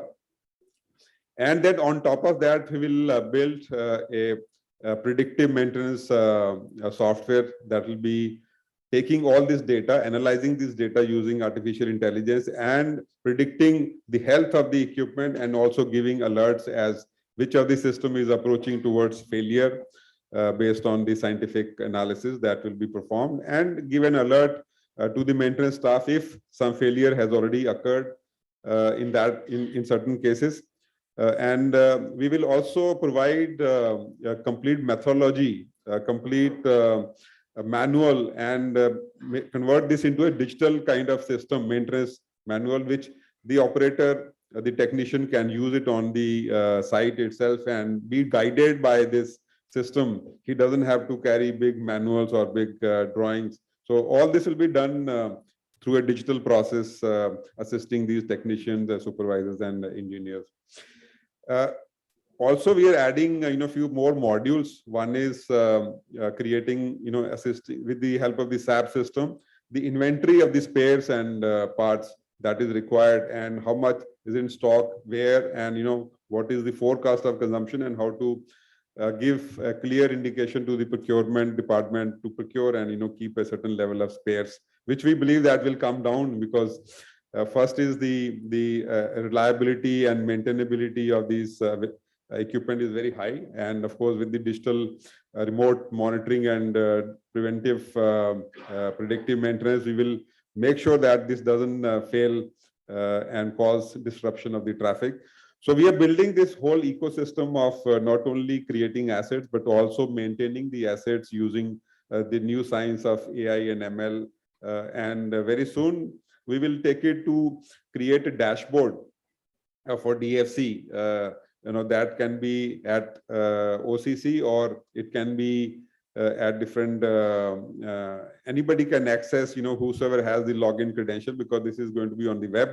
And authorized people can access and see the condition and print out reports and use it for their daily meetings, or whatever productive activities they have to carry out with that. So I think we are partnered with Indian Railways to such an extent that we want to continue this journey for many years in the future.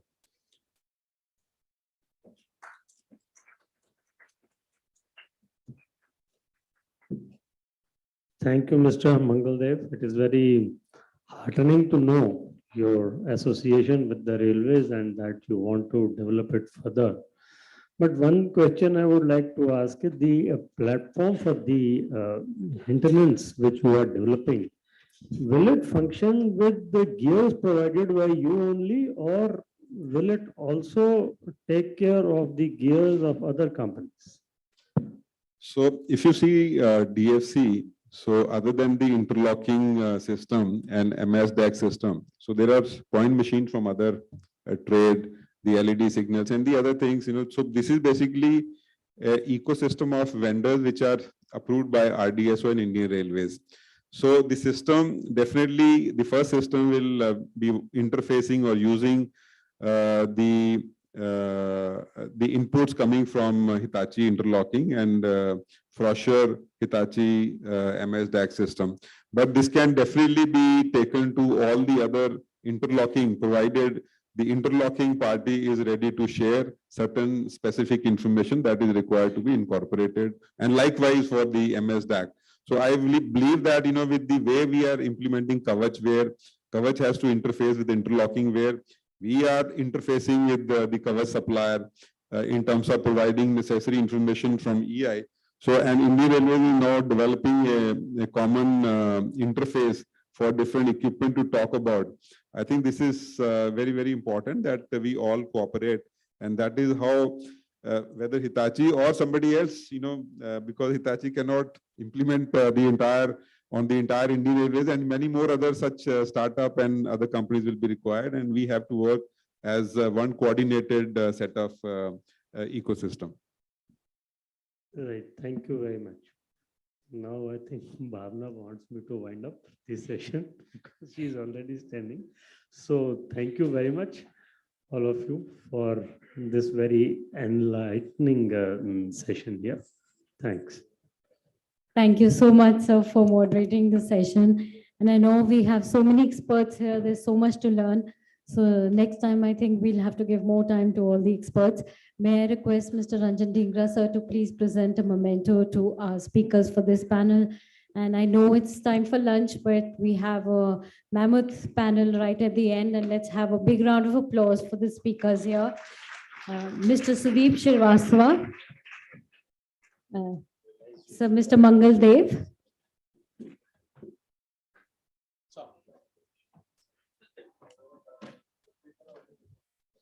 Ms. Shikha Srivastava.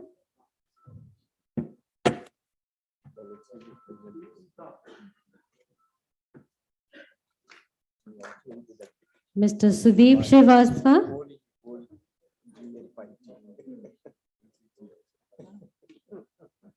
Sir Sudeep, sir. Mr. Tej Pratap Narayan.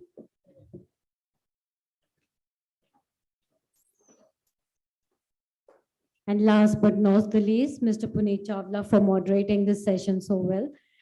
I think he'll be having more questions from the speakers. A big round of applause for the panel, and may I request the panel to please stand for a quick photograph.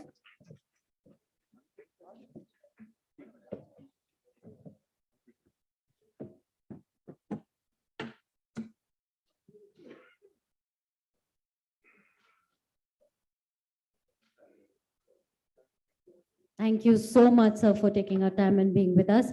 We go on to the last panel discussion for this session.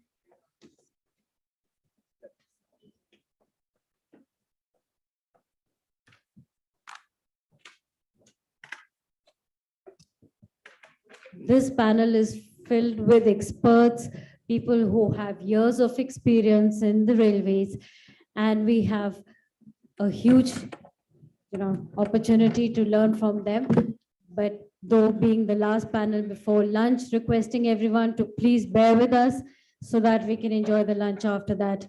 Requesting the speakers for this panel, Mr. Paras from the Railway Board, Mr. Sanjeev Garg from Pipav Rail, Mr. Sanjay Goyal from BHEL, Mr. Rakesh Sharma from IRCON, Mr. Ankur Dev from Escorts Kubuja Limited, Mr. Anshul Gupta, former General Manager retired Northeast Frontier Railway and advisor Railtel, Mr. Harsh Dhingra, Management Consultant and former Chief Country Head Bombardier,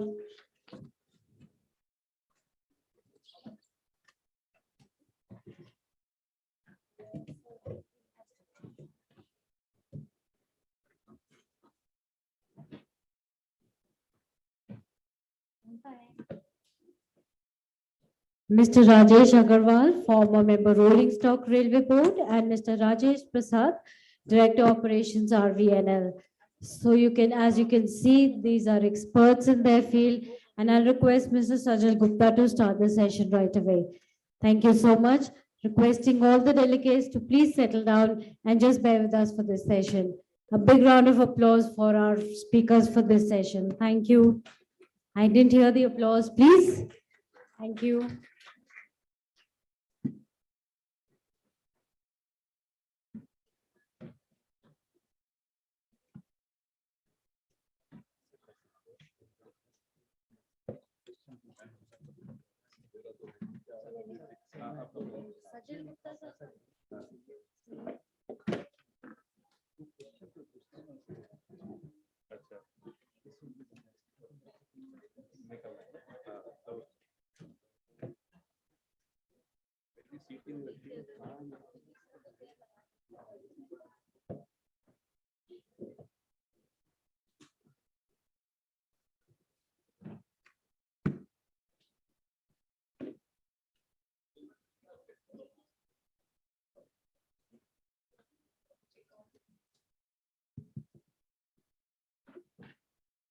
So one of the challenges of the government and industry is how to conduct a session when you have almost no time. You are running into a negative. Mr. Rajesh Prasad, Director RVNL. RVNL is all over the news, not only from the shares perspective, but that they are doing a fine job. They've recently bagged along with the Transmesh Holding Group 120 Vande Bharat trains order. And Mr. Prasad is one of the leadership teams. He has to run for an urgent meeting. So we would request him to kindly address us and let us know the initiatives in terms of, I'll ask you two questions. One is the PPP. There are some limitations of the PPP as the industry feels. So and RVNL is at the forefront of the PPP. And what are the new ways in which you are heralding the growth in terms of the national rail plan? So how is RVNL instrumental in that? I have those two questions if you can quickly address, sir. Okay, sir, thank you very much for giving us the opportunity. So as you know, this RVNL is not a very old company. It is around 20 years, 8 months old, and we call it a very vibrant, relatively young, and always looking forward, having a lot of proven track record. And as you rightly mentioned, it is also known as the blue chip infra company. We are involved in the full project life cycle. And sir, this company has passed through different phases in last 3 to 5 years. So there is a very famous quote of the Honorable Prime Minister that reform, perform, and transform. So we had a lot of done the reform, and then we have performed. Even during the COVID period, we exceeded all the physical and the financial performance. And then the transform, we are transforming from the local rail infra to global all infra. So coming back to your question number one, that is regarding the PPP model. Sir, if you recall, there were two PPP model policies, the PPP policies issued by Ministry of Railways. That was done in the year 2008 and 2009. And then subsequently it got revised in December 2012. And this is the last PPP policy which is prevailing. RVNL is a trailblazer and pioneer in implementation of these PPP models. We have commissioned 5 number of special purpose vehicles. All are in operation now. And with the equity contribution of around 1,200 crores, we have commissioned projects worth around 10,000 crores. And the Ministry of Railways have earned a revenue to the extent of 1 lakh crore, and without a single paisa investment. So what we personally feel that this is a company who is a pioneer and trailblazer in the PPP models. There are certain basically constraints in these PPP models. See, the PPP model, the policy issued in December 2012 was having a lot of limitations. Things have changed over a period of last 11 years. It has to be more customer friendly, then only it can survive. So the PPP model, the policy which has been issued by Ministry of Railways need to be revised. Sir, basically, as I said that we are earlier doing only the railway infrastructures on nomination basis. We have entered into the market, and we have backed all kinds of infrastructures, and now we have started executing overseas projects also. And the diversity is one of the key features of this particular company. And sir, I'm very happy to inform that the first 2 metro projects which we took from the market, we did the piling activity in the month of April 2022. And in September 23, we had a trial. And this became the fastest metro construction in the history of India. So RVNL feels pioneer, and we feel proud that we have contributed in such manner. And sir, we are executing one project in Maldives. We have already started executing projects overseas, and in this particular project in last 3 to 4 months, we have done the dredging and reclamation, which is to the tune of around 4 lakhs MQ, 7 lakhs MQ. So what I wanted to tell you is that from local rail infra, we are diversifying. We have already become global all infra. And as you mentioned about the train set, we were also pioneer in the turnkey projects, the workshop projects. We had commissioned 20 workshops. And the idea behind these turnkey workshops were that the train sets would be, the trains, the coaches, wagons would be basically maintained and manufactured. And basically it has got a concept which we call 3D approach, that is the design, develop, and dedicate. And in this concept, we had commissioned Latur workshop. And in that particular project, which was sanctioned in August 2018, was commissioned on 25th December 2022. So So it took only 2 years and 4 months. And we wanted to take over, we wanted to enter into the operation and manufacture. And for the purpose of trial, we manufactured one coach also. And whatever we wanted, we dreamed about that yes, let us take over this Latur workshop. Through the bidding, we have got this particular contract. There were some reasons, there were some hiccups, but now everything is on track. And in time to come, you will be finding and you'll be seeing that RVNL is getting further diversified, moving forward, moving onward, and not looking backward. Thank you very much. Thank you, Mr. Rajesh. Any question, quick question from the audience before he runs? If any question is there, I will briefly answer, and then kindly allow me to leave because, yeah.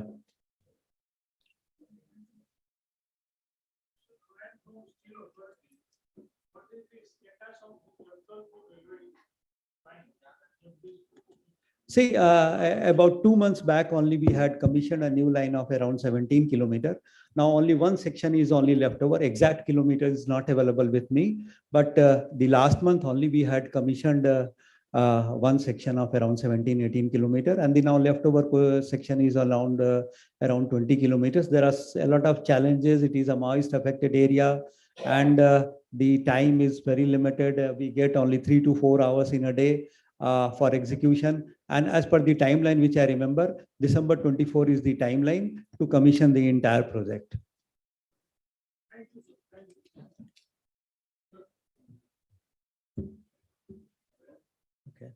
Can you connect offline, please? Actually, we are running a bit late, and also Mr. Moria is Mr.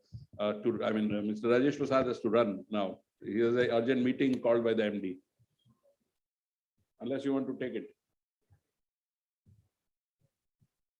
That's all, I think. That's all. Okay, sir. Yeah. Thank you very much, sir. Thank you, Mr. Rajesh. Thanks for coming and making it. Although we know it's a delayed session, but thank you. Thanks for joining. Kindly hand over the memento, Mr. Rajesh Prasad's memento.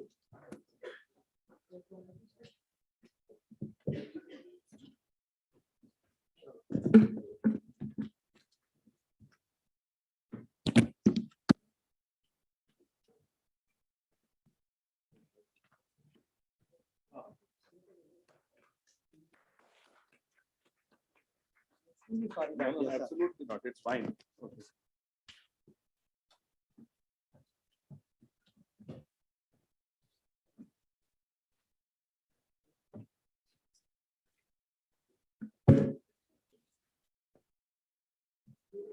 We have amongst us Mr. Ankur Dev. He is the CEO of the Rail Business Division, Escorts Kubota Limited. Escorts is very much in the news nowadays for various things, including solving one of the railways capacity augmentation issue, that is in terms of development of the brakes. So they are very seriously inclined to develop the brakes for the rolling stock. Mr. Ankur, I'll leave the introduction part because these are all eminent panelists of veterans, and you can always Google them, and this is the benefit of the digital this thing. Just look at your mobile and you will get their profiles, fantastic profiles. They have lots of achievements on their this thing. So, Mr. Ankur, I would like to know how is Escorts Kubota catering to the modern rolling stock components requirements, and how do you see this industry evolving, and what would be your contribution in the growing in terms of capacity and quality? And I would request all my esteemed panelists to kindly just share the main thoughts and be restricted to 3 minutes only, because otherwise the lunch is getting delayed and we don't want that the audience is full of anger. So good afternoon, everyone. So I will take care of the instruction. So I represent Escorts Kubota Limited, Railway Equipment Business Division. So we are partnering with Indian Railways from almost last 60 years. And we are basically supplying multiple components for rolling stock, different kind of rolling stock we see in India. So to have a brief description of what all we supply. So basically we are supplying brakes, couplers, dampers, and other friction products. These are our products which we are supplying from many decades. And other than that, we have been getting into many more products. I will briefly touch upon that also. So we are getting into the doors, HVAC, which is heating, ventilation, and air conditioning. We are getting into electric panels and the toilet system. So these components we are supplying for LHB coaches, for old ICF coaches, for freight wagons, and even for the EMUs. So in terms of modernization, so right now we are working on the development of all these products for Vande Bharat. So we have already developed the brakes, couplers, dampers for Vande Bharat, and we have already secured the orders from Indian Railways, and we are in the process of supplying these components for Vande Bharat. Other than this, as I mentioned, so we have also developed or in the process of developing 5 more products for Vande Bharat, which is HVAC, air spring, toilet system, doors, and electric panels. For some of these components, we have even taken the technology from the global leaders in the particular component. So just to give example, for air spring, we have a technology tie-up with Nita Japan. They are the world leader in the air spring supplies. So that's how we have been working with Indian Railways and supplying these components. And we are now, as we know that Vande Bharat manufacturing will be done by a lot of private players also. So now we are working with all these car builders, be it Titagarh, be it TMH RVNL joint venture or Alstom or BML. So we are working with all these car builders to provide these components. The main part is that we are an Indian company. All these products are localized and our focus is on providing these components at the best cost effective prices and the best quality, considering the kind of contract which have been rolled out by Indian Railways, mentioning the 35 years maintenance part also. So we are taking care of all this and ensuring that we are supplying these components and there are no concerns in terms of these components for the ramp up of Vande Bharat production. Other than this, we are working with the multiple railway organizations outside India also, and we are supplying these components. So we are working even with the CRRC China. So we are supplying our brakes to China and they are using our brakes in their rolling stock or in their cars, which they supply globally. So that's how we have been working in railway business and we are expanding our portfolio for various kind of components of rolling stock. And we are working for all, whether it is passenger coaches, freight wagons, locomotives or EMU. Thank you very much. Thank you, Ankur. I think you have a fantastic range of items up your sleeve and you people are engaged into doing good job and a lot of development activity. So I congratulate you and also wish you good luck because ICF is the hero nowadays. Earlier it used to be CNW, BLW, but now I think ICF is the churning out the Vande Bharat, Vande Metro, Vande Sadharan, Vande Express, and so on. And they have the minimized version of the sleeper, which they have, I think, ordered. And then the Russian, this thing is coming up. And then we have our panelist, the BHEL also, they are also building the sleeper class and then so on, so forth. Thank you very much. In case there is anything, I'll come back later. We have amongst ourselves former member, Mr. Rajesh Agarwal, former member Rolling Stock. He's 1980 batch of IRSME mechanical engineers. And his vast experience in various kind of activities. Various railways he has worked, served in 8 zonal railways.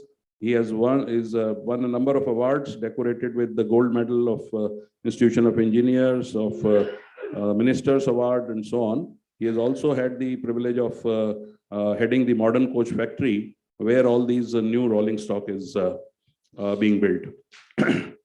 So I have a question from Mr. Agarwal, and that is related to the modern rolling stock. So I would like to ask you, sir, where is the rolling stock development in terms of the quantity, capacity, and the quality heading in terms of the global benchmarks? If you would kindly answer. Good afternoon, everybody, and thank you for having me here. See, Indian Railways for about 100 years, 150 years, we were always short of rolling stock. So why we didn't have trains? Because we didn't have rolling stock. But we turned the corner about 3 or 4 years ago, where we exponentially increased our production capacity of rolling stock. And that not only allowed us to have enough rolling stock, more than enough rolling stock, and allowed us to bring in all the new technology to upgrade our rolling stock. So that led to the complete introduction of LHB and complete induction of the Vande Bharats. So now we are not short of rolling stock. And we are already the largest, ICF is the largest rolling stock coach factory in the world. India can become the largest coach manufacturer in the world, not only for its own requirement, but for also abroad. So I think now that's not a problem. What we now really need to do is to rationalize what we have and to put it back on track. Just one simple thought I'd like to place, apart from any questions you may have, is that these days we are having a very large induction of Vande Bharat trains. These Vande Bharat trains got started when I was the member of the rolling board, member of the railway board. And the The objective behind the introduction of these trains, these semi-high-speed trains, were that they should be point-to-point trains. And point-to-point trains will connect to regional trains, and they will connect to suburban trains, and they will connect to metro trains. But what's unfortunately happened for various reasons is now that we have these trains crisscrossing the country from everywhere to everywhere. So I'll just give you one brief example. As I said, now we really need to rationalize. We have more than enough capacity. We have enough inputs as far as technology is concerned. We have enough inputs to crisscross this entire country with semi-high-speed trains. But what we need to do is some basic rationalization. And since we are, all experts, enlightened, experienced people sitting here, this is the kind of forum where the PhD chambers of commerce can also put in a blueprint for this purpose. The most recent example is the introduction of a Vande Bharat train between, let's say, Jaipur and Udaipur. This train has been introduced at a speed of, I think, about 70 kilometers per hour on an average for a train that can actually do double that speed. And its running time is approximately the same as what you might take by car going from Jaipur to Udaipur. So my simple point was that we have to now rationalize and understand why this train cannot be from Delhi to Udaipur. Why should it simply be Jaipur to Udaipur? And we also know that Delhi to Udaipur is lesser distance than Delhi to Varanasi. And we already have a Vande Bharat from Delhi to Varanasi. So instead of having it from Jaipur to Udaipur, you have to rationalize from Delhi to Udaipur. That makes it a point-to-point service. And then it can be backed up by regional services, etc. So I think the thrust now should be in steering the rationalization, because we brought in all this with a lot of thought and with a lot of industry support at one point of time. I think we need to go back to that. And as I was listening to the initial speech of Mr. Dhingra, that the PhD chambers, just prepares the blueprint for getting this organized in a way that it can move forward. I think we can work in that direction and integrate it with our national rail plan, improve the speeds. In introducing a Vande Bharat that's 70 kmph, I think is like, and for a distance of about 450 kilometers, is perhaps not the best idea in current times. So this is an age of aspirations, and an aspirational Indian is being talked about all over. With the G20, I think the flag is getting higher and the benchmarks are getting higher. Where are we in terms of the global benchmark? In terms of, can Vande Bharat be the Shinkansen of from global south or from India? And how far we are from that aspirational dream, I would say. So actually the very high speed trains, which are, let's say, more than 300 kilometers per hour or 350 kilometers per hour, they are not the success stories of the world. What the world essentially needs is semi-high speed trains. Now, we would not need a 350 or a 400 kilometer per hour train in India. We would perhaps need trains in the range of 200 to 250 kilometers per hour. And I'd be quite happy to do Mumbai-Delhi in less than 12 hours. I'd be very happy to do Mumbai-Kolkata in less than 12 hours. I'll be very happy to run, point-to-point services up to a range of 800 to 1,000 kilometers. And all this can be done by semi-high speed trains. And when we had made the initial blueprint, when we had started the production of Vande Bharat trains, unfortunately, it went into several hiccups.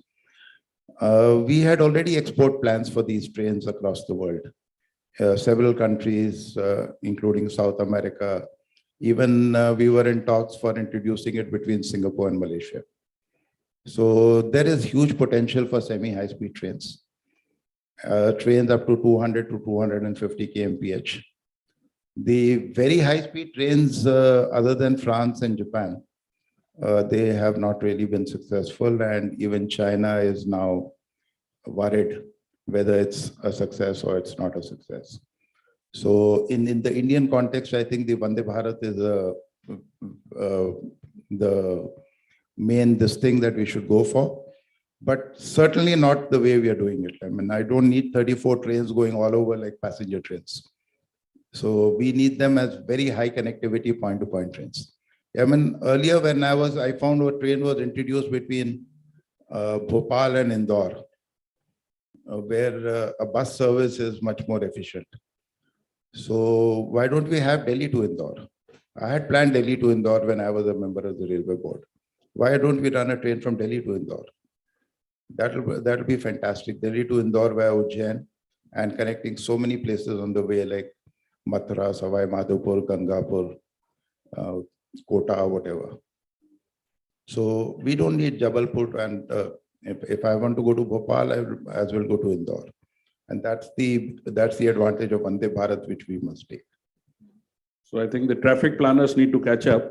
The rolling stock is there, but the traffic planners need to rationalize the routes. Thank you very much, sir. We have amongst us Mr. Sanjeev Garg, Managing Director, Pipavav Rail Corporation Limited. Mr. Garg has been a railway traffic services officer and had earlier very good assignments at senior assignments at the railway board. And like he was a former additional member, and he has also worked in various zonal railways, also RVNL.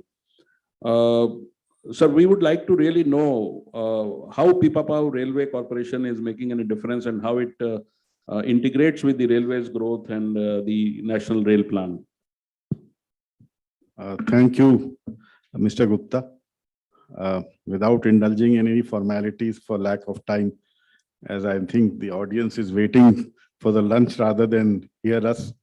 But nevertheless, quickly, I'll just mention that Pipavav Rail Corporation is a special purpose vehicle, which was the first public-private partnership project between the Indian Railways and a privately managed port, that is Port of Pipavav, which is in Gujarat, Saurashtra area. And basically, PRCL was created for providing broad gauge rail connectivity with the Indian Railway network and the port, for which we have a 270-kilometer long railway line, which is managed by PRCL and was fully funded by PRCL for providing this port connectivity. We are now 20 years old and we have a concession from the Ministry of Railways for 33 years, whereafter the assets would be handed back to the Indian Railways. Meanwhile, we have from our own resources electrified the line fully with high-rise OHE, which is fit for double stack container movement. And today, Pipavav Port is the only port in the entire world having high-rise OHE, which is fit for double stack container movement under wire. And we are also fortunate to be associated with Pipavav Port, which is managed by AP Moller Terminals with their headquarters in Rotterdam. And they are managing 75 ports across the world, one of them being Pipavav. So, and as you also may be aware that AP Moller Terminals is an associate company of Maersk Shipping Line based in Copenhagen. So effectively, we are bringing in not only the best port management practices at Pipavav Port, but within PRCL also, we have been able to imbibe some of the good management practices in our company based on our association with the biggest port management company in the world and the biggest shipping line in the world. So therefore, this really is our plus point. And on top of that, as I've already told you, we have the shareholding pattern in PRCL is equally divided between the Indian Railways and the port, 50% each. So we are in fact, therefore, providing not only port connectivity, we are also a container train operator. And we have been declared as the main rail logistics arm for Maersk Shipping Line. And we are running our own container trains in North India and Pipavav Port. So we are doing this kind of, multifarious activities and bringing in good port management and rail practices into the country. I think since time is short, I'll not say anything further, but I'll be open to any questions. Thank you very much. I think we'll take the questions at the end of the session. Thank you for enlightening us about the fantastic project of the Bipapav Rail Corporation, which was there. Now I move on. Amongst us, we have Mr. Anshul Gupta. He's the former General Manager of Northeast Frontier Railway. He's a Indian Railway Service of Signal Engineers domain and 84 batch. He has been additional member Signal at Railway Board, and he has been DRMs in various divisions, Southeastern Railway, Northern Division, Northern Railway. He has been instrumental in development of suitable policies for developing of the modern signaling system. So nowadays we hear a lot of the signaling system after the Balasore tragedies. There is a separate fund being provided, but as in the position of general manager, having looked after the entire domain of activities, it's not only related to signaling, but the entire gamut of activities, sir. I would like to really request you to enlighten us in terms of the infrastructure development, which is the current focus of the railways, and also in terms of the National Rail Plan. How is railways geared up, and your personal experience in terms of NF Railway? We heard a lot about you. You were all over the media, and you did some really pioneering work. So kindly enlighten us on that. Thank you, Sarji. Though I had a presentation, but I think I just explained. I think in the morning, a lot of discussions were taking place. National Rail Plan, Mission 3000 by 2030. So to achieve that thing, if you calculate, then we have to, Indian Railways have to grow by more than 20% year on year. How that will happen? So the railways have to work not only on demand side, there's plenty of the demand is available, but also the most important is supply, infrastructure additions, which you have mentioned also. And third is how the processes and the people, they should change themselves. So these are the 4 steps which, in my opinion, we should do. And I try to do a few of these on NF Railway to achieve whatever our team could do there. In the first step, which is basically for the integration of the entire logistic network. So we have developed a few terminals, but one of the terminal, which is coming up near IIT Guwahati, it is totally a smart freight cargo terminal, equipped with AI-powered bays, sorting, lifting, unloading, all the entire system, which is getting developed. And that's the way once we have to develop. And all the stakeholders from end to end and the transportation of the cargo will be part of that smart. So that's the way to tackle the supply side, because we have to cut the logistic cost. Currently, a cargo which moves from say a private operator which offers this or runs this offers this private train, or he has given this permission also from Guwahati to say Bangalore. And the guarantee which we have given is 72 hours, but it takes at least 17 days. So that type of thing we have to correct, and that's the only way is by to have smart yards, smart logistic systems, integrate all the stakeholders in that thing.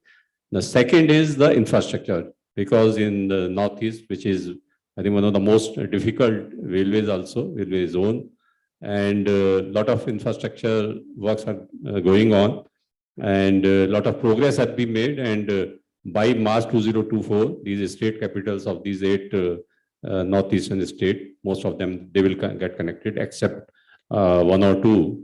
And there also, we have seen that while doing these projects in infrastructure, we need certain enhancement, which is a topic also today.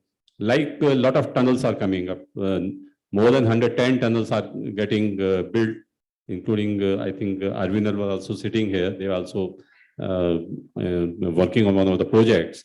The major, you can say, the hindrance which comes while making a tunnel is not to use TBMs.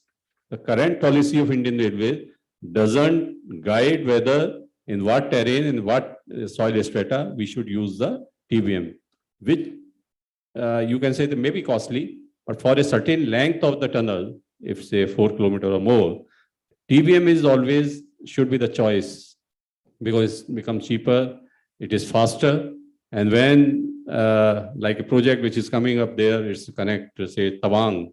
Survey has been done and Army has also approved the project. Now the financing is getting finalized. A tunnel as long as 40 kilometers is coming up. Without TBM, if we go, it will take centuries to complete that tunnel. That's why the process to handle these tunnels. Then second is the ballast test track. Because a few years back, railways took a decision that tunnels will be ballasted.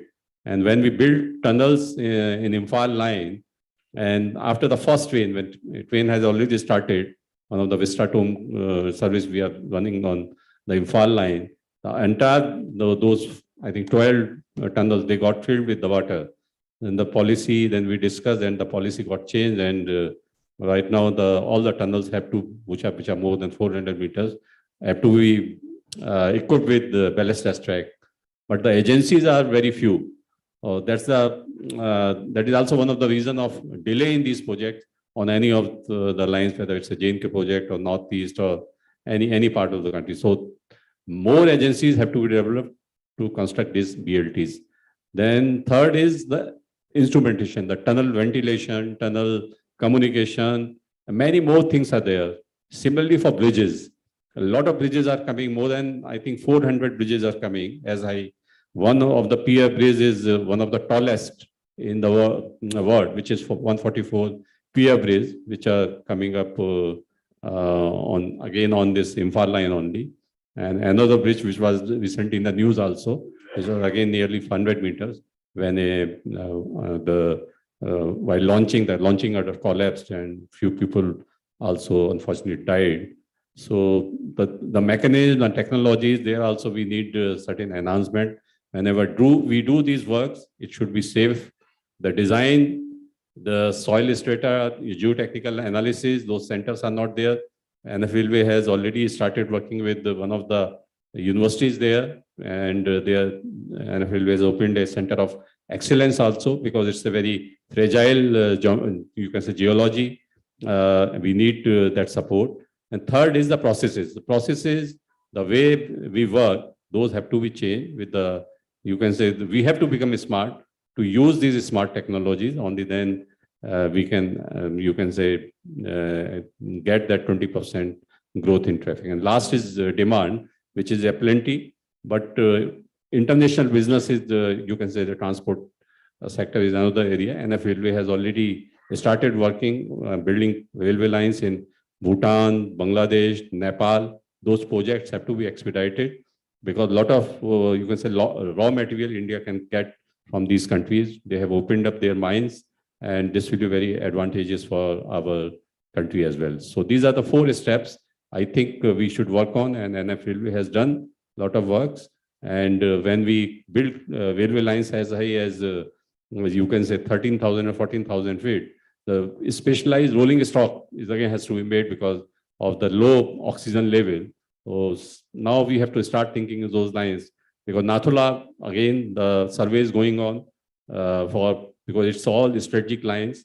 It's a need of the defense. Even defense is asking for an armored train after seeing what is happening globally. So we have a lot of challenges, lot of opportunities for the industry to build these new kind of, you can say, demand which is coming up from our customers, from government as well as private side. Thank you. Thank you for that enlightening note and information. I think there is an intent, and there is the budget. So Northeast, as long as the budget is there and the intent is there, all these things will happen. India is not only excelling in product but also services. So maybe somebody may plan a Davos like infrastructure or a resort, which is the center of World Economic Forum. So why not in the Northeast? And with the Vista Domes and the various initiatives taken by you and the successors, I think this will be a not so distant reality, that we'll be traveling very easily along with our IRCTC friends to travel to Northeast so easily. Thank you very much. We have Mr. Sanjay Goyal, who is General Manager and Head of the Transportation Business, BHEL. So BHEL has been around into the power sector for ages, and now also into the rolling stock for quite some time. And they are winning laurels after another. Recently, they got the order from Railway Board. So I would like to ask you, Mr. Goyal, in terms of the Vande Bharat ecosystem, what is the readiness and what are the challenges that you think may be there, and what is the way out to overcome all those? Yeah, thank you. Good afternoon, everybody. First, I would like to introduce my company. I am from BHEL. We are more than 60-year-old company, and we are in railways business since 1962. We were the original suppliers for all the electrics for the MEMUs, EMUs, and the DEMUs. And we have supplied more than 800 locos to Indian Railways. We are the only Indian company, PSU, other than Indian Railways, who is making locos. And we have a complete facility in Jhansi for that. We have supplied the first air-conditioned EMUs, which is running in Bombay since 2017. There are 13 rakes which are running there. We have supplied number of three-phase underslung electrics MEMUs to ICF as well as RCF. And this prestigious order, which we have won, Vande Bharat, I would like to tell about a few challenges regarding this. As you know, the first challenge is the timeline which Railways has given. Since it's a totally new concept of this requires a lot of planning and a lot of design activities. We have adopted the railways design for bogies as well as for the coaches. So we intend to get some time benefit in that. But other things, the ecosystem for this such type of trains is really not fully developed in India. We still have very limited vendors for as doors, brakes, and many other things. So it's a challenge for us. We are looking for new vendors. We have a very good partner with us, Mr. Titagarh, who is going to do the mechanical part, the coach building part. And we are constantly looking for new opportunities, for new tie-ups, so that we can, our target is to maximize the indigenization of the train. Because today we are asking for 60%, but ultimately, as the real challenge is to maximize it to 90%, so that India can become one of the this can become the star product of Indian Railways. And although we have a lot of opportunities in Indian Railways also, but still there, I think that we can go in for exports for semi-high-speed trains. This is the ideal train. So this is a big challenge which we are facing, and we have already started our design process, and we have a very good tie-up for propulsion systems with the leading multinational company. We have engaged one of the best designers for coaches also, and we already have a tie-up with them. So as far as today it is concerned, we are really very much satisfied with the progress, and we are hopeful that we will deliver it. The next challenge is the maintenance part. Since this train carries 35 years maintenance, which is a totally new area for us also. So that we are really looking for tie-ups in that also, and maybe we will go for again for an SPV to execute that, because that is something which requires a lot of quick decisions. So that is how we plan to do it. Thank you, sir. Thank you very much, Mr. Goyal. We have amongst us Mr. Rakesh Sharma. He is General Manager, Business Development of IRCON International. Mr.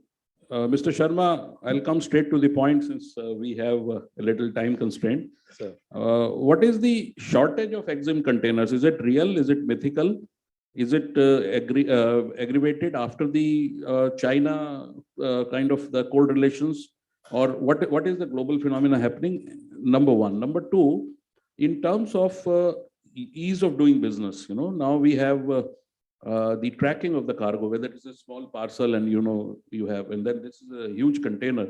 So for a consignee, it's very important where the container is. Sometimes, in terms of stacking, we have seen at the CFS, some containers down below, and then the crane can't reach, and then the consignee and consignor are in the dark where how to get it. So in terms of tracking of these containers, I think you have deployed RFID maybe through NICDC or somebody. Now we have GNSS. I would like to intervene here. Actually, I think you are referring. I'm sorry. I'm confusing with container. I'm sorry. My bad. Sorry. My bad.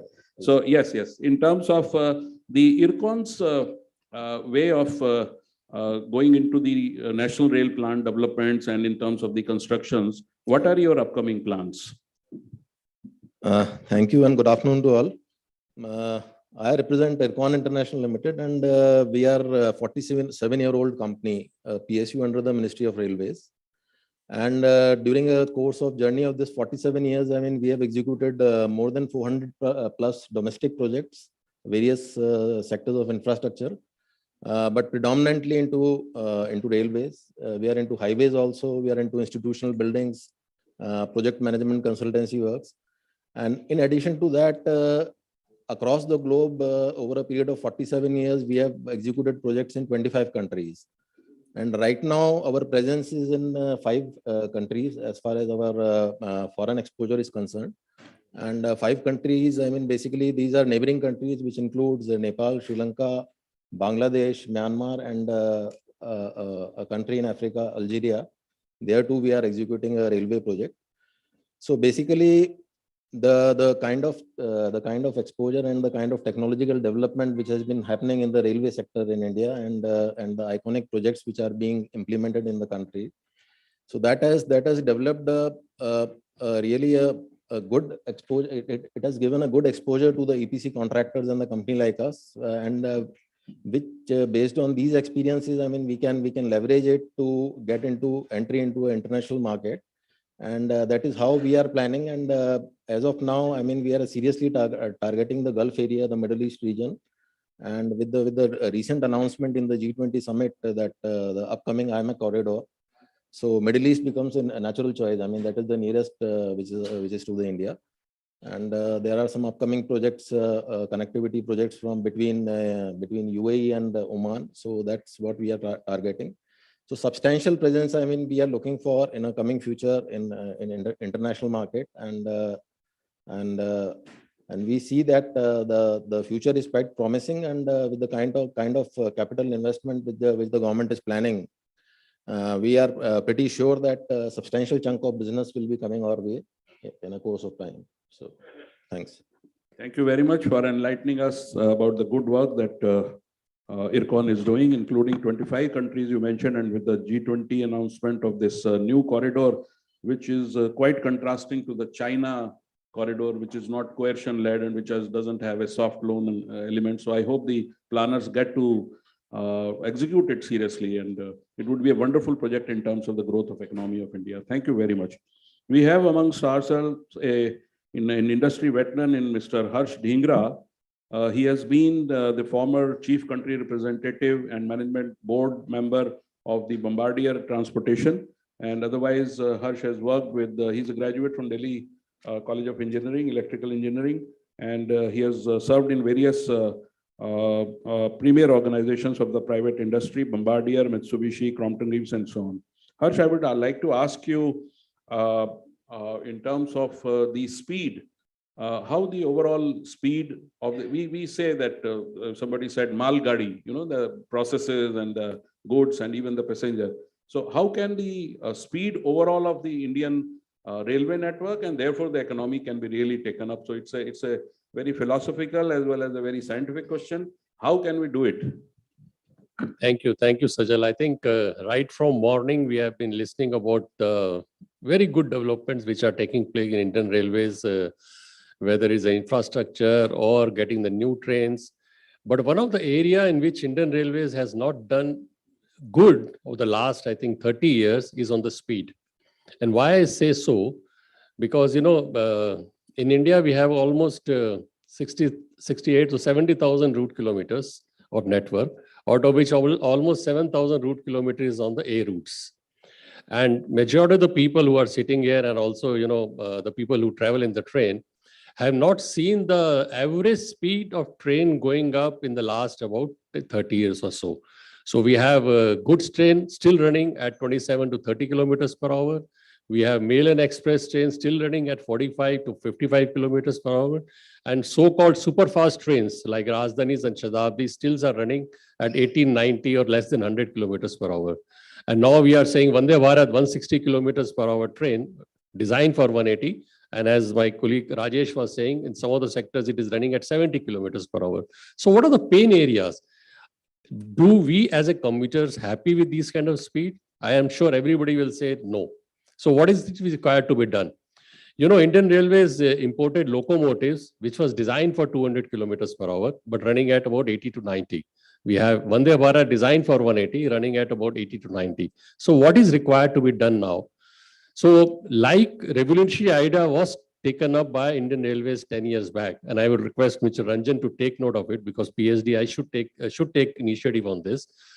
10 years back, we were doing electrification at the rate of 500 to 1,000 kilometers per year. Today, we are doing 3,000 kilometers, and we are almost touching 100% electrification by year 2024.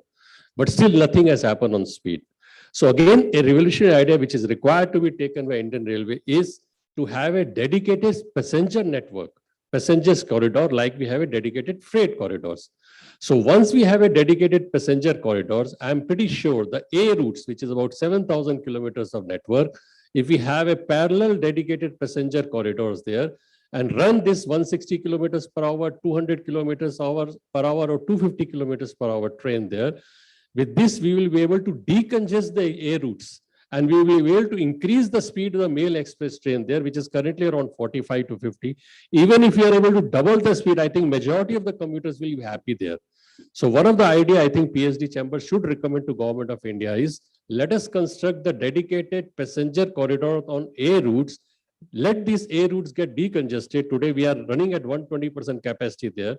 Let it be decongested and have more mail and express trains run on those network and shift all the high-speed trains on 160, 200 because high-speed trains required investment. In case we want to do the modification of A routes to have the train running at 160 or 200 kilometers per hour, the kind of investment which is required to be made, it is better to construct a new network, new dedicated passenger network, which can cater to 200 and 250 kilometers per hour. I am fully in agreement what Rajesh Agarwal was saying is that we don't need 350 kilometers per hour here. Let us construct the line for 200 or 250. We are having the contract which are played at 160 kilometers per hour, which is given to BHEL as well as to TMH. These two players and now further contracts of 200 kmh likely to be coming up in the next 2-3 months time. So these trains will be available in next 6 to 7 years time. So why not we create a dedicated passenger network where these trains can run and we can decongest the existing A routes. So these are the thoughts I think which are required to be given to Indian Railways. I'm pretty sure they would have thought of it, but they have not done anything on the speed for the last 30 years. So why not look at this concept of increasing the speed through the dedicated passenger network? So these are the few thoughts which I was having. In view of a short of time, we can take the question later on. Thank you very much. So I think we need to also take the help of our finance minister for doing this, because the railway minister alone won't be able to carry such a magnanimous task of building a parallel network. But yes, it is for the future. If we are talking of carrying the passengers and enhancing their experience, the parallel, at least in A routes, would be a very good idea in the overall scheme of things. Thank you very much. We have amongst us the last speaker of the day, Mr. Paras Mendiratha. He has been deputed by Mr. Rajkumar Mangla, who unfortunately couldn't make it, who was very keen, was additional member production units and development. So Mr. Mendiratha is right now deputed as Deputy Director at Railway Board. He is an IRSME officer of 2012 batch, mechanical engineering from BIT Ranchi, and also an aerospace engineering from Japan. His MBA in BITS Pilani, and he worked in his, at a young age, he has received Minister of Railway Award and so many outstanding awards in his young career. He is also a Commonwealth scholar. So Mr. Mendiratha, over to you. I think I'll not give you a fixed question. Now, as I just said, that the production units have the limelight. So what is the new initiative happening in these various production units? What is your directorate involved in? How is it aligned with the National Rail Plan vision and the capacity enhancement? I think since I'm the last speaker, I'll go here and show some pictures which audience will be more interested in.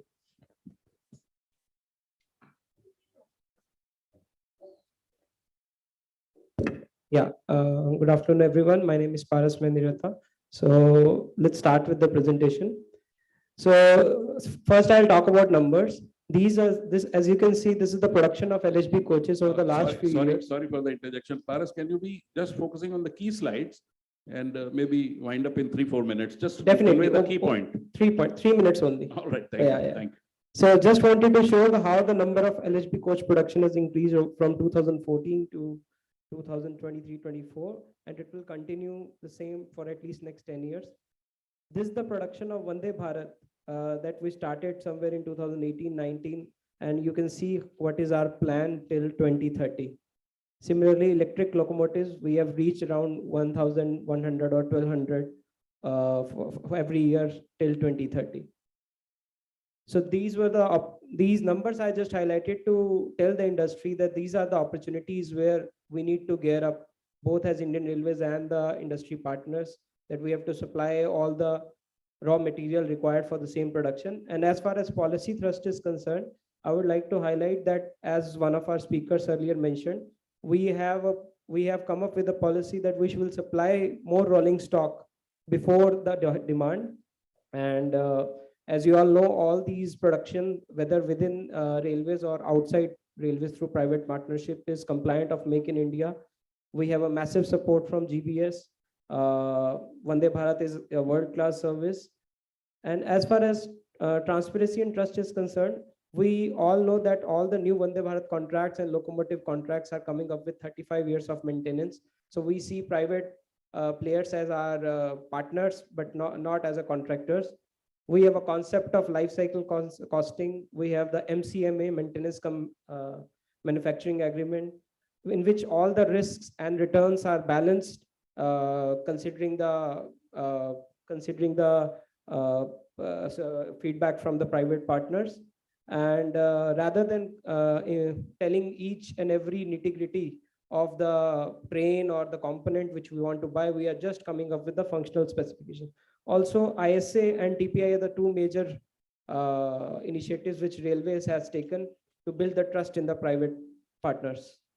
I'll just show you some pictures of the Vande Bharat. Characteristics we all have discussed.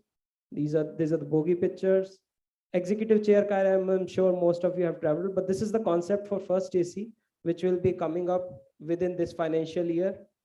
Second AC class, third AC class, toilets, and also Vande Metro, you must be hearing in the news. Again, this will be coming within this financial year.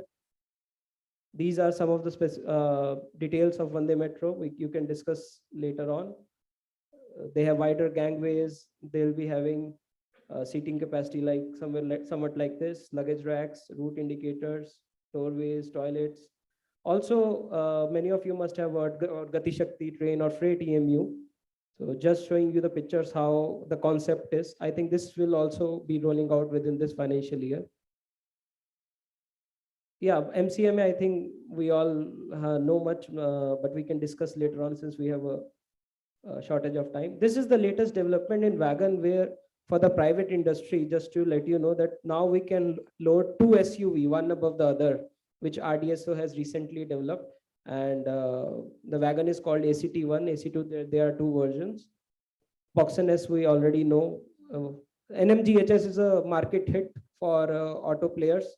We have side loading, front loading, end loading, everything is possible. And this is another recent development by RCF Kapurthala. We call it rail belly freighter. It's just on the same concept of airlines, where we have passengers on the top and cargo at the bottom. This is just a concept I'll show, and there are multiple, and last I will come up with the locos. This loco you already know is already running on Indian Railways. This also already running on Indian Railways, and this is the latest one with Siemens with 35 years of maintenance. Yeah, that's it. Thank you. Thank you very much, Paras. I think a very enlightening talk, and I think there is much more to what the PU Directorate is doing. So many activities, including the new freight wagons and the various MCMAs, which are in tune with the modern FIDIC contacts and taking care of the modern rolling stock requirements. Thank you very much, the esteemed panelists. I think it has been a very, very large panel, normally not usual. And within the given time constraints, I think we could really achieve something. So let's not hold you back from the lunch unless She wants to say something. Can you conclude, please? We'll. Our Lady Friday. I was waiting for you to give the concluding remarks, sir. So first of all, a big round of applause for all our delegates for staying so late and for being so hungry. Thank you for being a part. And a big round of applause for such a versatile panel. Next time, I think we need half a day to learn from all of you. And sorry to cut it short, but then we look forward to more participation from your end. May I request Ranjan Digra sir and Mr. Chaudhary and Mr. Chawla to please join us on the stage, saying a big thank you to our esteemed speakers for this session.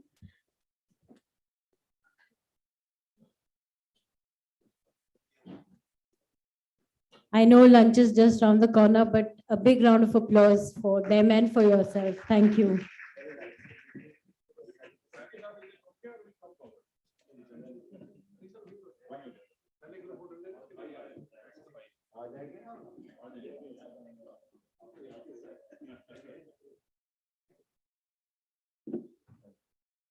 So we'll have the group photograph first.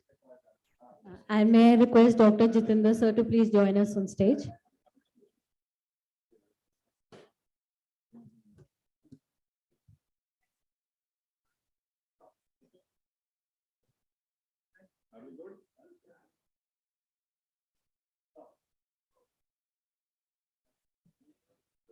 Thank you.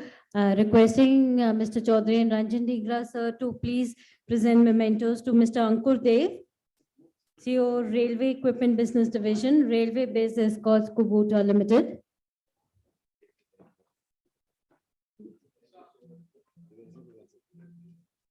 Mr. Anshul Gupta,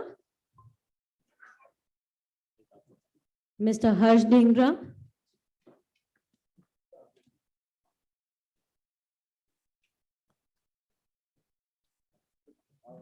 Mr. Rajesh Agarwal,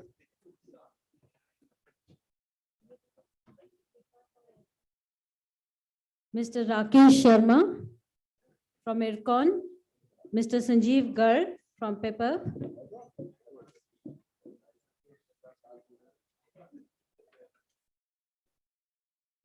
and Mr. Paras Mehndi Rata. I hope I haven't forgotten. I think Anshul sir is being left.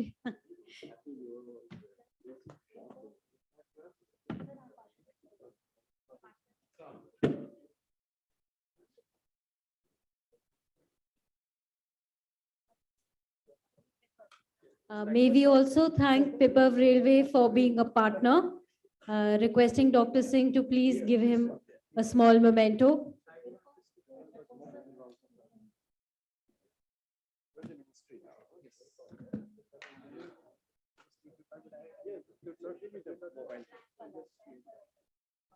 Requesting Mr. Rakesh Sharma from IRCON to please take a memento for being a partner, and thank you for all the efforts, sir. Thank you so much.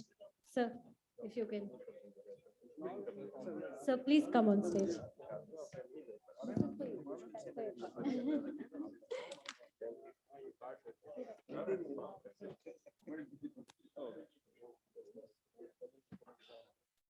Thank you ever so much, and we look forward to seeing you next year for the 11th session. Thank you so much, sir. Big thank you to you, Bhavna. Thanks.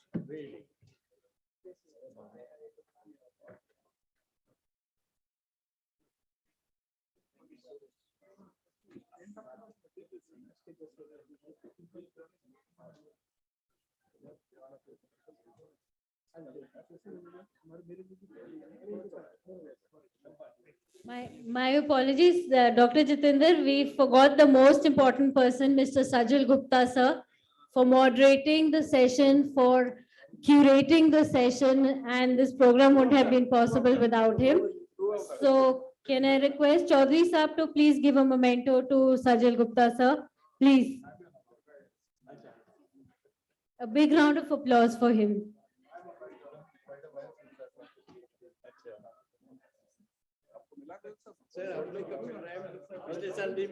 And Mr. Sanjay Goel from BHEL. Please, sir.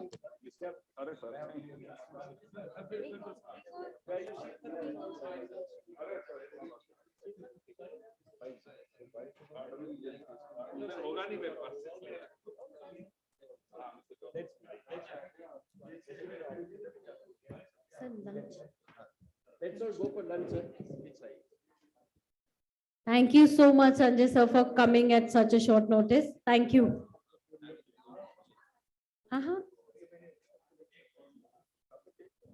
Join us for lunch outside.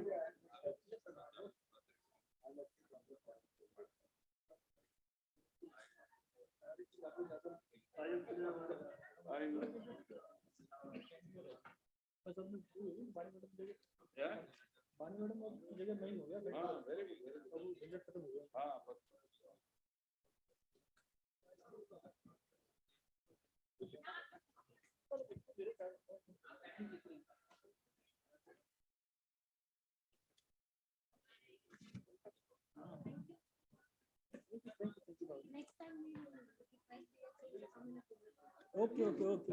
Definitely. Sorry.